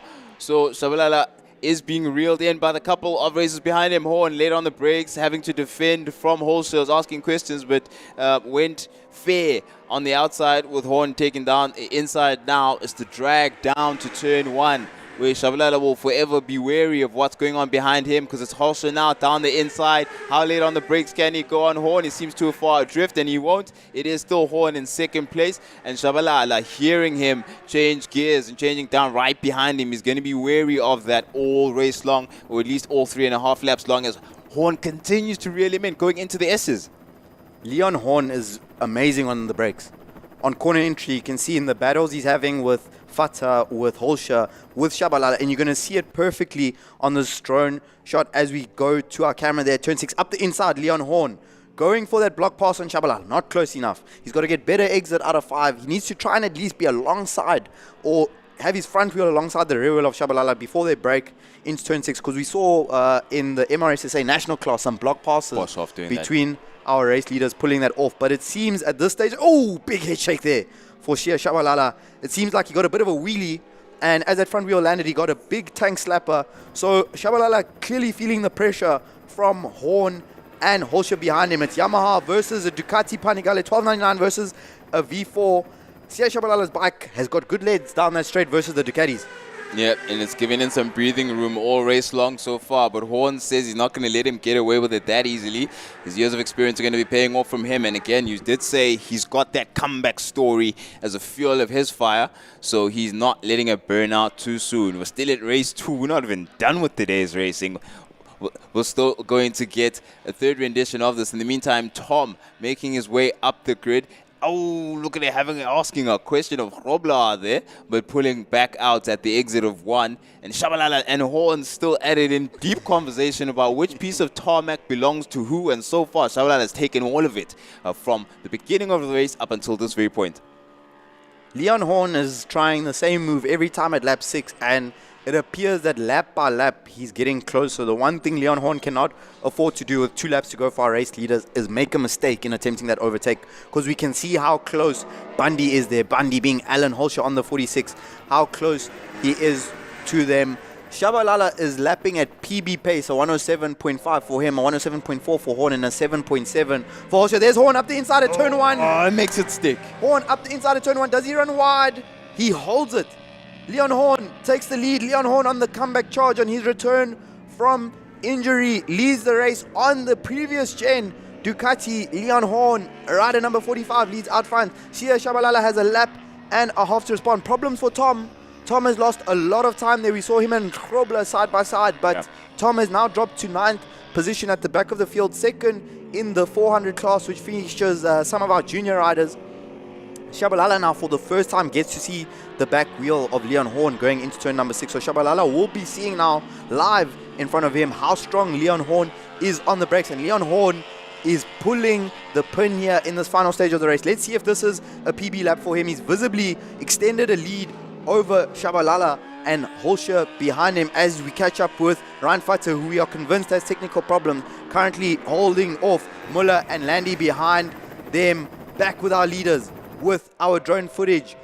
Alan Holsha lining up the move that he saw Leon Horn pull off a lap ago. Not quite close enough. We are on the final lap. Leon Horn leads, and fastest lap of the race from Leon Horn, 106.6. Improves the fastest lap of the race by 0.9 to take the lead He is clearly in the group as Landy and Muller go side by side. Landy coming out on top in turn number 1. Yeah, it was wheelies in the horizon there with Landy and Muller. Let's see what's going on there. Oh, got a clear shot. Beautiful shot there going up into the hairpin of Horn, and how much space he's found there. It's Holzer having looked down the inside but thinking better, too far off from Shabalala to take the win there. And it means that Shabalala is now going to have to do the last of a defending job to take second place when he's done such a fantastic job to take the lead, which was patiently gnawed away at and grabbed from his hands by Leon Horn. A 10 out of 10 ride from Leon Horn. One thing I really admire is the patience that he displayed in this race. We saw Ryan Futter did win race 1, but he made it a very, very difficult exercise by being impatient at the start of the race. Very patient right there from Leon Horn to take the race victory at 6.0, another fastest lap for him. So clearly showing that he's got the pace. Ryan Futter, great recovery ride. Still wheelies across the line. Winner race 1. Ryan Futter is clearly enjoying himself out on track. He takes 4th place ahead of Landy, who comes through ahead of Muller. Dylan Grobler, your local club champion, comes through for another victory in the 400 class. And Brad Radstock and Lungisile Tom will complete your MRSSA Group 2 field. What a race once again from these guys. One thing we didn't mention in that race is that these 3 riders on track, between these 2 on the Ducatis versus Shabalala, there's around a 20 to 30 year age gap. Yeah. So more experienced riders that Sia is riding with, but incredible to see 3 different bikes, 3 different riders, 3 different levels of experience, 3 different stories. You know, some of those comeback stories, but congratulations to Leon Horn. What a race that was. Yep, as you mentioned that, I was asking myself if the fans can tell the age of the riders as they go past them. Well, obviously we know them. We're privy to the fact that Sia Shabalala, and seeing his diminutive frame, you could identify that's definitely Sia. But yeah, you could never tell the age gap between all of them. Just the strategy, the athleticism, the patience, all of that coming into play, and ultimately Leon Horn played the best hand, and the best man won, where race 2 is concerned for Group 2 of MRSSA, and it is ultimately Leon Horn at the pinnacle, and it's number 45, Ducati with Sia Shabalala behind him. Alan Holscher in 3rd place. Ryan Futter takes 3rd, and Mick Landy wheeling towards the end of the race, taking himself a 5th place. Muller, Grobler, Radstock, and Tom. Brad Radstock from Bikers Warehouse on the number 30. Only riding with 3 gears today. That's 4th, 5th, and 6th. He has access to, if I'm not mistaken. Speaking to his mechanic, Aston Nesbitt, who we saw racing in the MRSSA national class. That's why we're seeing Brad further down than we would normally expect to see him. He came with 2 bikes this weekend, and both bikes broke with the same problem. What are the odds of that? How often do you see those ones? 2 bikes from completely different sides of the world, one in Japan, the other in Germany. So it was really, it's a Brad issue. I'm going to pin this one on you, Brad. That was all you, man. But great to see that he fought through that nonetheless and decided, you know what, I'm here, I'm going to compete, come what may. And a lot has come and gone over the first half of the day. We saw a very, very unfortunate incident, but also an incredible display of safety, tenacity, competitiveness at this particular part of the circuit. Right here is where young Jack Moore of the VW rookies class had his car roll over a couple of times, but fortunately he came up unscathed, as we have a bit of a parade from some of our local sports car owners, showing that they also, you know, this is now speaking to what you were saying about how you've got road-going bikes and road-going equipment that can convert into racing equipment. And I find it interesting how the way that Boikanyo, for example, was describing to me how his bike is really suited for the road-going spec, and he then would take it onto racing as something he doesn't entirely prefer. He'd want his R1. He was saying, man, I really want my R1, but I'm going to make this RR work. But that's because road running, I beg your pardon, cars and equipment isn't too far off, other than suspension setup, ECU setup, and software development for specific racing conditions. So I wonder then how far off these guys are. You think they stand a chance? Is there a couple of tunes for them to get onto the circuit? It's hard to say, Prince. It's hard to say, but one thing which is really magical is how close some of these road-going cars and bikes are 2, Yeah. the full track spec bikes. I can tell you those super bikes in road trim Yeah. can set some scary lap times here on their own in full stock road trim. I promise you, the lights, the number plates, everything. You know, as the parade goes on. But we will be taking a short break for lunch. We still have sprint racing coming up for you with our race 3s for the GT Cup Sports and GT, MRSSA National Class, and MRSSA Group 2. We will be looking for VW Rookies Cup race number 2, which will also be coming up. So we will rejoin you at 12:30 to get that underway. So we thank you for joining us. We will take a brief break, but lots more action coming up here at round number 2 of the Southern African Endurance Series at ALDO Scrubante Raceway in Gqeberha, Eastern Cape, South Africa. We will join you shortly.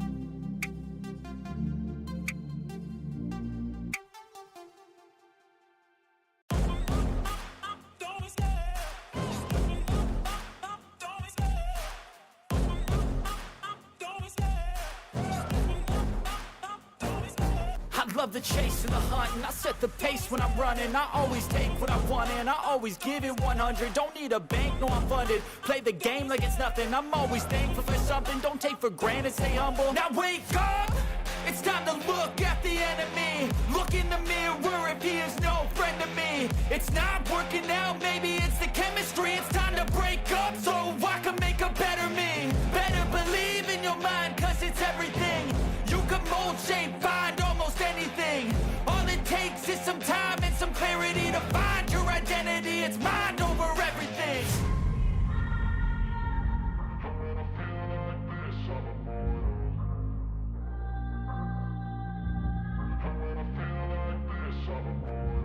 And when I feel like this, I'm immortal.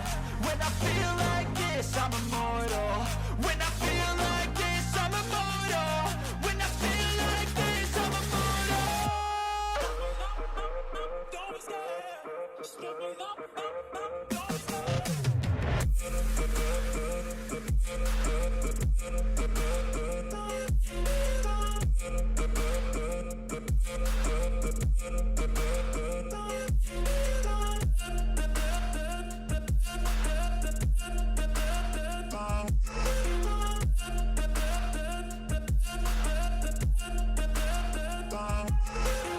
I'm so gone, no I'm never turning back. I won't stop, I'ma fight until there's nothing left. It's so on, you're gonna be hurting bad, cause I've been to hell and back. You don't wanna make me mad, I stay strong, you will never see me crack. And if you get in my way, you're gonna feel the wrath.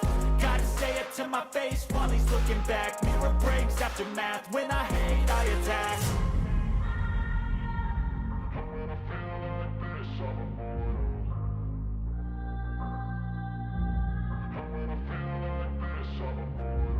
And when I feel like this, I'm immortal. When I feel like this, I'm immortal. When I feel like this, I'm immortal. When I feel like this, I'm immortal. Don't be scared. Don't be scared.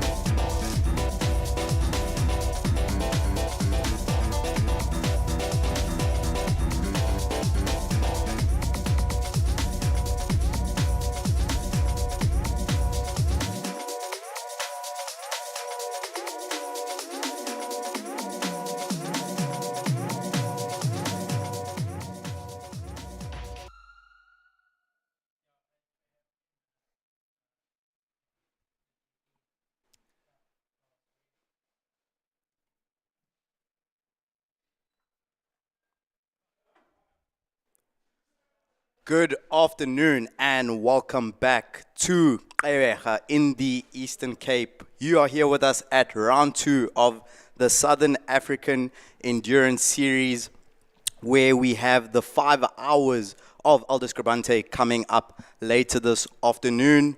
We have had an incredible morning, and guys, incredible is really putting it lightly. That doesn't state enough. What an action-packed morning it has been here at the iconic and legendary ALDO Scrubante circuit.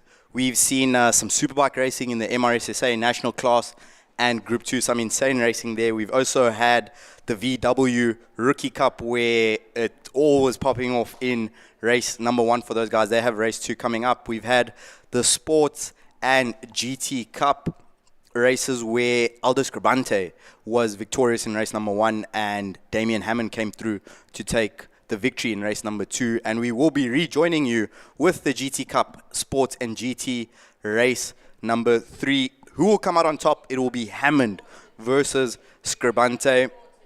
We are going to be taking a look at some highlights from that race 2 shortly. It was action-packed with Momia and Aranjis going head-to-head for that final podium battle ahead of Ant Blunden and Andrew Horn. Those guys were having a crazy go at it. So we see a replay of the start of race number 2, a rolling start there for our drivers as ALDO Scrubante got the whole shot once again ahead of Damian Hammond. Momia came through in that P3, which he would go on to hold until the end of the race, but keep an eye on that black Lamborghini Super Trofeo of Ant Blunden. He was getting involved, and especially keep an eye out for that Legia of Andrew Horn. It was a very interesting battle between those 3 cars, especially with Andrew Horn in the Legia, a lot less horsepower but a lot lighter. So Andrew Horn was absolutely lightning through the infield section of this ALDO Scrubante circuit, while the other cars around him were just blitzing him down the straight on top end, and especially Ant Blunden on the 77. This part of the race, we saw Mia defending from Aranjis. This was towards the end of the race, towards the final laps. You can see Charles Aranjis tried as hard as he might with Andrew Horn all over the back of the Porsches as they went through 5 and 6. Another move we saw there into turn 1 with Blunden using that horsepower and displacement advantage there over the Legia, but Andrew Horn railing corner speed around the outside of 2. He was an exciting driver to watch. It was a very frustrating race for him, and this was the final lap. Damian Hammond waited patiently. He stalked the Lamborghini of ALDO Scrubante, and into turn 6 on the final lap, he went with the dive bomb. Scrubante responded into 7. As we take another look, you can see the content of the inside. Big rear wheel slide there for Hammond in the Mercedes, but Scrubante responded on the inside at 7. Damian Hammond railing the corner speed on the exit there and defending meticulously to take the victory. Momia put on a masterclass in defensive driving to hold off Shal Aranjis. We saw a wipe of the brow there from Momia after that race, because you could see he worked very hard to keep Aranjis, Blunden and Horn behind him. There you have the highlights of the Sports and GT Cup race number 2 highlights. Drivers now on their sighting lap to get to grid for race number 3. It's a pleasure to be joined in the commentary booth by Prince Ndiweni, who has been alongside me as we've unpacked an incredible start to the day of racing. Prince, race 3 coming up. ALDO Scrubante, Damian Hammond, a win in hand for each, a second place in hand for each. Who's your money on going into the finale? That's a tough one. I'm gonna stay with the person I bet on, and that is Damian Hammond, for the sake of consistency. I can't now suddenly jump. Also, it helps that he won, so it's easier to to bet on someone who's won. But also, I just like his approach. He knows that he doesn't necessarily have to use outright pace from the beginning, which can be a very deceiving tactic to the person who's leading. In this case, ALDO Scrubante. So that might, in the back of Aldo's mind, make him rest and sort of relax, so to speak, and give him the perception that he's got this in the bag. And then suddenly, 2 corners to go, and Damian Hammond is down the inside. So I really like that approach. That's why I'm still on Hammond for the W. And you? I'd have to say the same. I think what was tactically so impressive there from Damian Hammond was the element of surprise. Yeah. He did not show his hand at all at any stage of that race. He was just following, and we can be certain, because we saw in Damian Hammond's post-race interview, he's thinking quite deeply about his racing, and we can be certain that he'd been setting up preparing, plotting, planning that maneuver into turn number 6. Now the question is, how does ALDO Scrubante handle this? And especially, does Damien Hammond have the pace to get away if he hits the front earlier? But one thing we know for sure is that ALDO Scrubante will be keeping the door firmly closed at turn 6 on the final lap if he finds himself in the lead of this race. And we follow that on to see, can Momia get himself on the podium once again? A spin in race 1, a valiant fight against Charles Ranjis to get the podium in race number 2. What awaits him in race number 3 in that battle that we saw for the podium, Prince? Yeah. Incredible defense put up by Mo. That was intelligence. Racing intelligence, having to juggle 4 things happening around you, an attack on one front, defense on the other, and still keep your cool. That really was an incredible display. And considering that Chatta had Mo yesterday, he was feeling, man, it's been a while, feeling a bit rusty, but that did not look rusty at all. He turned it around. And also considering that mentally, you're also processing a not so great moment not too long ago, him going straight on locking up obviously at turn 1. That mentally does sit on you a lot longer, but he got over it quickly and turned it into an impressive feat when it came to his finishing position towards the end of that race. So it's definitely Hammond, Scrubante. I'm putting money obviously on Hammond, but I'm also looking out for Mo at the front of the rest, the best of the rest, let's say. Yeah. My wild card is going to be Andrew Horn. Because he... You were patiently waiting, looking Yes. at me too. Okay, let's hear your wild card. Okay. I just love his inventiveness, Okay. his imaginativeness. Because you can see that he is fast in the corners, but not just that. You can see he's waiting, he's looking for any opportunity where that door's going to open. We saw him try inside, we saw him try outside. Yeah. We saw him trying to do the dummy. We saw him defending down the pit straight into turn 1. So I'm just curious to see that if Andrew Horn could get in front of that train and maybe potentially that fight behind him could give him an opportunity. Does he have the pace to pull away? Yeah. So I think that's his wild card. And I also know he's got a little bit of that chip on his shoulder. Yeah. That he's upset, that he's driving really well. Yeah. He's fast all around the track except one of the parts where it matters quite a bit. The horses, man. You know, down this pit straight Yeah. where we can see this beautiful drone footage of our drivers preparing to race. That car in red, I've been loving saying this all day, the Scuderia Benoni. Shelby Can and GT being driven by Mike Verrier.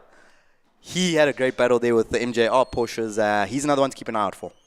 No, absolutely. Mike Vera has been a fun prospect of car to enjoy and be around. Just the area, the excitement around the fact that it is a new car, new body that is sitting on that frame, on that Shelby Can-Am. So he's now getting to grips with the new handling characteristics of that particular car. Also, looks like Hoffman also again starting from the pit lane. He's not going to be joining the rest of the competitors on the grid. But yeah, it's that man right there. Beautiful shot. Oh my goodness. How much better can it get? Not much, I tell you that much. Damien Hammond's signature. Can you see how he's positioned the nose of that car? It's not the first time. I thought it was a mistake as we get onto the sighting lap. I thought it was a mistake first time around. He does that deliberately. He points the nose of the car right at ALDO Scrubante, so he doesn't have to do too many adjustments, and he focuses completely on maximum traction and getting down to the whole shot. And there's a little bit of a psychological element, I would think, there, because if you're ALDO Scrubante, you can see that Damien Hammond's car is pointed directly towards you at the start of the race. So curious to see how those two drivers are going to tackle turn number 1. ALDO Scrubante has been really good on the rolling starts. So I'm just excited. It's been, I think of the four-wheeled action, this has been the most entertaining so far. Why am I lying? It's all been amazing. It's all been entertaining. Actually, impossible to pick. You know, the Rookie Cup had it all. Sports and GT Cup had it all.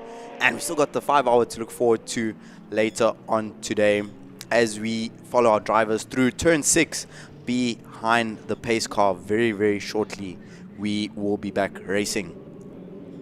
Yep, looking forward to the scene that's been set before us, and we're about to close it up for the Sports and GT Cup SA competitors. An interesting mix and combination of equipment there. We're getting all sorts of tastes being satisfied and gratified, whether you like it Italian in the form of the Scrubante Lamborghini Huracan GT3 Evo, or German with the machine where Damien Hammond is at the helm, and he's done so incredibly well. both of them lapping beneath the minute mark, which is very impressive. But Damian Hammond, the latest of the two to do so, which tells you that he's found something setup-wise. He's been cooking, and that meal is ready to serve as we approach Dunlop corner now. Steady of mind, trying to keep it calm, as you're not too throttle happy. It'll be way too soon now, as the front two are now the pace car, setting the pace for the cars that follow them to compress that field as we complete the final corner now. We're getting things underway again for sports and GT Cup SA for the final race of the day. It's Damian Hammond side by side with ALDO Scrubante, our lead car, going down at the start finish. It's lights on, hold, and we go racing. ALDO Scrubante, a brilliant start from him, hot off, taking advantage of that acceleration that he's got. Damian Hammond immediately tucking on the inside. Shalaranji's good start ahead of Momia, who was a headache and a thorn in his side in race 2. He's making sure to get rid of that prospect as soon as possible. And immediately we resume the Scrubante and Hammond show, which set a really good precursor in race 2. Let's see how it goes now. On board with Hammond, tracing, copying the exact line, trying to even shorten the line that Scrubante will be showing ahead of him. And of course, Scrubante knows this track very well, so Hammond will be definitely paying close attention to it. Ooh, look how much he closes in on him there. Super late on the brakes. And is making sure ALDO Scrubante doesn't run away with it so early this time. He might even want the lead earlier than last time. Timber. The Liqui Moly Mercedes GC3 Evo is giving Damian Hammond the confidence to attack on the brakes. He's been sensational in that turn 6. We see how close he gets to the rear wheel of the Scuderia Scrubante Lamborghini. You can see there that Hammond clear there in the drone shot how much time he makes up on the brakes, eating meters, closes up on the exit of turn 1. Meanwhile, we have Andrew Horn versus Mike Varese, the Legia versus the Shelby Can-Am. Momia ahead of Ant Blunden. So on screen, Shalaranji's third, Momia fourth in the white Porsche in the black Lamborghini, Ant Blunden, Andrew Horn and Mike Varese coming through in 7th place. Those 4 drivers were a lot closer in race number 2, but a bit of a field spread there. But you can see ALDO Scrubante looking in that rearview mirror. He can feel that Damian Hammond is breathing down his neck, especially into turn number 6. 100%. You can hear the burble of that V8, and he's going to be wary of it all race long. Hammond knows how to put something together patiently. So now ALDO Scrubante is going to be much more wary as compared to before. And you can see the deceivingly calm body language and relaxed demeanor inside the cockpit. That's what you've got going on outside. A hot and aggressive Damian Hammond late on the brakes going into turn 1. Gets about a car length or so, half a car length in between him and Scrubante now on the brakes, coming out of the exit of 1, going into the S's. On their noses, there go. Different approaches here, different weight and overall vehicle dynamics between the German and Italian equipment. In the meantime, some Japanese equipment, Nissan GTR Nismo chasing. I believe that is Hoffman. Hoffman now, he did a pit lane start, so he's in it with Giancarlo from the 8th and 9th position where their battle is culminating. But this is where it's at, the spearhead of the Sports and GT Cup SA class, where Damian Hammond has been really class of the field as of race 1. As of race 2, I beg your pardon, and ALDO Scrubante will have something to say about that is for sure. The feeling of deja vu comes for us here in the commentary booth as Damian Hammond once again is stalking ALDO Scrubante. Meanwhile, Andrew Horn coming towards the back wheels there of Ant Blunden on the Lamborghini. Hammond and Scrubante out front are going blow for blow as Blunden up the inside of Mia into turn 1. Not quite close enough, using all of that 659 horsepower that Lamborghini Super Trofeo is providing him to get right on the back wheel of that Porsche. Prince out front, a 100.460 for ALDO Scrubante, a 100.490 for Damian Hammond. How much closer do you want it really? Oh, apparently closer. If you're Damian Hammond, he wants more. Let's see how he's able to narrow that gap even further. It's incredible how they can be doing exactly the same time, pretty much, in completely different equipment. In the meantime, something that is a mixture of equipment, we've got Mo Mia hitting up Ant Blunden and Andrew Horn. Andrew Horn has that cornering advantage. You can see the speed and drive it gets coming out of the corner, the penultimate corner, that is 7. And on the brakes is Blunden. Let's see how they came out of that one. I'm trying to see the shots in the horizon while we get ALDO, Scrubante and Hammond completing turn 1. It's still the picture. Hammond is trying to put the pressure on early to try and force that mistake possibly or find an opportunity. It's Blunden now having a tuck in, trying to show Momia that he's around. If you make a mistake or stuff it up somewhere, he's definitely going to capitalize. Hammond all over the rear of ALDO Scrubante. He's not letting him breathe. How do you, Temba, in a competitive environment, how do you absorb this much pressure on you? You have to race forwards. That's key. You have to race forwards because the common mistake, so one of the rules that I applied in my own career is that I just refused to look back. I was adamant. And I think one key thing, you can't look back in the cars, they have the rearview mirrors, but it's about racing forwards. That was on two wheels, you can have that look over the shoulder, but in the cars, you have to race forwards. And the most critical thing is that ALDO Scrubante knows he cannot make an error. Yep. Damien Hammond has consistently in this race been 0.2 to 0.3 seconds. As they've just crossed the line, the gap is 0.363. Fastest lap of the race from ALDO Scrubante, so he is upping the ante with a 0.2. We saw both of these drivers in the 59s though earlier, so you expect that Damien Hammond will continue to shadow Scrubante, but Hammond also running out of time. There's pressure on both of them because Hammond, as close as he is, knows it's not easy to pass Scrubante, and he's running out of time because 2.5 laps to go for our leaders. But if I were in Scrubante's position, I'd just be thinking race forward, no errors, and push it 100%, because we saw in race 1, Hammond shadowed him but wasn't able to find the move. Yeah. In race 2, he was able to find the move. So in race 3 now with 2 laps to go, Scrubante just needs to remain consistent and race forwards. Yep, Momia has been racing forwards. We were on board with him just a couple of seconds ago, as he has to face the defense of a lifetime for the next 1.5 laps. He's holding back and trying to stay ahead of Blunden and Horn. He's very aware of not only Blunden but Horn as well, because both of them at any one time are visible to him. As of there, he's got both of them. And Blunden on his right-hand mirror. Oh, that was close. And Blunden on his right-hand mirror, and Horn on his left. So he's very aware of the pressure behind him, as we just get a latest fastest lap from Scrubante, dropping into the sub 1 minute. Clear intentions set. He's also now saved it to the end of the race. He's responding to that Damien Hammond tactic. ALDO Scrubante with a very, very, very strong lap of 59.9.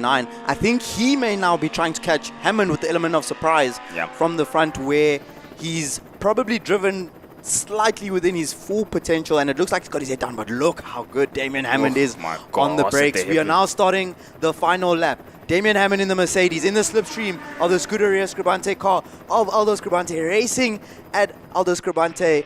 Stephen Koenig would be standing up around about this moment as we start the final lap into turn 2. Can Damien Hammond replicate that block pass into the hairpin on the final lap? Ooh, pressure, pressure. Damien Hammond will be aware that ALDO Scrubante has upped the tempo a notch. He could tell from the time his delta has changed on his dashboard, so he knows he also has to get faster, but his answer isn't quite there. He's still on the minute or so mark, as we see Momia, Blunden, as well as Horn. Horn now has to defend from Dr. Mike Veria, or at least be aware that he might defend from Dr. Mike Veria. A couple of car lengths in between the two of them. In the meantime, ALDO Scrubante is still at the lead going into Dunlop into the final corner. ALDO Scrubante has been the class of this segment of racing, and he maintains that and takes that win from Hammond in answering back to what was an exciting race 2. It's a Scrubante race 3, with ALDO taking the win ahead of Damien Hammond, who pressured him all race long. And he went blow by blow and matched him for pace, but Scrubante was just too much on his home circuit, taking that first place. ALDO Scrubante breaks the deadlock between him and Hammond into the final corner, Dunlop corner, turn 8. Andrew Horn up the inside of Ant Blunden. Ant Blunden closes the door. Mike Veria in the Scuderia Benoni. Shelby Canham ready to pick up the pieces if anything goes wrong for these drivers. Shalaranji's across the line, takes third place ahead of Momia, Ant Blunden, Andrew Horn, and Mike Veria. Great show from those drivers. Problems for Wayne Hoffman in the 27 year on the final lap. what went wrong? What went already there with Hoffman at the dying phases of the race? He lost it there. But this is where all the action was. At the front of the pack, it was ALDO Scrubante who established the picking order straight away. Damon Hammond wants to cool down a bit. That left hand door open now for him to get some air. Incredibly hot, you'd imagine that it gets in there. Can you imagine if we had this race yesterday? It was incredibly hot. We're really grateful for the cloud cover and overcast conditions we've had all day long, right up until this point, and a lot of our competitors are going to appreciate that. None more so than winner of race 3 for the Sports and GT Cup SA segment. That is ALDO Scrubante taking on race 3. Congratulations to ALDO Scrubante and the Scuderia Scrubante team. We spoke with him this morning and it was clear how excited he was to be back racing at the Southern African Endurance Series, and what a performance he's had and what a battle he's had head-to-head.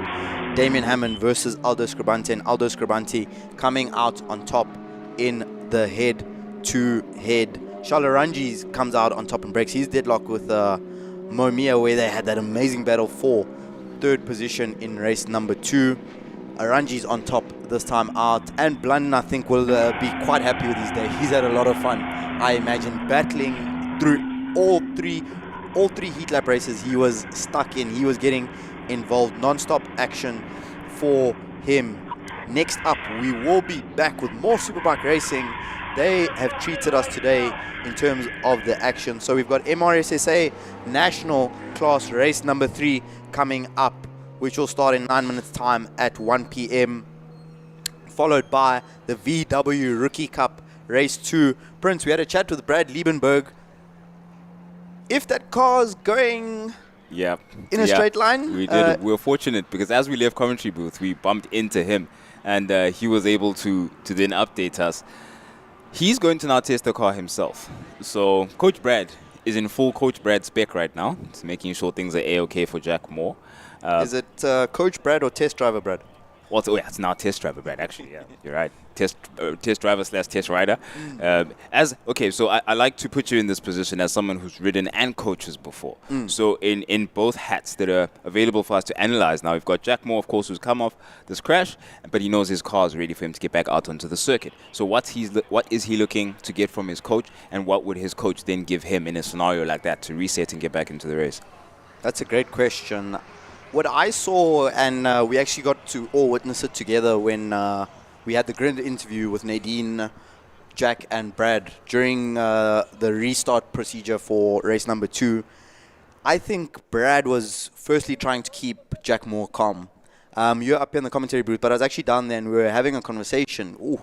Yeah, slight segue there. Wayne Hoffman was slowing down towards the end of his race, and that might be the problem. He might have made contact either with someone or something. You can see the front left quarter of his 992 there has a bit of cosmetic damage, at least it seems for now, until we learn of anything different. So it definitely was a collision of some sort, and that's what had him then slowing down towards the end of the race. But as you were, Themba Khumalo.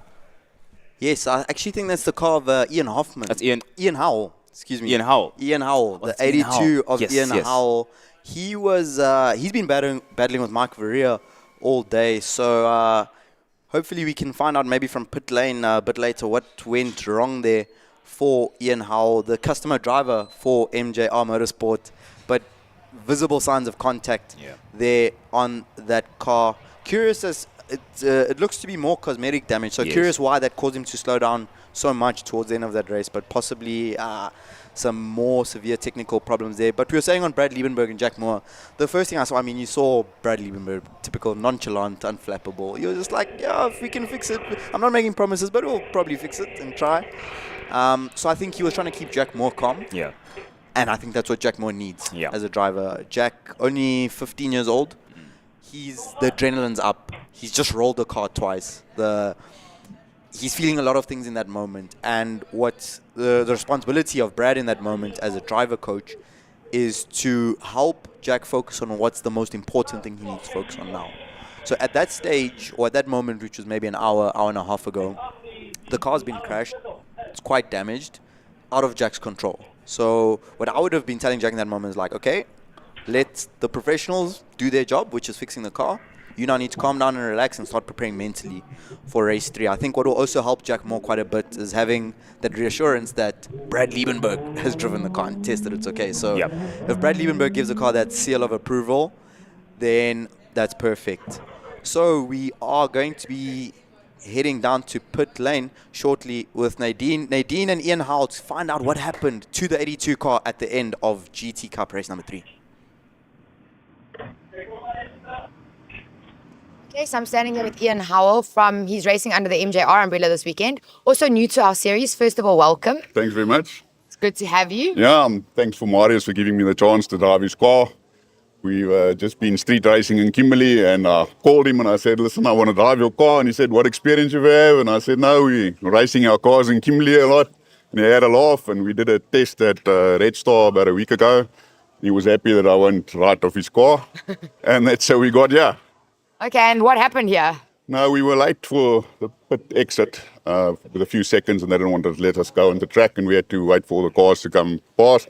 So from there, it was catch up, and then second corner, I connected Mike, unfortunately, on the brakes. Took him out. Just the racing incident. Mark must be thrilled. Yeah, so he's going to be quite happy with me. And at least finish the race. But I had great fun today. The car was set up perfectly. Great team that Marius and his guys have. So good fun. And where's Mark? I'm not sure. I think I'm going to have a chat to him later. Oh, well, I'm sorry that it ended that way for you. At least you made it back into the pits in one piece. Yeah, so we had a good time. Good times, a few seconds off where I must be, but a bit of practice when we get there. Awesome. Well, we hope to see you again at our series. Yeah, thanks very much. It's been a pleasure. Thanks, Ian.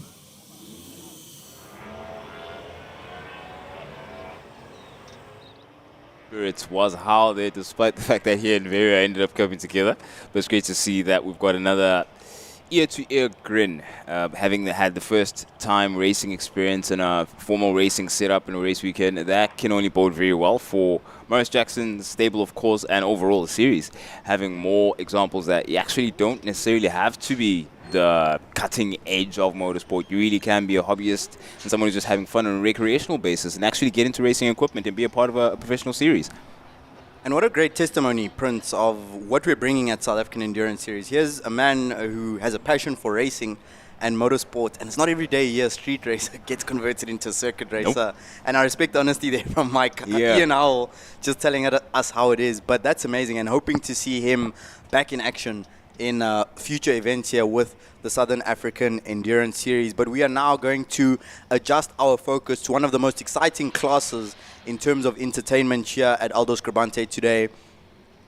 MRSSA National Class. These are the fastest superbike riders in the country on the fastest superbikes. Adolf Boshoff will start from pole position. However, he's been dealing with quite a substantial Dino Yotzo problem today. Dino on the 13, starting race number 1 from pit lane, coming through to take race victory.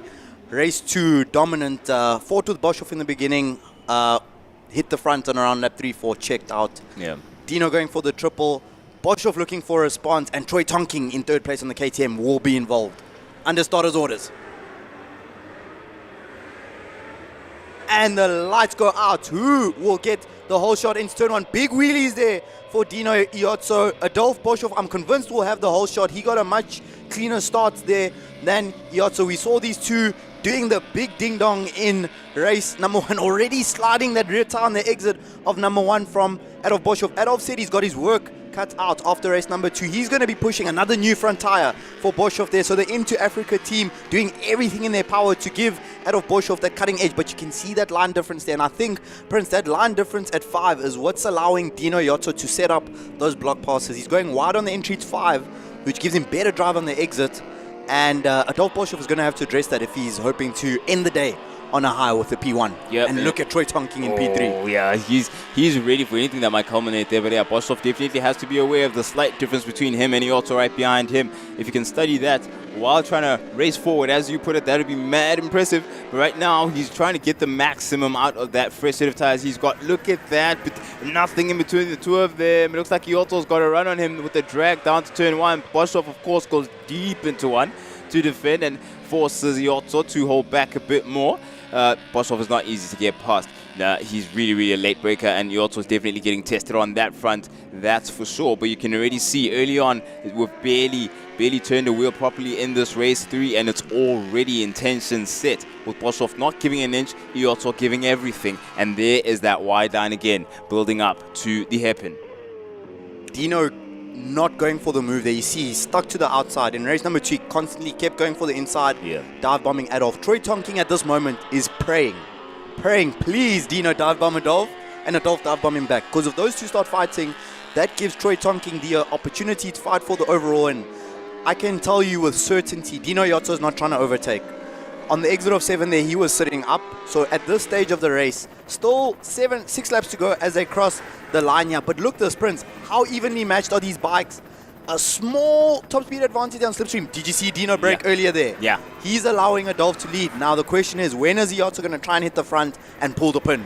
Yep, he's going to save the battling to later on, and imagine that bodes well for the tire life as well, keeping the temperature at bay, at least as far as things stand. Latest lap we've seen from Boshoff for 1 minute 0.7. He's the benchmark at the moment with Iotso on 1 minute 0.8. So he really is, would you look at that, very different body language there from the two riders, as Iotso even opting not to kick his right leg out, going at the hairpin, whereas Boshoff seems to prefer that to stabilize himself.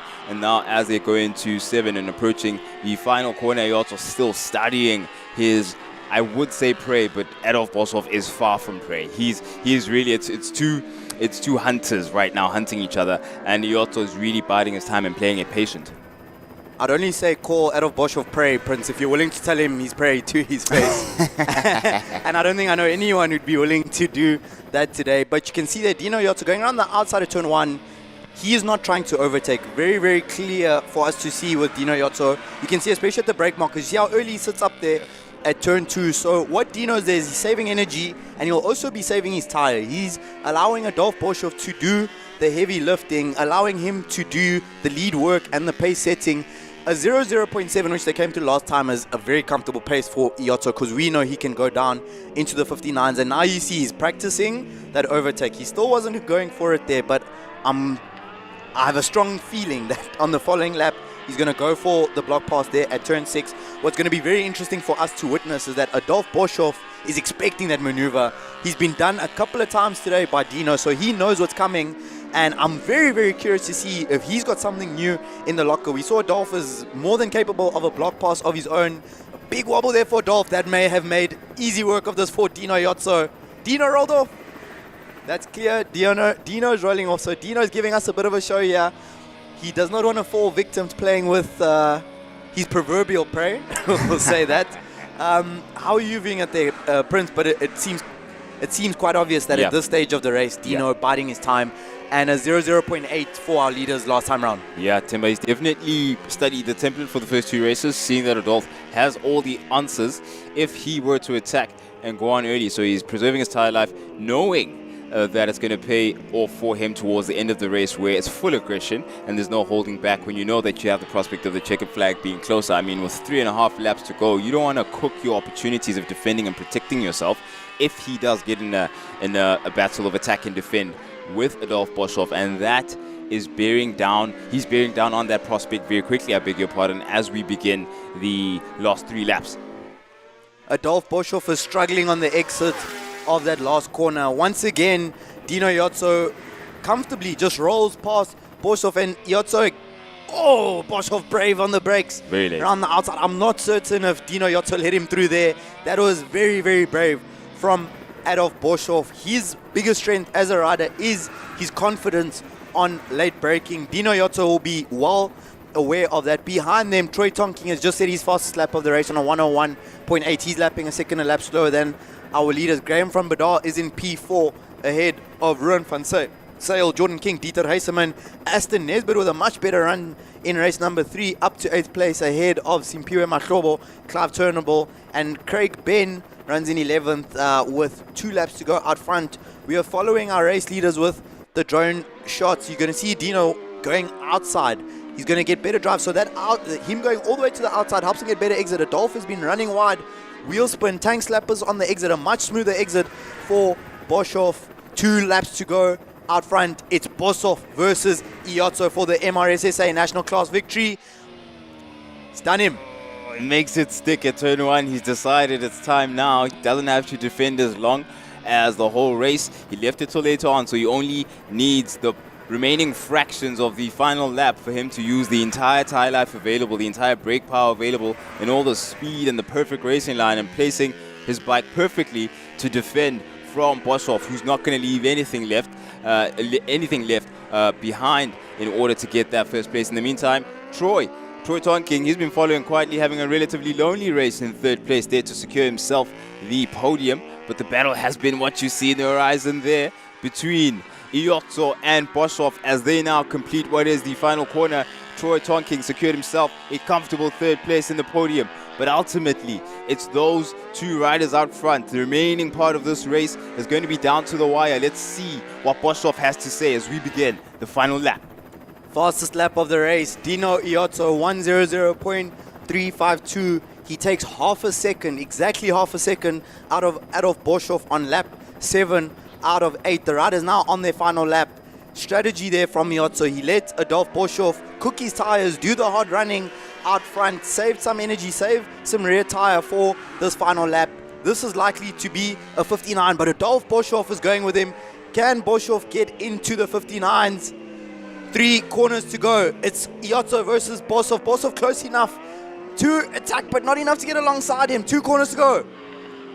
2 corners to go. Is he close enough? He's going to have some serious commitment if he's able to throw it down the inside there, because all that's left is Dunlop in between Iotso and victory, as Bosov try as he may have all race long. Iotso calculated it from the start to the finish. He takes the checkered flag, stealing it from Bosov in the final 2 corners. Dino Iotso crosses the line with a 0.5 to take victory. Adolf Bosov, as we visibly could see, set his fastest lap of the race, a 1:00.6. We'll have to have a look at the timing, but I think that may possibly be his quickest lap of the entire day. Oh, wow. One of his quickest laps of the weekend. So Adolf Bosov upping the ante. Graham van Radar versus Ruan van Sale. Kawasaki ZX10 versus Honda CBR 600. And Ruan van Sale comes through to take P5, a PB lap on the final lap. Graham van Radar breaks into the 103s of the 103.999. What an effort there from the veteran. Wonderful stuff. Jordan King also getting across there, securing himself a 6th place. He's had a subdued one with a 1:03.6. Incredible time there. Incredible time in his 1000cc. And there we go. Burn the rubber since we've used the most of it. Might as well celebrate in fine fashion there. Without going into too much detail, I'll tell you those are not cheap burnout sprints. But just not $250, eh? Not $250 burnouts. But I think we just witnessed a cool moment there as we saw Dino Iotso and Adolf Bosov celebrating together, because a year ago the weekend ended very differently for both of them here, where those 2 riders at turn 4 made contact. Adolf Bosov had a huge crash, which unfortunately prematurely ended his 2025 season. Dino Iotso didn't fall there, but it was a big issue for him. Yeah. So really cool to see the 2 of them. It ended in disaster last year, especially for Bosov in 2025, but we've ended the same weekend. Yeah. Now with the 2 of them celebrating. They've had fun together. That was visible for us to see. Troy Tonking with a great effort to get a set of 3rd places. Yeah. And Ruan van Sale, the local. We haven't spoken about the local much yet, but Ruan van Sale with a superb effort in his 600cc. Yeah, punching above his weight. Local club champion. Definitely something that is not surprised is how much effort he put in this weekend, knowing the confidence he had going into qualifying, being slightly adrift of Tonking in the 600cc class, of course, for obvious reasons. Equipment slightly different there, but he was still giving it his all. So an impressive outing for Van Sale there overall. I think he's going to walk away quite proud of himself with that one, the 18-year-old. He really should be. It's an intimidating feat, especially for young riders, only 18 years old. Coming from this part of town where he is from here in the Eastern Cape, the riders and drivers up north in Gauteng are generally spoiled for choice, because you can look at up to 7, 8, 9 circuits different circuits of all different types, from the SWAT corpses to the Kyalamis, to train and work on their skills, you know. So Ruan mainly rides at this track. There's also a short circuit not too far from here. So for him to go up with the big boys and get stuck in there, really great effort from him. So really solid from him. Craig Ben, unfortunately, had a bit of a tougher run there, coming through at the rear of the field. Another one of the local riders. So we will hopefully hear what may have happened to him there, because we expected to see him a bit further out front. But our attention turns from 2 wheels to 4 wheels. We do have more two-wheeled action coming up. So if you are a Superbike racing fan, don't go anywhere. Join us for the VW Rookie Cup, because you will not be disappointed in terms of entertainment in this class. Yep, 100%. Race 2 was exactly that, a race and then some.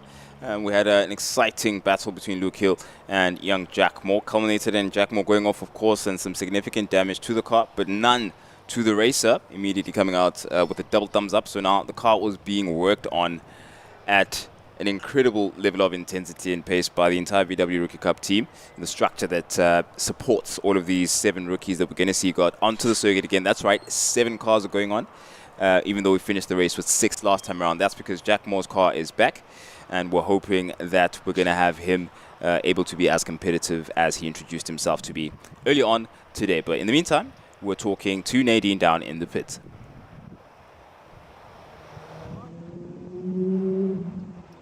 Alright, so I'm here with Ryan Futter.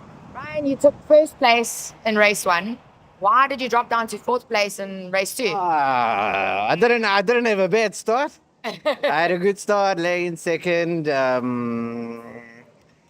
And then second lap, I see my gear lever broke off. So I was stuck in 3rd gear for the rest of the race. So I ended up 4th, which is fine. I enjoyed it. So that's what it's all about. Yes.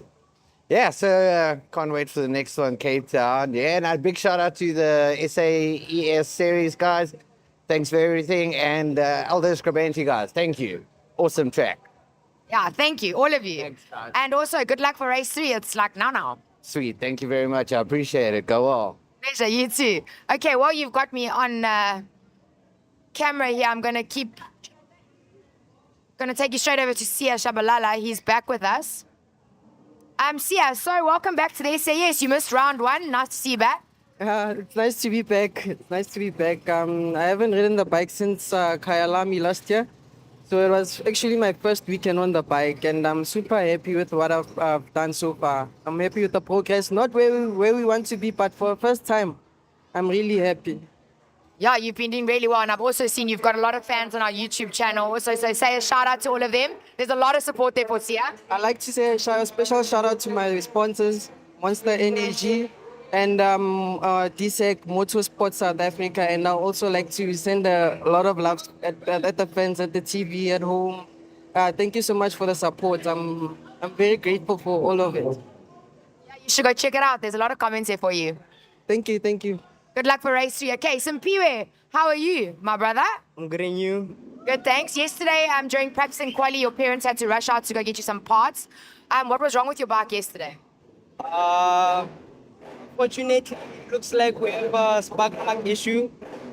So we're suspecting that we might be running on 3 cylinders, which does give the bike less power, but we tried what we can. Unfortunately, it looks like we bought the wrong parts, or the parts that don't fit exactly for the bike, but in the end, we managed to finish all races, and let's just take positivity out of it. That's the right attitude to have. So we've got to get back to racing, but thank you for your time. Sorry? I've got to get back to the races, but thank you for your time. Thank you so much. Can I also say thank you so much to everybody that helped me.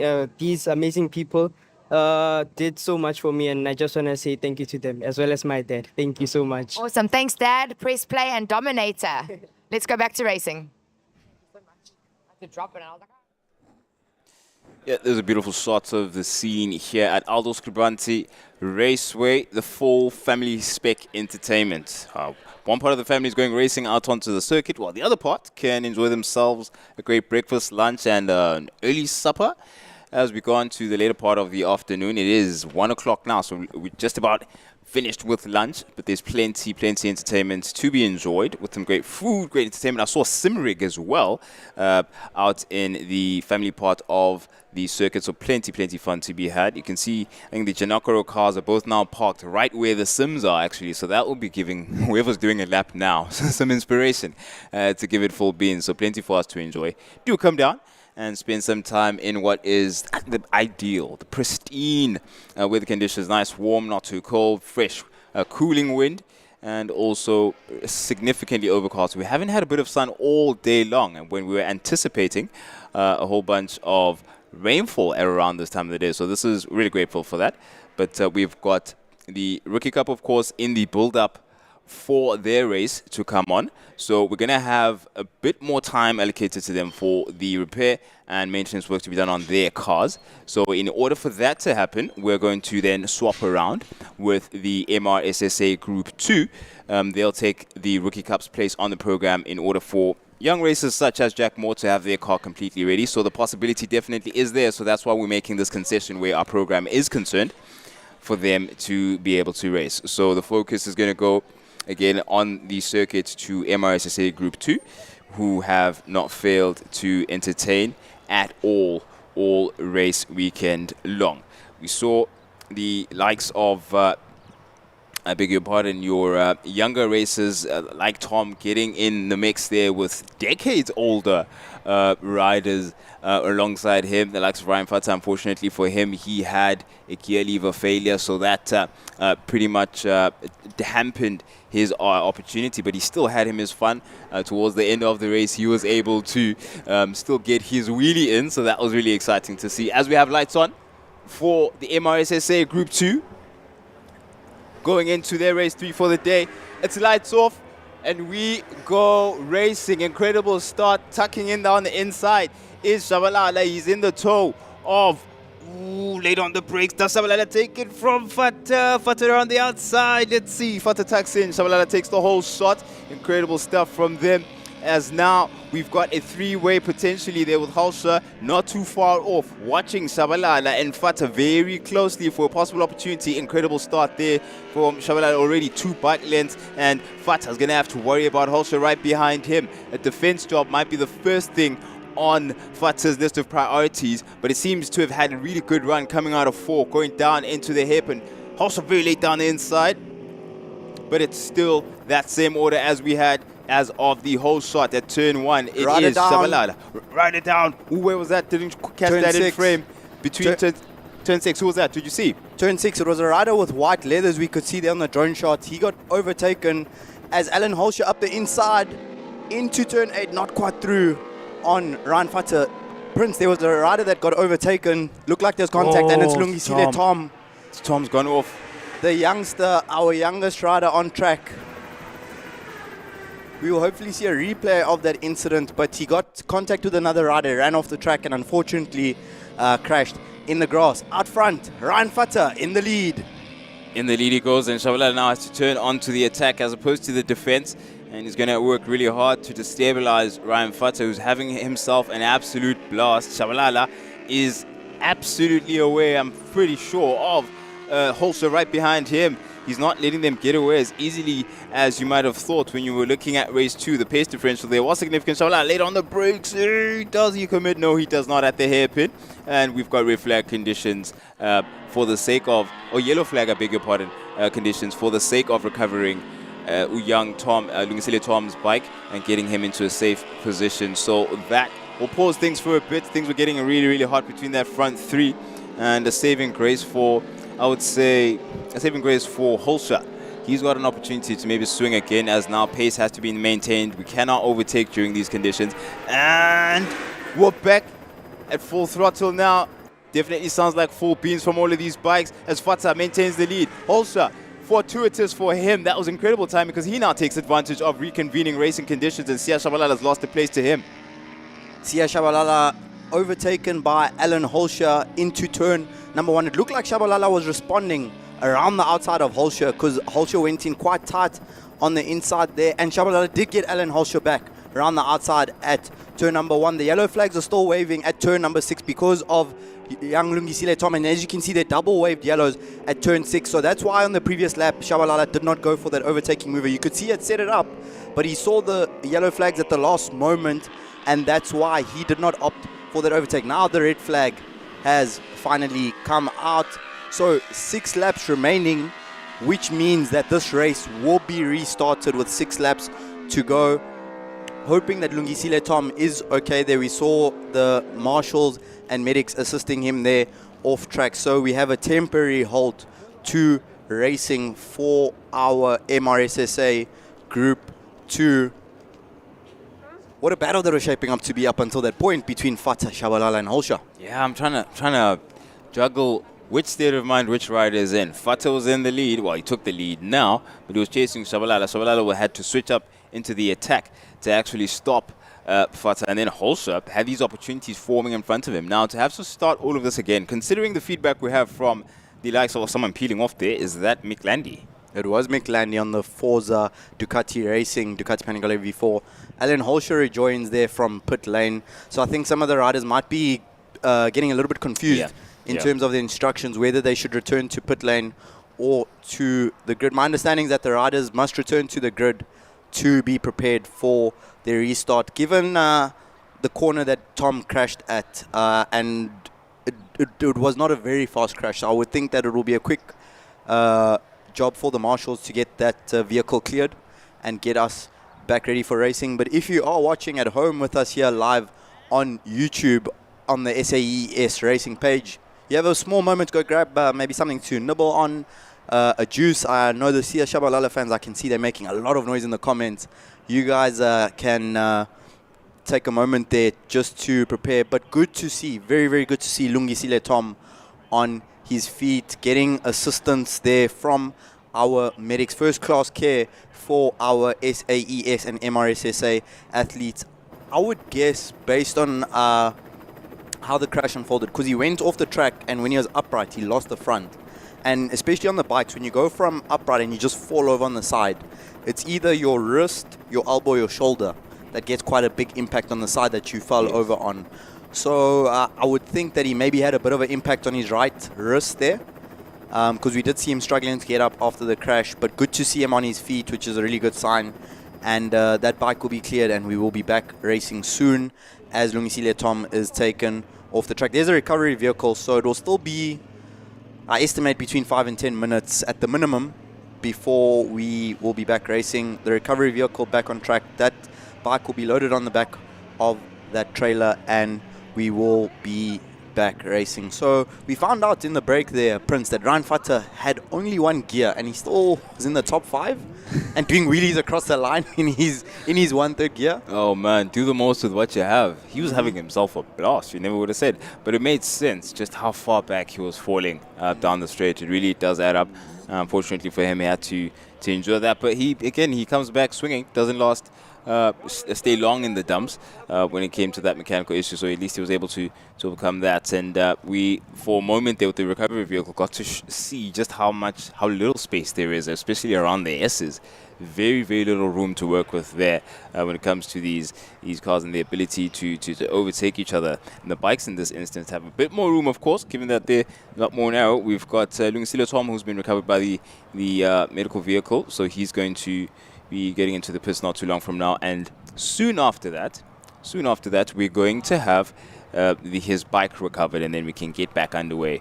But it looks like it's still in the air as to how that happens in terms of our restart. But in the meantime, it's his bike that's being recovered at the moment. So we can see the riders just getting themselves prepared there on the grid as the recovery job continues for the number 13 there of Lungisile Tom. That's Lumi Racing's Lungisile Tom, our youngest competitor here at the MRSSA. Just taking a look at some of the comments on YouTube. As we mentioned, we've got a lot of shouts for Sia Busiso Mbata. Says, Sia, we are with you, boy. Please don't lose courage. I don't think Sia's losing courage, Busiso, especially if you see some of the overtaking maneuvers he's been pulling today. I don't think I've ever seen anyone pass are on the outside on a Superbike at turn 1. Wow. On thousands, and he just pulled that off on Alan Holscher. So this scenario is very tough for the riders, because the first thing is, you, in the back of your mind, you're wondering what happened, especially if you didn't see the crash. You're wondering who fell, what happened to them, is that rider okay? The key thing, though, is keeping your mind in the zone, which is the most difficult thing, to maintain that concentration, especially because now they've done 2 laps. They've had a huge spike in adrenaline, and now everything stops for 10 minutes. So we will be keeping an eye out to see who can hit the ground running in race number 3. And if you look at Shabalala's starts today, 3 race starts, 3 whole shots, you would think in a shortened race 3 that he might have a good chance to try and get in front, because we've seen for the likes of Horn, Futter, and Holscher, it takes them time to get ahead. But we do have a replay coming up of that crash. So look at the back of our picture. You can see Lungisile Tom on black. He goes up the inside. Oh, and a rider had been set up behind him. He had to take avoiding action off the track, and down he goes. So very, very unlucky there for young Lungisile Tom. Goes up the inside of, I would guess, one of the thousands there ahead of him. But another rider had to check up because he was having a moment with another rider ahead of him. And very good job there from Tom to take avoiding action, because that could have been quite a nasty accident had he made contact with the rear of that bike ahead of him, and just hoping that he is 100% okay. Yep, Tom had to err on the side of safety there, ultimately choosing to run off at a slower pace than collide with any one of the riders. But we also got something that is a factor here, Timber. We saw likes of Boshoff, of course, in his race, actually having to, well, paying the price effectively for the stop-start nature of that broken in half race 2 for the MAR SSA national class. We've effectively got a similar situation here. So how does that affect their tires? Because they've certainly cooled down. The tires will for sure have lost temperature. So you just saw that the Leon Horn signaling with his hand. Then what he's doing there is he is signaling to the clock of the course that he would like a warm-up lap. So given that it's been minutes where these bikes have been stationary, the tires would have lost temperature. Ideally, you want operating temperature of around 100 degrees Celsius on these Superbike tires. The tires are open for this class, so riders free to pick whatever brand of tire they would make. But ideally, you want them at 100 degrees Celsius. So for safety reasons, we will likely see our riders go for a warm-up lap.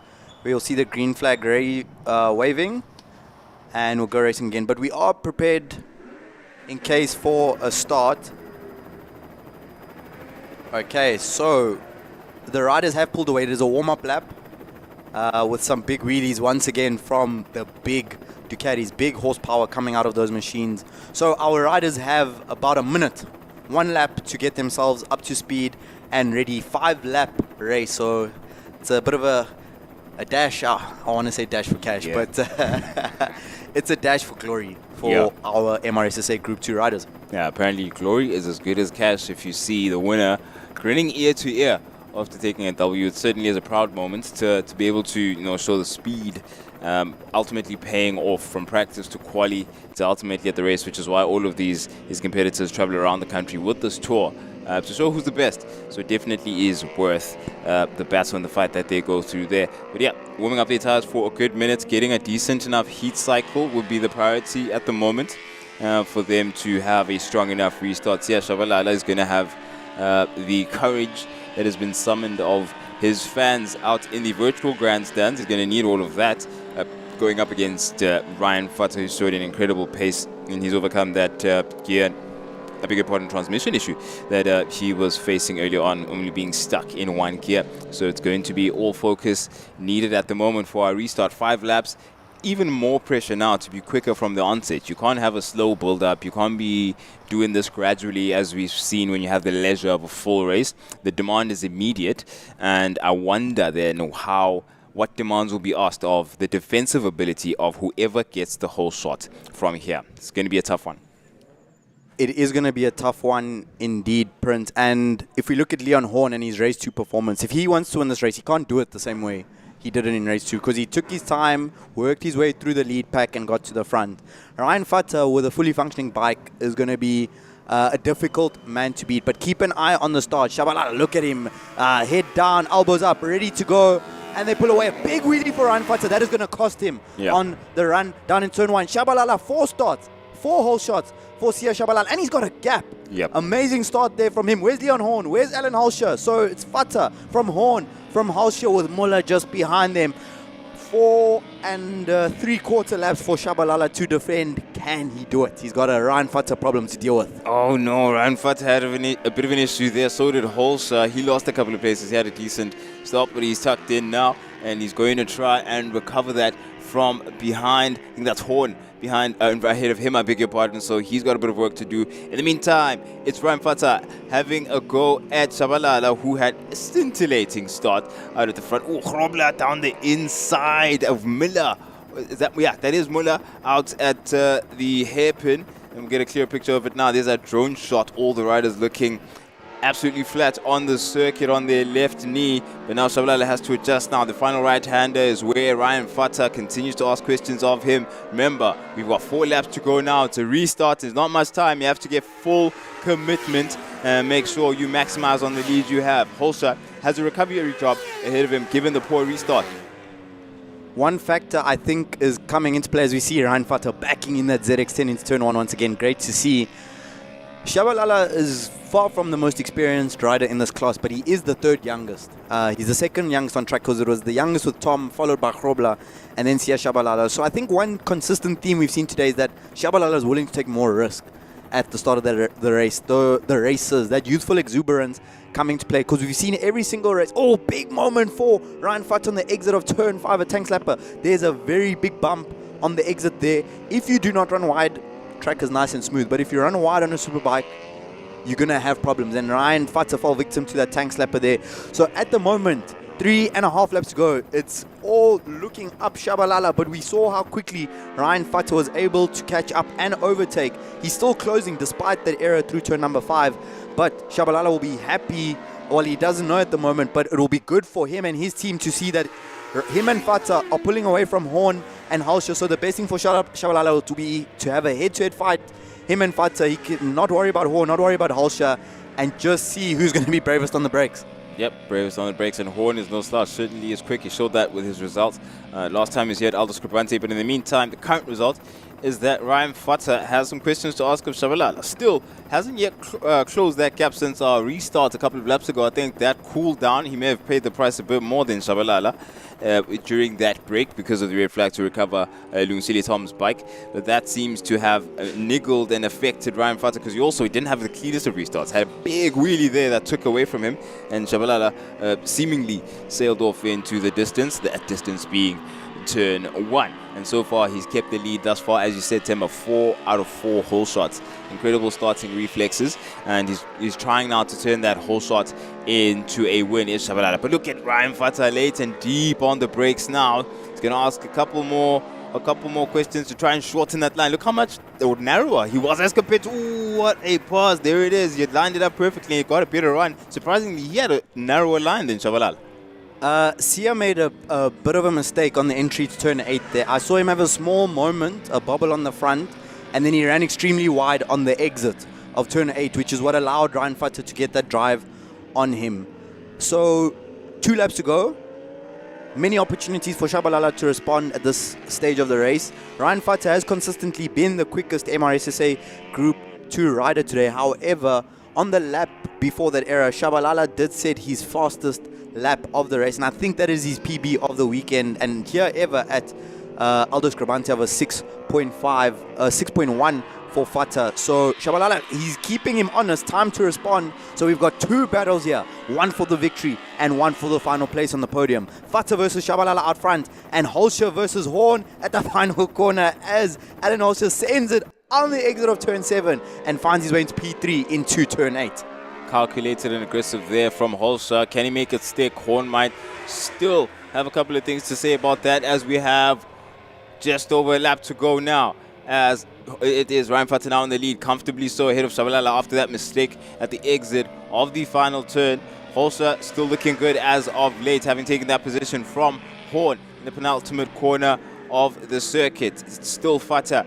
It's still Futter with Shabalala in his rear view mirror. After such a strong start, Shabalala will be kicking himself from that minor error at turn 8, but Futter definitely knows how to keep the lead. He's done it before today, and he's going to try and turn this into a win, that is for sure, as a case of redemption, given that 3rd gear being stuck in 3rd gear all race long in the previous race. Futter goes defensive at turn 6 on the final lap, closes the door in front of Shabalala, holds the position. However, he is giving Shabalala the opportunity to get closer. Shabalala is not close enough to overtake into turn 8 unless it's the maddest of mad dive bombs, but he will be very pleased with his effort today. Alan Hosher will be pleased to get one over his buddy Leon Horn, and another stunning wheelie from Ryan Futter. Ryan Futter, if there's one thing he does know how to do, he knows how to celebrate. So great comeback from him. He finished 4th place in race number 1 with only 3rd gear available to him, all 6 gears available, and a 6.1 for Ryan Futter, and a great effort from him as Muller takes Mick Landy on the final lap. That was the battle for P5 and P6, and just behind them, Brad Radstock from Bikers Warehouse finishes ahead of Dylan Grobler.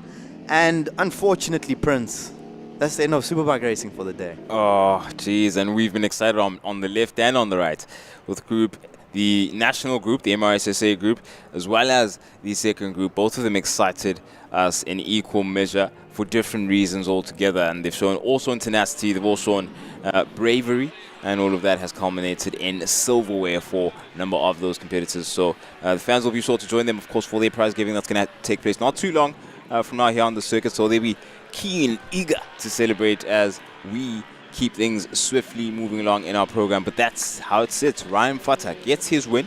Sia Shabalala in 2nd place. Alan Holscher, a late move there in the final segment of the race, that broken off race because of the red flag. We had a final 5-lap dash for cash as Themba Khumalo was deigned to call it. And Leon Horn took 4th place. And Muller in 5th place with Landy in 6th. Radstock, of course, in 7th place. And Grobler bringing up the rear in 8th. So we will now be turning our attention back to 4 wheels and back to the youngsters for VW Rookie Cup race number 2. Fingers crossed that Jack Moore will be lining up on the grid alongside the likes of Luke Hill, to get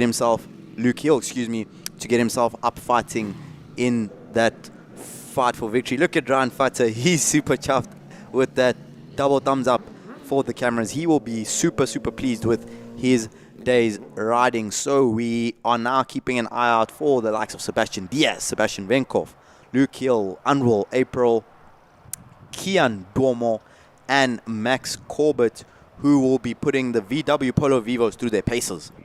Yeah, absolutely. And the likes of Moore was put through the ultimate test, and it seems to be coming off out top, despite the number of times it rolls. For one, when you walk past the pits, I mean, the entire team was all hands on deck to make sure that that car was able to get back out into the circuit.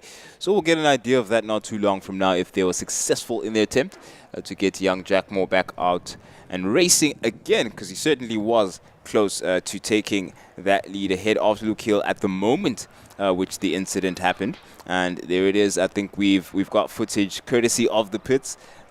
Jack Moore is rolling and racing, and he's on the way to actually get things underway with the VW rookies. So great news for him and family, of course, having gone through a moment of almost despair, near despair, because I did roll, of course, but he didn't get hurt, and now he's back out onto the circuit to race against Luke Hill. That is the battle. That is definitely going to be one of the battles of the race. Another of those battles, April versus Corbett. That was a battle we enjoyed towards the end of the race. Themba. It was back and forth. Unfortunately for Corbett and April, they did cost themselves quite a bit because they had podium pace. They actually had race-winning pace.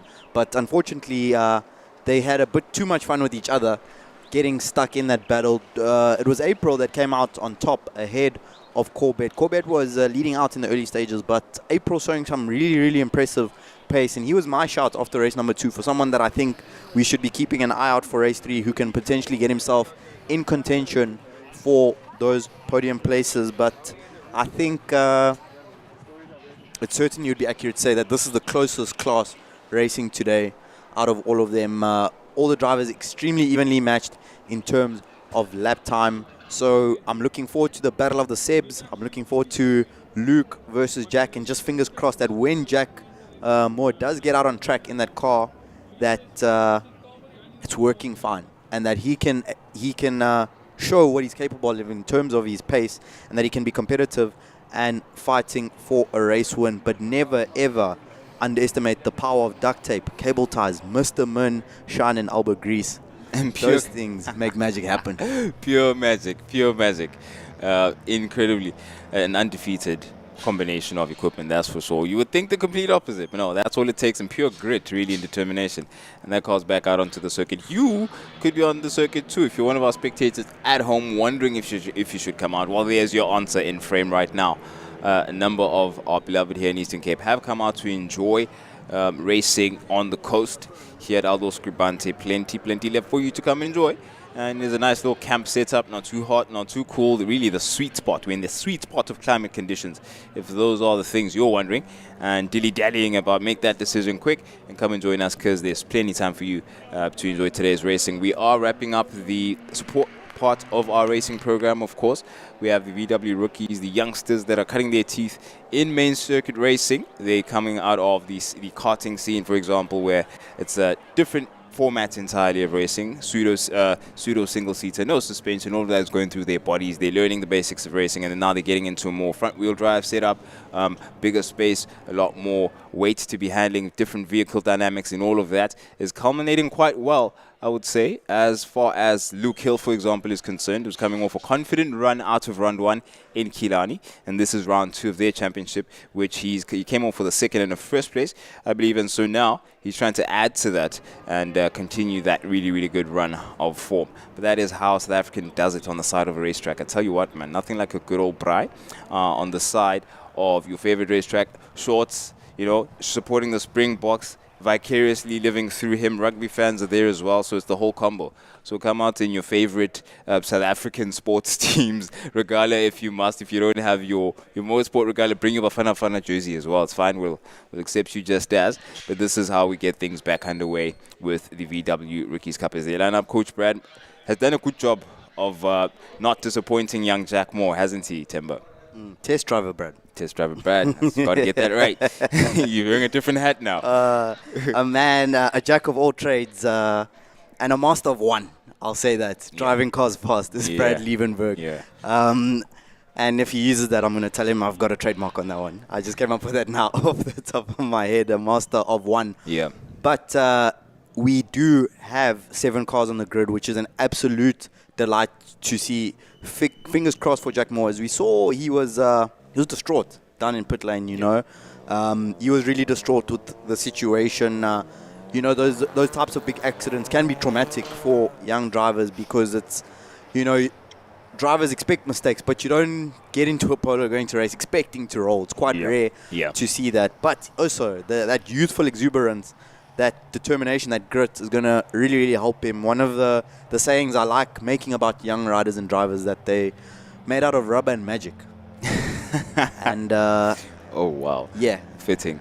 The magic is for the things that they can do at such a young age. It just genuinely seems like magic at times. Like, how is he doing that? Yeah. And then the rubber is because they bend and they don't break. Yep. So he certainly bounced out of there, buoyant as ever as rubber. So that was great to see. And and there you go. He's going to be now burning the rubber of all 4 of those VW's tires, and to make sure that he has the kind of final say he would have wanted on the day's racing. And thankfully for him, he's back at it for race 2, the closing event for the VW rookies. That is, of course, Jack Moore. But we have the final sighting lap for the day for these rookies, who've announced themselves emphatically on South African racing for the 3rd year running now, I believe. And they continue to do so here at round 2 at ALDO Scrubante. What a fantastic day it has been so far here at ALDO Scrubante VW Rookie Cup race number 2. Our first time welcoming the series to the Southern African Endurance Series in 2026. So welcome to them. They have put on a sterling show. And if you are just joining us at home, welcome to the ALDO Scrubante circuit here in Gqeberha, Eastern Cape. We are ready to go racing. We had a bit of a delay for this race to get started so that we could have all 7 cars on the grid. Jack Moore is out there. So Jack Moore fans, don't go anywhere. Whichever driver you are supporting, jump on the YouTube stream, jump in the YouTube comments and let us know which drivers you are supporting, which drivers you want to see coming out on top. Yep, it is the battle of the Sebastians out at the front with Luke Hill. Going to be asking some questions of them. Arnold April will be there to pick up from any of the pieces that fall by. And of course, Dumo over. I enjoyed Dumo's race 1, so let's see if he's able to make better of that. But we do have race proceedings. We're under starters orders for the VW Rookie Cup. Lights on and lights off, and away we go. It is Brad. Very, very good start there from Sebastian Venkov. He takes the whole start, it seems. Wow, so many cars abreast, slightly out of frame for you, but it's the two Sebastians going down into turn 1, and we have Luke Hill trailing. Ooh, Luke Hill had a better start. What a good jump from him. He's in second now. Great start there from Luke Hill. It was fascinating there seeing Brad Liebenberg stood near the back of the grid. He signaled something with his arms, but I think more than anything, he'll be relieved to see Jack Moore is back out on track and back racing. A fantastic start from Hill and Prince. We've got that train forming. It's only a matter of time until the battling starts to ensue. Yeah, signature language, isn't it? A train of little VWs in South African racing. Absolutely exciting stuff. Later on the brakes, out at the hairpin. Very small space it becomes there. Dumo has some defending to do. Let's see if he did a good job. Some dust kicked up by him, but he stays out onto the circuit as we get a reshaping of our first lap of racing for the final race here with the VW rookies. Dumo lost some momentum with that bit of dust that he's joined. He's put onto the circuit. We have him in frame now, going into the penultimate corner. But in the meantime, it's Luke Hill on the attack. Late on the brakes, he goes still in second, trying to get a place back for himself. Nothing doing as yet. Hasn't quite paid off. But it's down the home straight we go as our transponders reset things up. And it's, of course, still Luke Hill on the chase, hunting down Sebastian Diaz. Venkov a lot further off than initially, but Jack Moore is looking really good in third at the moment. He's already found a couple of places given the start of the race, and he's going to be asking all sorts of questions of Hill going down into turn 1. A long right-hander. We have to be very patient about where you place your wheels. And it's still more very, very close, not letting Luke Hill get away from him. Hill's reeling in Diaz as quick as he can, going into the S's. Not pulling away, not getting rid of more. He is, so there's definitely some incentive there. Redemption is on the cards for those front two. Venkov, unfortunately, not getting the first lap that he was looking for, but we saw him fighting at the front in race number 2. So keep an eye out for him. Luke Hill locks up out front. Meanwhile, further back behind him, we saw April. I think that was April and Venkov going down side by side through turn 6. Venkov holds the advantage there into 7. Luke Hill is under pressure there after that lockup that you saw there, as we see some dive bombs up the inside into turn 8. Yeah, Dumo asking questions of Jack Moore, but no answers yet. In the meantime, Hill reeling in Diaz. It looked like he had something in there, but that lockup might have caused him to pay the price a bit now, so he has to wait another lap.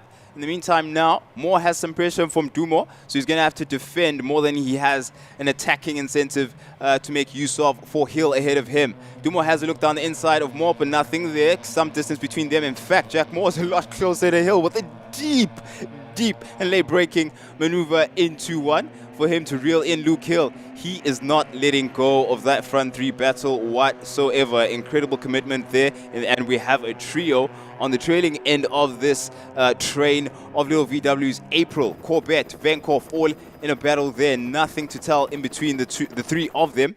So do keep an eye out for that on your timing screens. In the meantime, a mirror image of exactly that is at the front with Dumo now in a bit of a space where he's quiet and a bit lonely, watching for opportunities at the front, but at the back it's all side by side between Corbett and April. Oh no! A collision, we've got a collision, and I think it's Venkov. It's not Venkov, it's Corbett. Corbett came off worse with that collision there, and he's lost his car out. Oh, at the sweep. Oh no, he can recover it on his own steam. Fantastic. He's going to get back out onto the circuit, it seems. Good to see Max Corbett able to get his car back on track.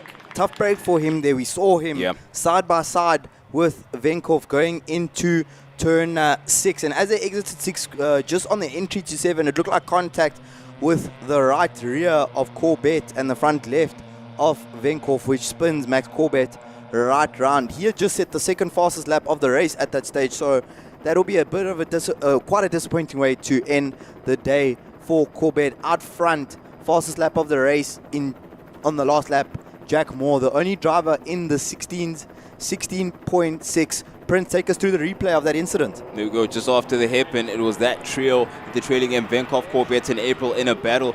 It was Corbett who came off the worst because, oh, there we go, he got into a spin there, unfortunately side by side with Venkov, and unfortunately for him, he lost the rear and ultimately had to, cause a bit of a cloud of dust there, but fortunately for him, stayed onto the circuit and on his own steam got back into racing. I beg your pardon. My English getting as topsy-turvy as some of these cars. That is late braking maneuver there from Luke Hill, trying to keep Jack Moore out of the contention while attacking ahead of him Diaz, who's done a good job of keeping them at bay. Luke Hill has some pressure on him. Moore has produced some really, really fast laps in his slipstream and trail there. So you do know that at any moment he could actually pounce, as we are 3.5 laps to go as far as this race is concerned. A four-way train out front. Jack Moore has been sensational on the brakes, and this is really an impressive comeback drive from him. However, in 5th place, April, fastest driver on track, setting his PB lap of a 16.7, and on screen we can see how that four-way train is very quickly becoming a 5-way train. So with 4 laps to go, any one of these 5 drivers could come out on top.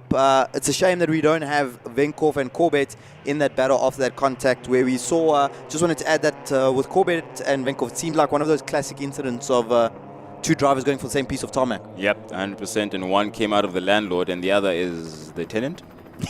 Well, at least was evicted, but thankfully he was able to get back out onto the circuit. One thing we know for sure, lap times, speed, not really a factor here. It's down to driver skill, because look at this. We had a race that seemed as if Diaz was running away with it. Very strong start. Luke Hill not too far off at the beginning of the race, but we still have the same 4 or 5 cars we've been speaking about for a couple of laps now, and there's still nothing to call it. That the beauty of this series is down to driver skill. And in the meantime, someone who's skillfully led this class of cars is Sebastian Diaz at the moment, with 2.5 laps of racing to go. Luke Hill keeping it neat and tidy and consistent, but Moore ever there is edging closer on that second step on the podium. Let's see if he's able to reel him in and maybe make Luke lose concentration at some point of the circuit. They're clearing the S's now, going to 4. Closer and closer he goes, but nothing as yet. Luke Hill's not giving an inch, and he's done so all day long. And he seems to have the answers to all of the questions Jack Moore's asked him since the beginning of the race. Very late breaking there from Dumore. He's been watching from a distance that front 3 battle to see if there's anything that'll come to fruition from him. But nothing as yet. It's still a concertina between Hill and Moore in that battle for second. Ironically, the 3 fastest drivers on the previous lap were the drivers in the final 3 positions, with April setting the fastest lap of the entire race at a 16.5, which just shows how evenly matched this class is. Very rare that you see that, but you can see the gaps ebbing and flowing in this lead train. Seb Diaz doing an incredible job at the moment out front as he sets a PB at a 17.000. So you can see that in terms of the outright fastest laps, the 3rd, 4th and 5th place riders have been the quickest. Seb Diaz does not need to get into the 16s to pull away. It seems those low 17s are just enough for him to maintain that lead, and you have to give Seb credit. He's remaining extremely consistent under a severe amount of pressure with 4 cars breathing down his neck. Yeah, he's got his car in a performance sweet spot and he doesn't want to move from it. Certainly Luke Hill hasn't made him uncomfortable where that position is concerned. But Luke Hill himself might be uncomfortable because, again, Jack Moore's back, asking more questions, seeing where he can find a gap to optimize and maximize an opportunity, but still nothing as they clear the hairpin going down to the sweep. It's still so little in between and so much at the same time. 1.5 laps remaining on our lap counter. Dumore has some defending to do from April as they bring up the rear. April wants to have a look on the inside very early on. He makes his intentions known, making it easier for Dumore to defend. Defend he does into and out of Dunlop.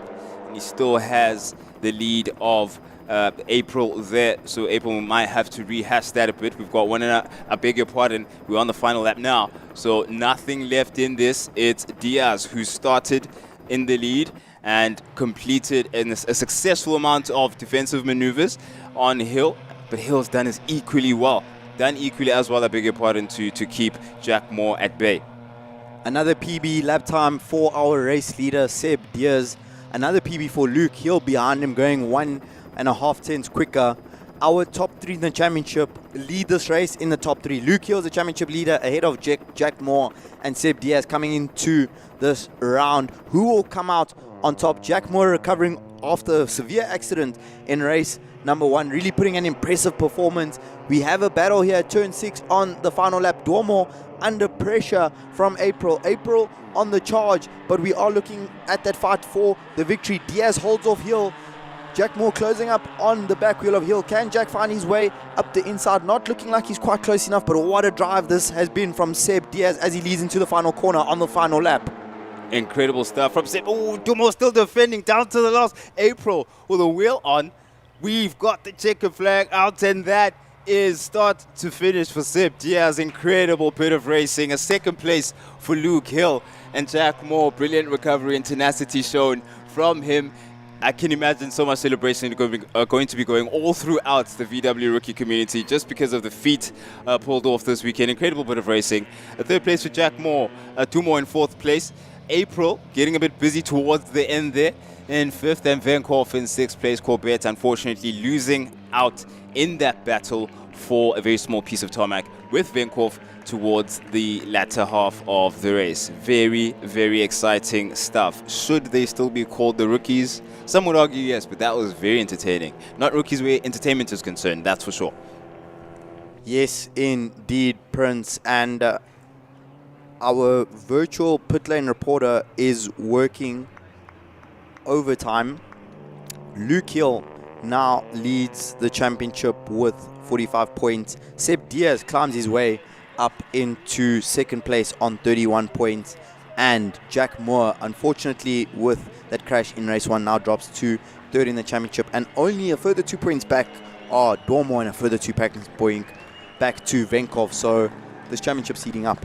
Oh my gosh, well, we're feeling the heat right here in commentary, that's for sure. And back in YouTube land, if you're joining us obviously from a distance, we ask that you do keep on the lookout for a link that's going to connect you to our second stream, continuing our day of racing for the SAES segment of racing. So do watch out for that. That's going to be dropping not too long from now, so you don't get lost and you keep pace with us here at SAES. We don't want to lose you, our viewers. We've got plenty in store for you, that is for sure. I've said I should start a plenty count, because the number of times I've said plenty, that's my word, and I'm sticking to it. But there is your final standings for the final race, that is race 2 for the VW Rookie Cup. Sebastian Diaz, Luke Hill, Jack Moore, incredible recovery from him and the VW team, and Dumo, as well as April and Venkhoff. And we didn't see, of course, Corbett finish that race because obviously he went off for the coming together with Venkhoff. But exciting stuff. Brilliant racing from the VW rookies.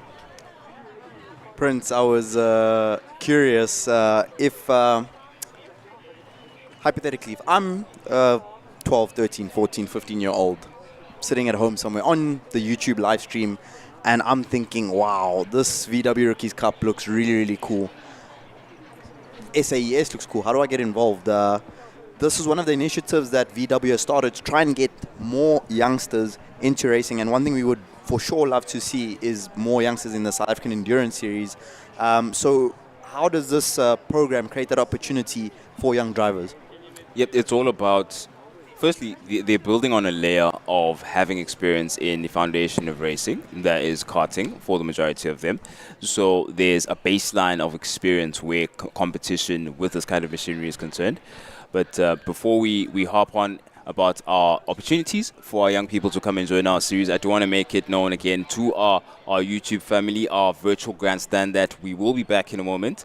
And be sure to look out, of course, for that link that connects you to the SAE endurance part of our racing. That is part 2 of our live stream today. And you can join us for the endurance segment and have all the fun all the way into tonight's bit of racing.